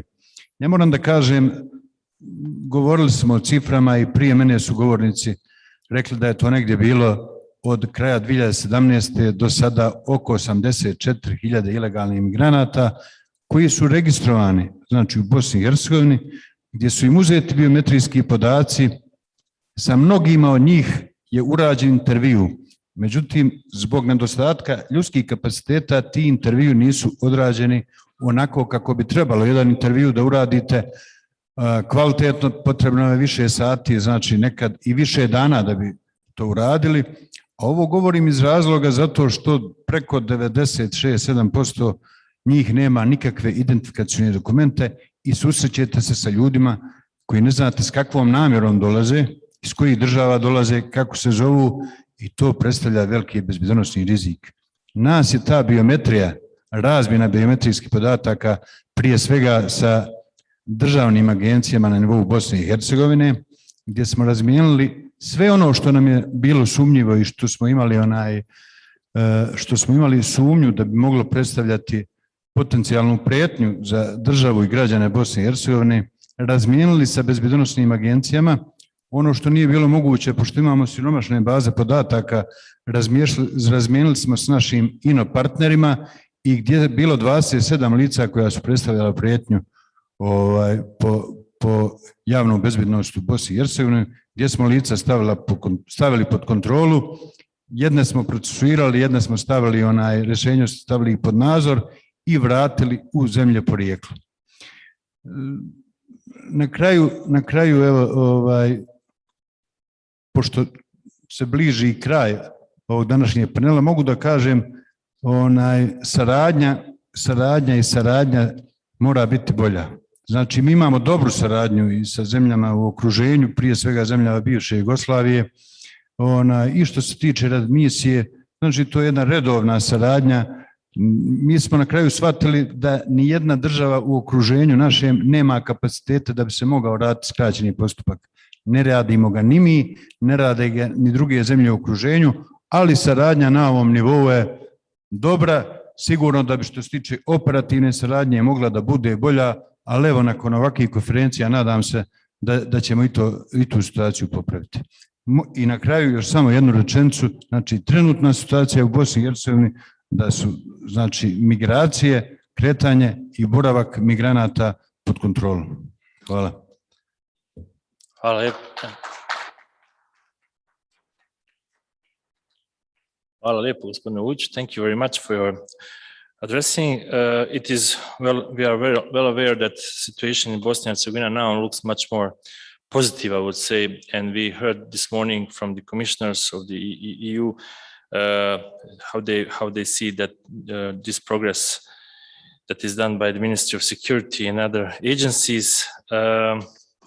The lack of capacities, the lack of personal equipment, necessary tools for, as you mentioned, just for the example, the proper interview with the illegal migrants, especially when they are coming in huge numbers, is really one of the, I would say, segment of possible cooperation and exchange of best practices and examples of good practices, as well as this biometric equipment and exchange of the data nationally, but also regionally and internationally. That's something that we already heard from other panelists, but you underline these very important aspects of cooperation.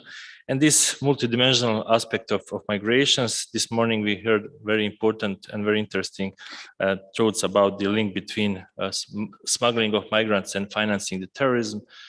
You mentioned the number of people who have been identified among the migrants who pose the threat to the national security of Bosnia and Herzegovina, etc., etc. Thank you once again for your presentation. Mr. Webinger from the Agency for Migration of Ministry of Interior of Austria will present experiences from Austria. This conference is really a good place and good opportunity to exchange any positive example of good practices, and we'll be glad to hear what are the recent experiences from the Austria, and how do you see the possible ways to improve the cooperation in this area. Please, the floor is yours. Yeah, thank you very much. It's really a privilege to participate in such a well-organized meeting. So thank you very much, especially to Minister Sikotic for that conference. And also it's a privilege to talk at the very end of such a conference, because this gives me plenty of time to present all these 75 trends I prepared. No, I will limit myself to basically 3. Maybe first starting with describing the status quo a little bit, what we see in Austria. What we see is, especially after the pandemic, that we are maybe, if you consider the Balkan countries more or less, as I will be quite blunt if you allow, as transit countries, then we are maybe the first country of asylum where people go and really also want to stay. And this year, it was already mentioned by the Minister of Slovenia. He said we have twice as many as last year. It's a little bit more. We have plus 150%. Also, if I look to the map regarding the apprehensions to Romania, plus 150% apprehensions. If I look to Hungary, plus 150% apprehensions. But we in Austria have plus 150% asylum applications. And the result is that we have reception facilities that are exhausted. So we are completely full.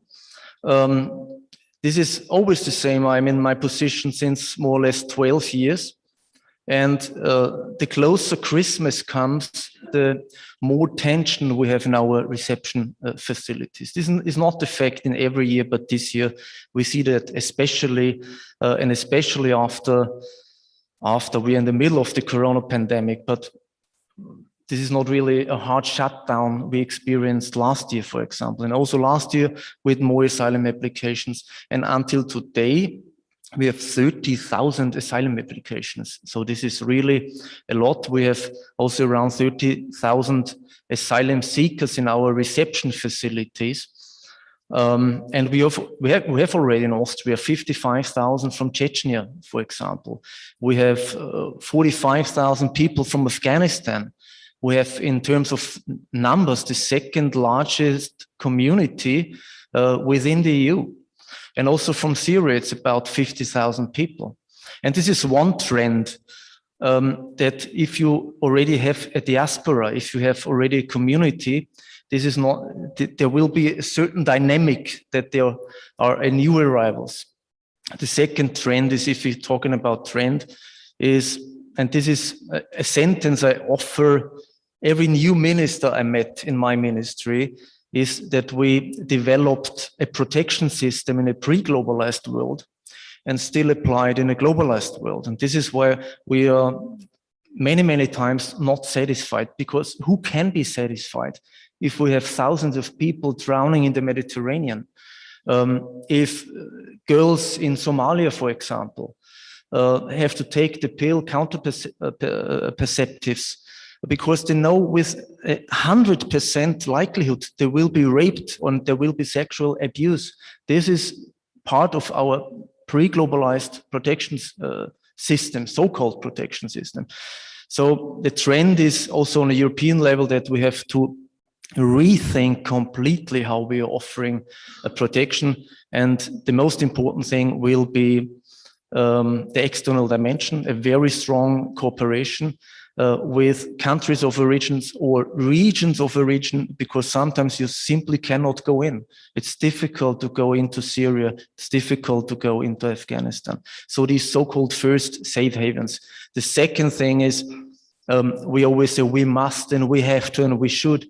Sometimes we have to realize migration is not the answer to any question. So it's not the solution to any question.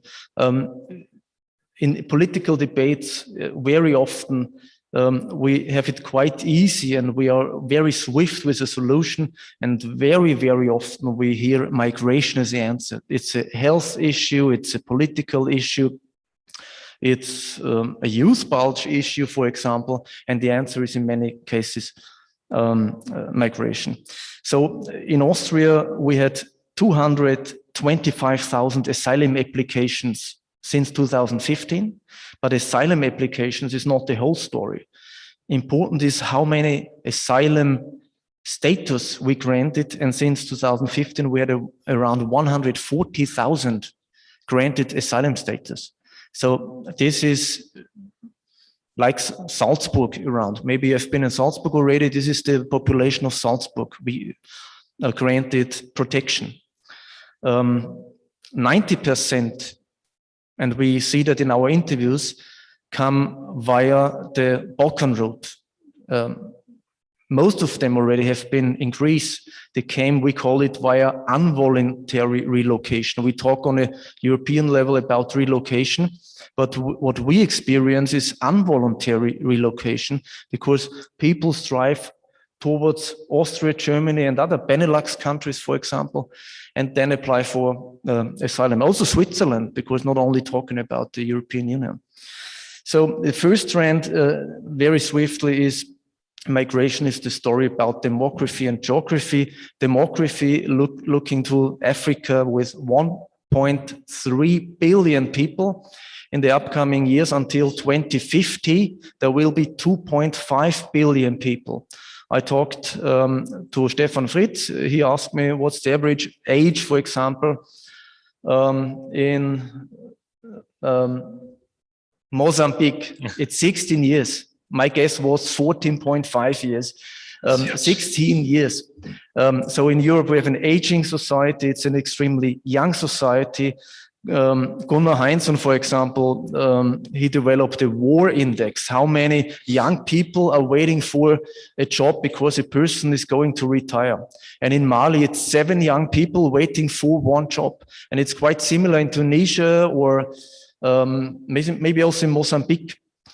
6, 7 young people are waiting for one new job. And in Germany, it's 0.66 young people only waiting for one new job. But migration is, of course, not the answer, because it sounds like, okay, people should come to Europe then. No, of course not. There's digitalization, robotics. These are big trends, and migration cannot be the answer in every single case. The second thing is, what we see right now, some say instrumentalization of migration. Some say hybrid war. Some say it's about mass migration, the weapon of mass migration, like Kelly Greenhill. And we talked about that already 2015-16, but nobody wanted to listen to us because we were a little bit too early in our assessment with the weapon of mass migration. Because what you see first are 3 things. Your capacities are overstretched, and what we see is our reception facilities are overstretched, our procedurals, the authorities are overstretched. The second thing you see is polarization in a society. This can be a trend, and we should look at that very carefully to avoid that. But after the so-called migration crisis, we have seen that very strongly also in our societies, this polarization. And the third thing are so-called political hypocrisy costs. What is that? First of all, politicians say, as a representative of a liberal state, let's open the borders. And you can do that for a few days. You can do that maybe for a few weeks. But after a few months, you realize that's not possible for a long time. No border, no nation, open borders cannot guarantee an area of state security, of freedom, of an area of constitutional law. And so they have to shift 180 degrees from open borders to closing the borders. And this is exactly where political hypocrisy costs are starting. And this is losing trust. And I talked to your minister already, how important trust is for a stable state. This is the essence of a stable state.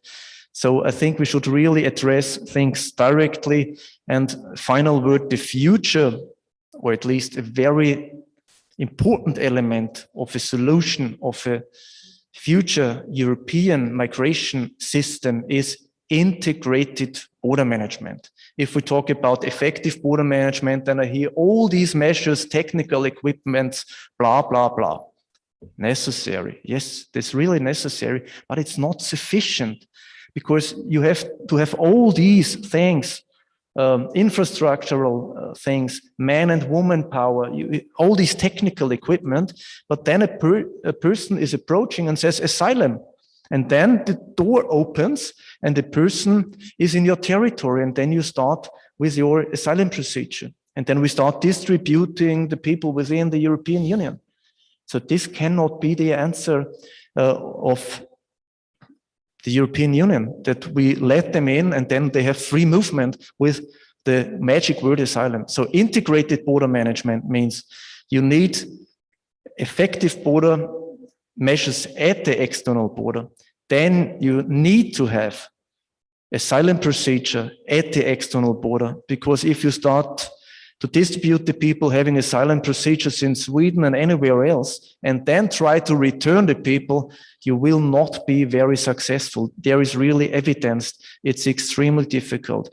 And the third thing you need at the external border is return. So you need effective border measures, asylum, and return at the external border. This will be a very strong and necessary element of a future European system. For me, this is a major trend. If you ask me, say one thing, what will be necessary for the European asylum system, management system, it's integrated border management. Thank you. Yeah. Thank you very much, Mr. Webinger, for your very interesting and very useful presentation and addressing from this multi-layer approach. It is very clear that the migrations are really complex issue and that we have to deal with it from different perspectives, different standpoints. I will just use the opportunity to see our colleague from Slovenia about the EU pact mentioned that he's not so optimistic that the EU pact will be soon agreed, and that the impact of the pact is not so, it will not be so, I would say, positive as it is expected. What do you think about it, since the Austria is obviously on this route is the first destination country with very heavy burden of irregular migrations? What do you think about the pact and the possibilities for sharing the responsibility and solidarity, especially? Yeah, thank you. Yeah, there is no solidarity without responsibility. It's just a very short sentence. If we talk about that pact, it's extremely difficult to have that pact and then we try to negotiate the big pact because there are different elements. And if we want to have the big answer, we will wait for a very long time. And if we realize we have to split it up into pieces, like a salami in Hungary maybe, then we have to focus on the screening procedure. It's extremely important before we let people in. At least we have to know who they are. Is there a security risk? Now, 3 years ago, if I talk about health risk, everybody would say, oh, you have some prejudices. Now it's an objective interest that we have to check the health status, for example. And that we have to do that at the external border and not in Belgium and not in Luxembourg and also not in Austria. So this is the screening procedure. I think this can be realized very swiftly. Second thing is, we talked a lot about data and registration. Eurodac, we have to implement it. Also the access to the Eurodac system, to all the authorities that have an interest to those data. So screening procedure, Eurodac, and the asylum agency. These three things, I think these are the next steps that are realistic. And then we talk about the next steps. If we want to have it all at the same time with one big step, we will not be successful. So step-by-step approach. Okay, thank you very much. Before I put probably the last question, maybe someone from the audience had a question. If not, I will just use a minute or two to ask Minister Cikotic about what are the thinking about how to mitigate the risk of being Bosnia and Herzegovina be a hotspot of irregular migration in this part of the Europe, or how our Prime Minister told the parking lot for irregular migrants. What needs to be done in order to avoid that risk, or at least to mitigate it?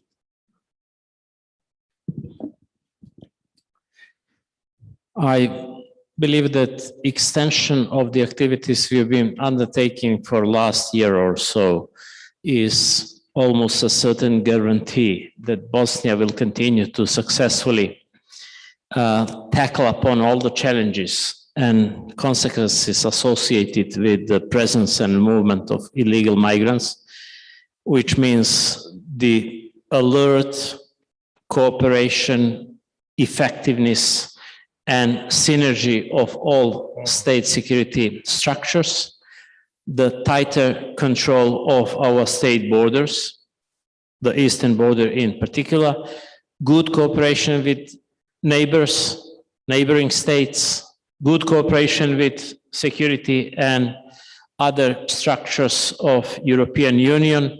And there are a lot of interests of all the structures and all the citizens of the country that we continue being successful in these activities in order to provide the appropriate circumstances for the safe living,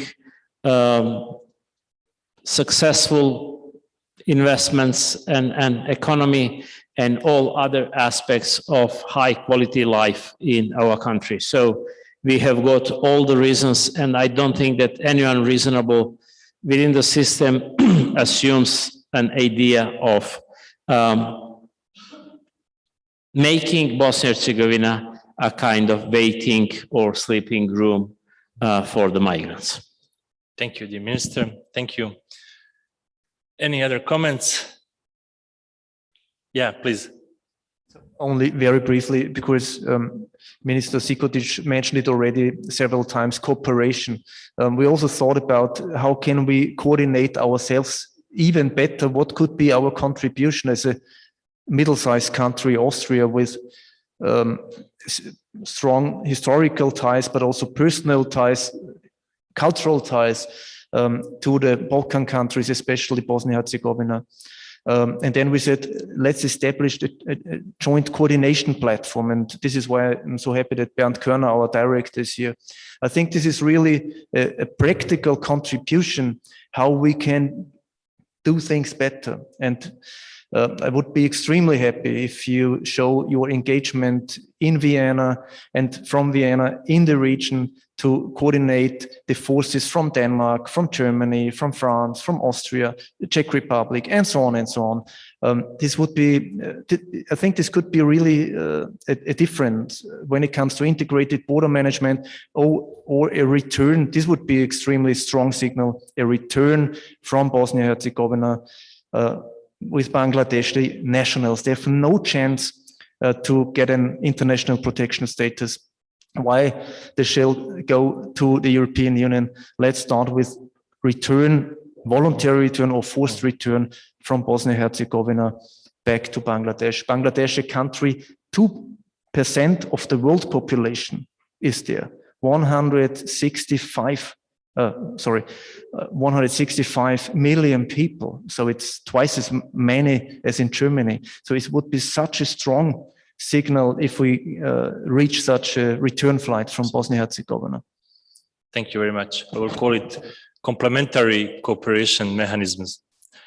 Western Balkan countries also can offer specific, I would say, contribution for the more effective cooperation and and tackle of irregular migrations. Mr. Stefanek also wanted to. Just a very comment, brief please. remark. I would like just to inform the audience that on 5th May of this year, the Committee of Ministers of the Council of Europe adopted a Council of Europe action plan on protecting vulnerable persons in the context of migration and asylum in Europe for the years 2021-2025. So it's a long strategic document comprising concrete 28 actions in the field of protecting vulnerable groups, vulnerable persons. You can see this brochure outside of the room. We are not selling it; it's for free. This document will guide our organization in the following more than 4 years. Thank you very much. Thank you very much for sharing this information. If we don't have any question from the audience, I think I can conclude this panel. Once again, I would like to thank all panelists for very important and very, very useful, fruitful discussions and addressings. Now I will ask the audience to have a 15-minute break before we invite Mr. Cikotic and Mr. Fritz for final closing remarks. So 15-minute break. Thank you very much.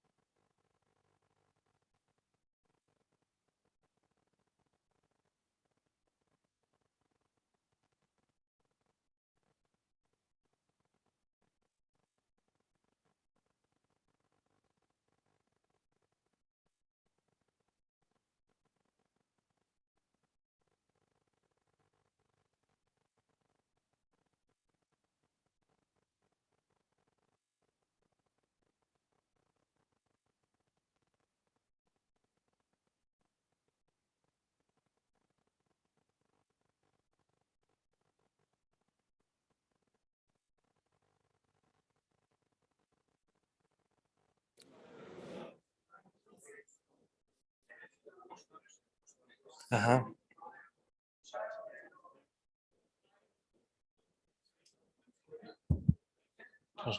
Važi, hvala.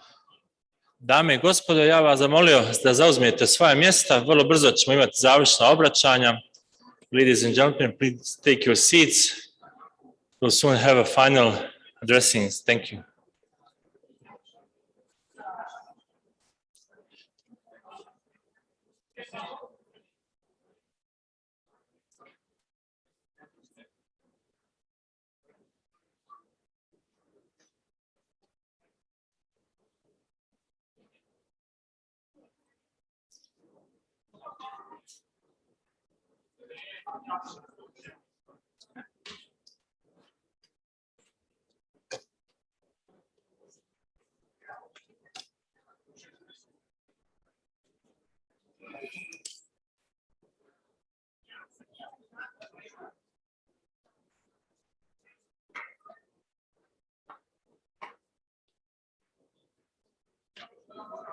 Ja sam se smjestio. Tako.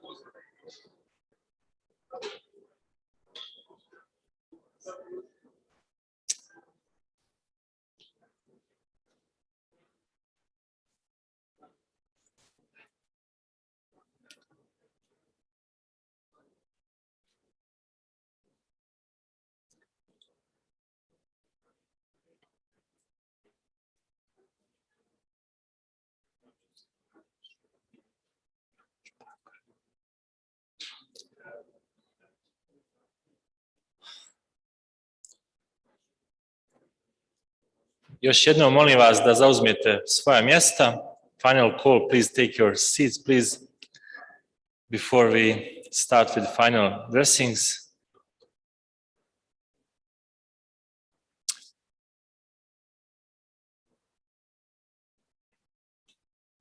Dame i gospodo, učesnici konferencije Sarajevo Migration Dialogue, nakon dana bogatog razmjenom iskustava i mišljenja, primjera dobrih praksi i korisnih uvida u to kako dalje treba razvijati upravljanje migracijskim tokom i upravljati granicama, došli smo do završnog dijela konferencije.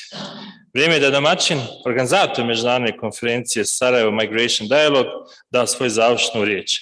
Ministre Cikotić, izvolite.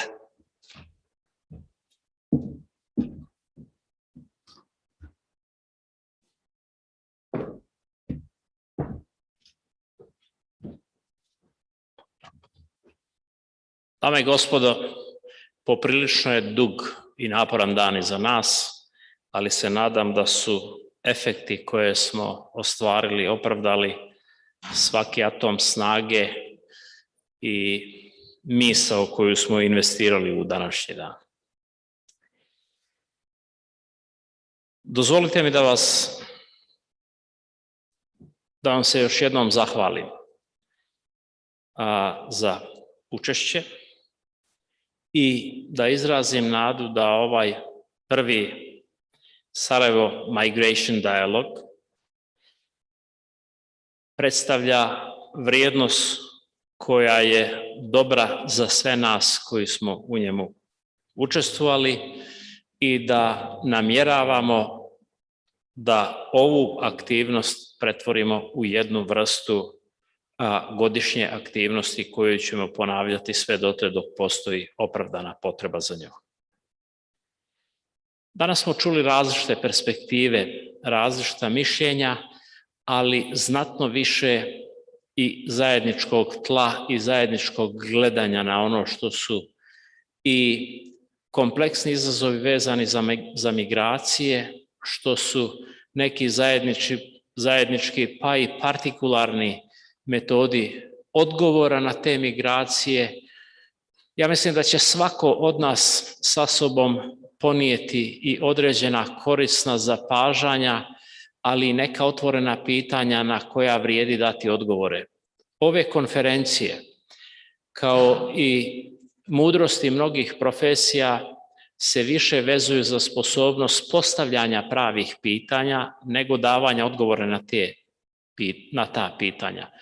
Odgovori na prava pitanja će se prije ili kasnije ponuditi, ali kunst je u postavljanju pravih pitanja. Čini mi se da je današnja konferencija postavila nekoliko važnih pitanja. Transkontinentalna migracija će vjerovatno trajati još dugo.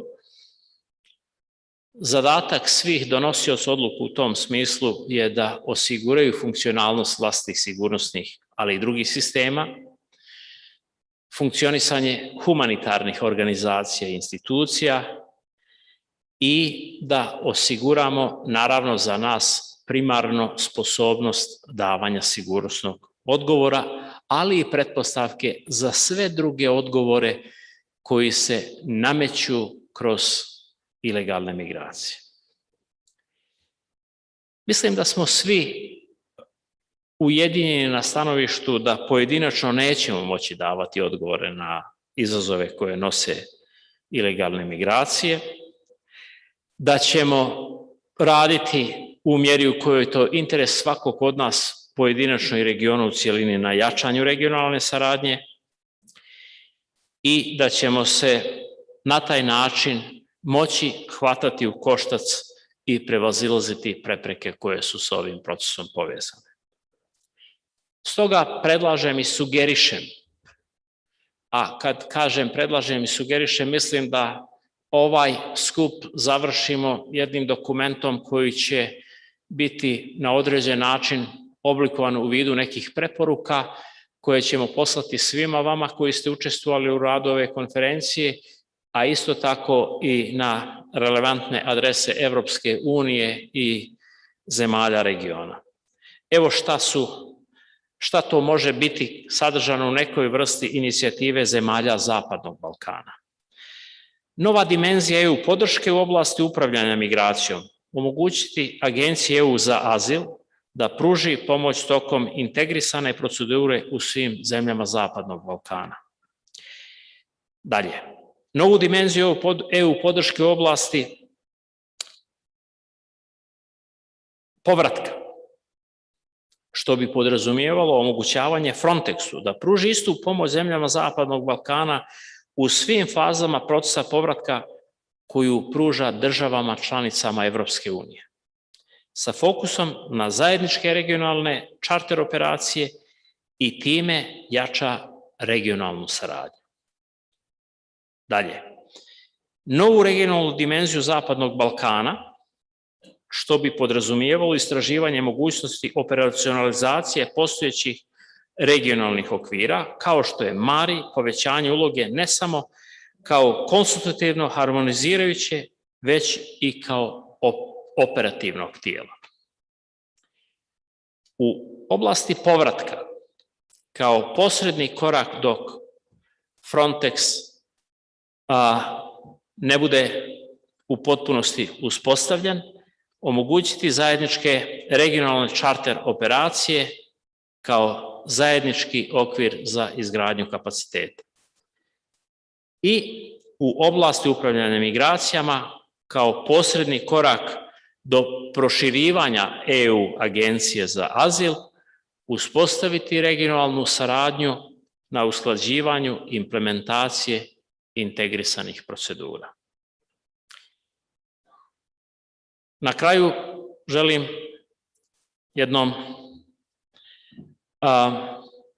posebnom notom svima vama koji ste na bilo kakav način učestvovali u pripremi ove konferencije, izlaganja panelista, bilateralnih sastanaka i drugih mehanizama razmjene iskustava i ideje koji su se dešavali u okviru ove konferencije, da se zahvalim na dolasku, učešću i uloženom trudu. I hvala vam na iskazanim zajedničkim pozicijama i iskazanoj spremnosti na saradnju i međusobnu podršku koja nema alternativu. To je ono što smo danas, čini mi se, skupa zaključili. Želim na kraju da se zahvalim organizaciji Hilswerk International, kao i MUP-u Republike Austrije na podršci za organizaciju i održavanje ove konferencije, ali i jednom velikom timu profesionalaca i odgovornih pojedinaca iz Ministarstva sigurnosti i velikog broja drugih agencija koje su pomogle, uključujem tu i MUP kantona Sarajevo i njegovu podršku gdje god nam je trebala i gdje je bila pružena, u davanju doprinosa da ovu konferenciju realiziramo na jedan vrlo funkcionalan, ali istovremeno ugodan i komforan način. Želim da se u međuvremenu do večere još malo odmorite i da se neformalno družimo tokom večere, nastavimo u nekom prijatnijem i opuštenijem tonu da komuniciramo i ono što je vezano za konferenciju, ali i za mnoga pitanja od interesa za nas koji umijemo da sarađujemo na ovim prostorima. Hvala vam puno još jednom na pažnji, učešću i saradnji.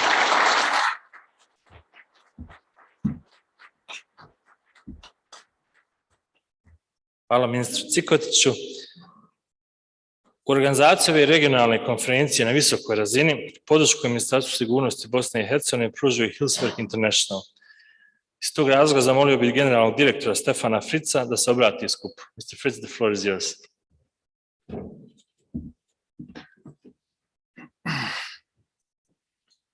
Thank you. It's a long day, so I will make it short. Just 3 points from my side. Thank you very much for coming. Thank you for being here, for your attendance, and for participating this dialogue, because dialogue is crucial, and it starts with the communication, and this is the basis for doing more things and continue cooperation. Hilfswerk International is facilitating this event, and we support the Ministry of Security, but not only the Ministry of Security, also other public migration-related institutions in the Western Balkans. We do this, and we will continue doing this, providing capacity building. And talking about capacity building, we do it in a needs-based oriented approach, tailored and customized in the favor of our partners. By the way, thanks to my colleagues, doing a great job as always. And congrats to the Ministry of Security, because you pushed a lot of things further. As far as I see, you brought a totally fresh wind, a very good wind, and your hands-on approach is highly welcomed, and congrats for that. It was a great achievement so far, what you did. So I invite all of us to continue this common work, this common approach to improve cooperation, to stay in dialogue and to address this topic conjointly. And I wish you for that the willingness to do it and also the energy. And finally, I do hope to see all of you, or part of you, today in the evening in order to continue our talks. So please stay safe. All the best. Hvala lepa. Thank you, Director Fritz, and thank you for continuous support of Hillsberg International to the national institutions of Bosnia and Herzegovina. Malo toga je ostalo za reći za kraj. Zaista imam veliku privilegiju da izvanično kažem da je konferencija uspješno okončana, završena, da vam se još jednom zahvalim svima na sudjelovanju i da vam želim sve najbolje i naravno pridružujem se svim ovim čestitkama kompletnom timu i Ministarstvu sigurnosne organizacije ovako jednog važnog regionalnog stručnog skupa. Hvala još jednom.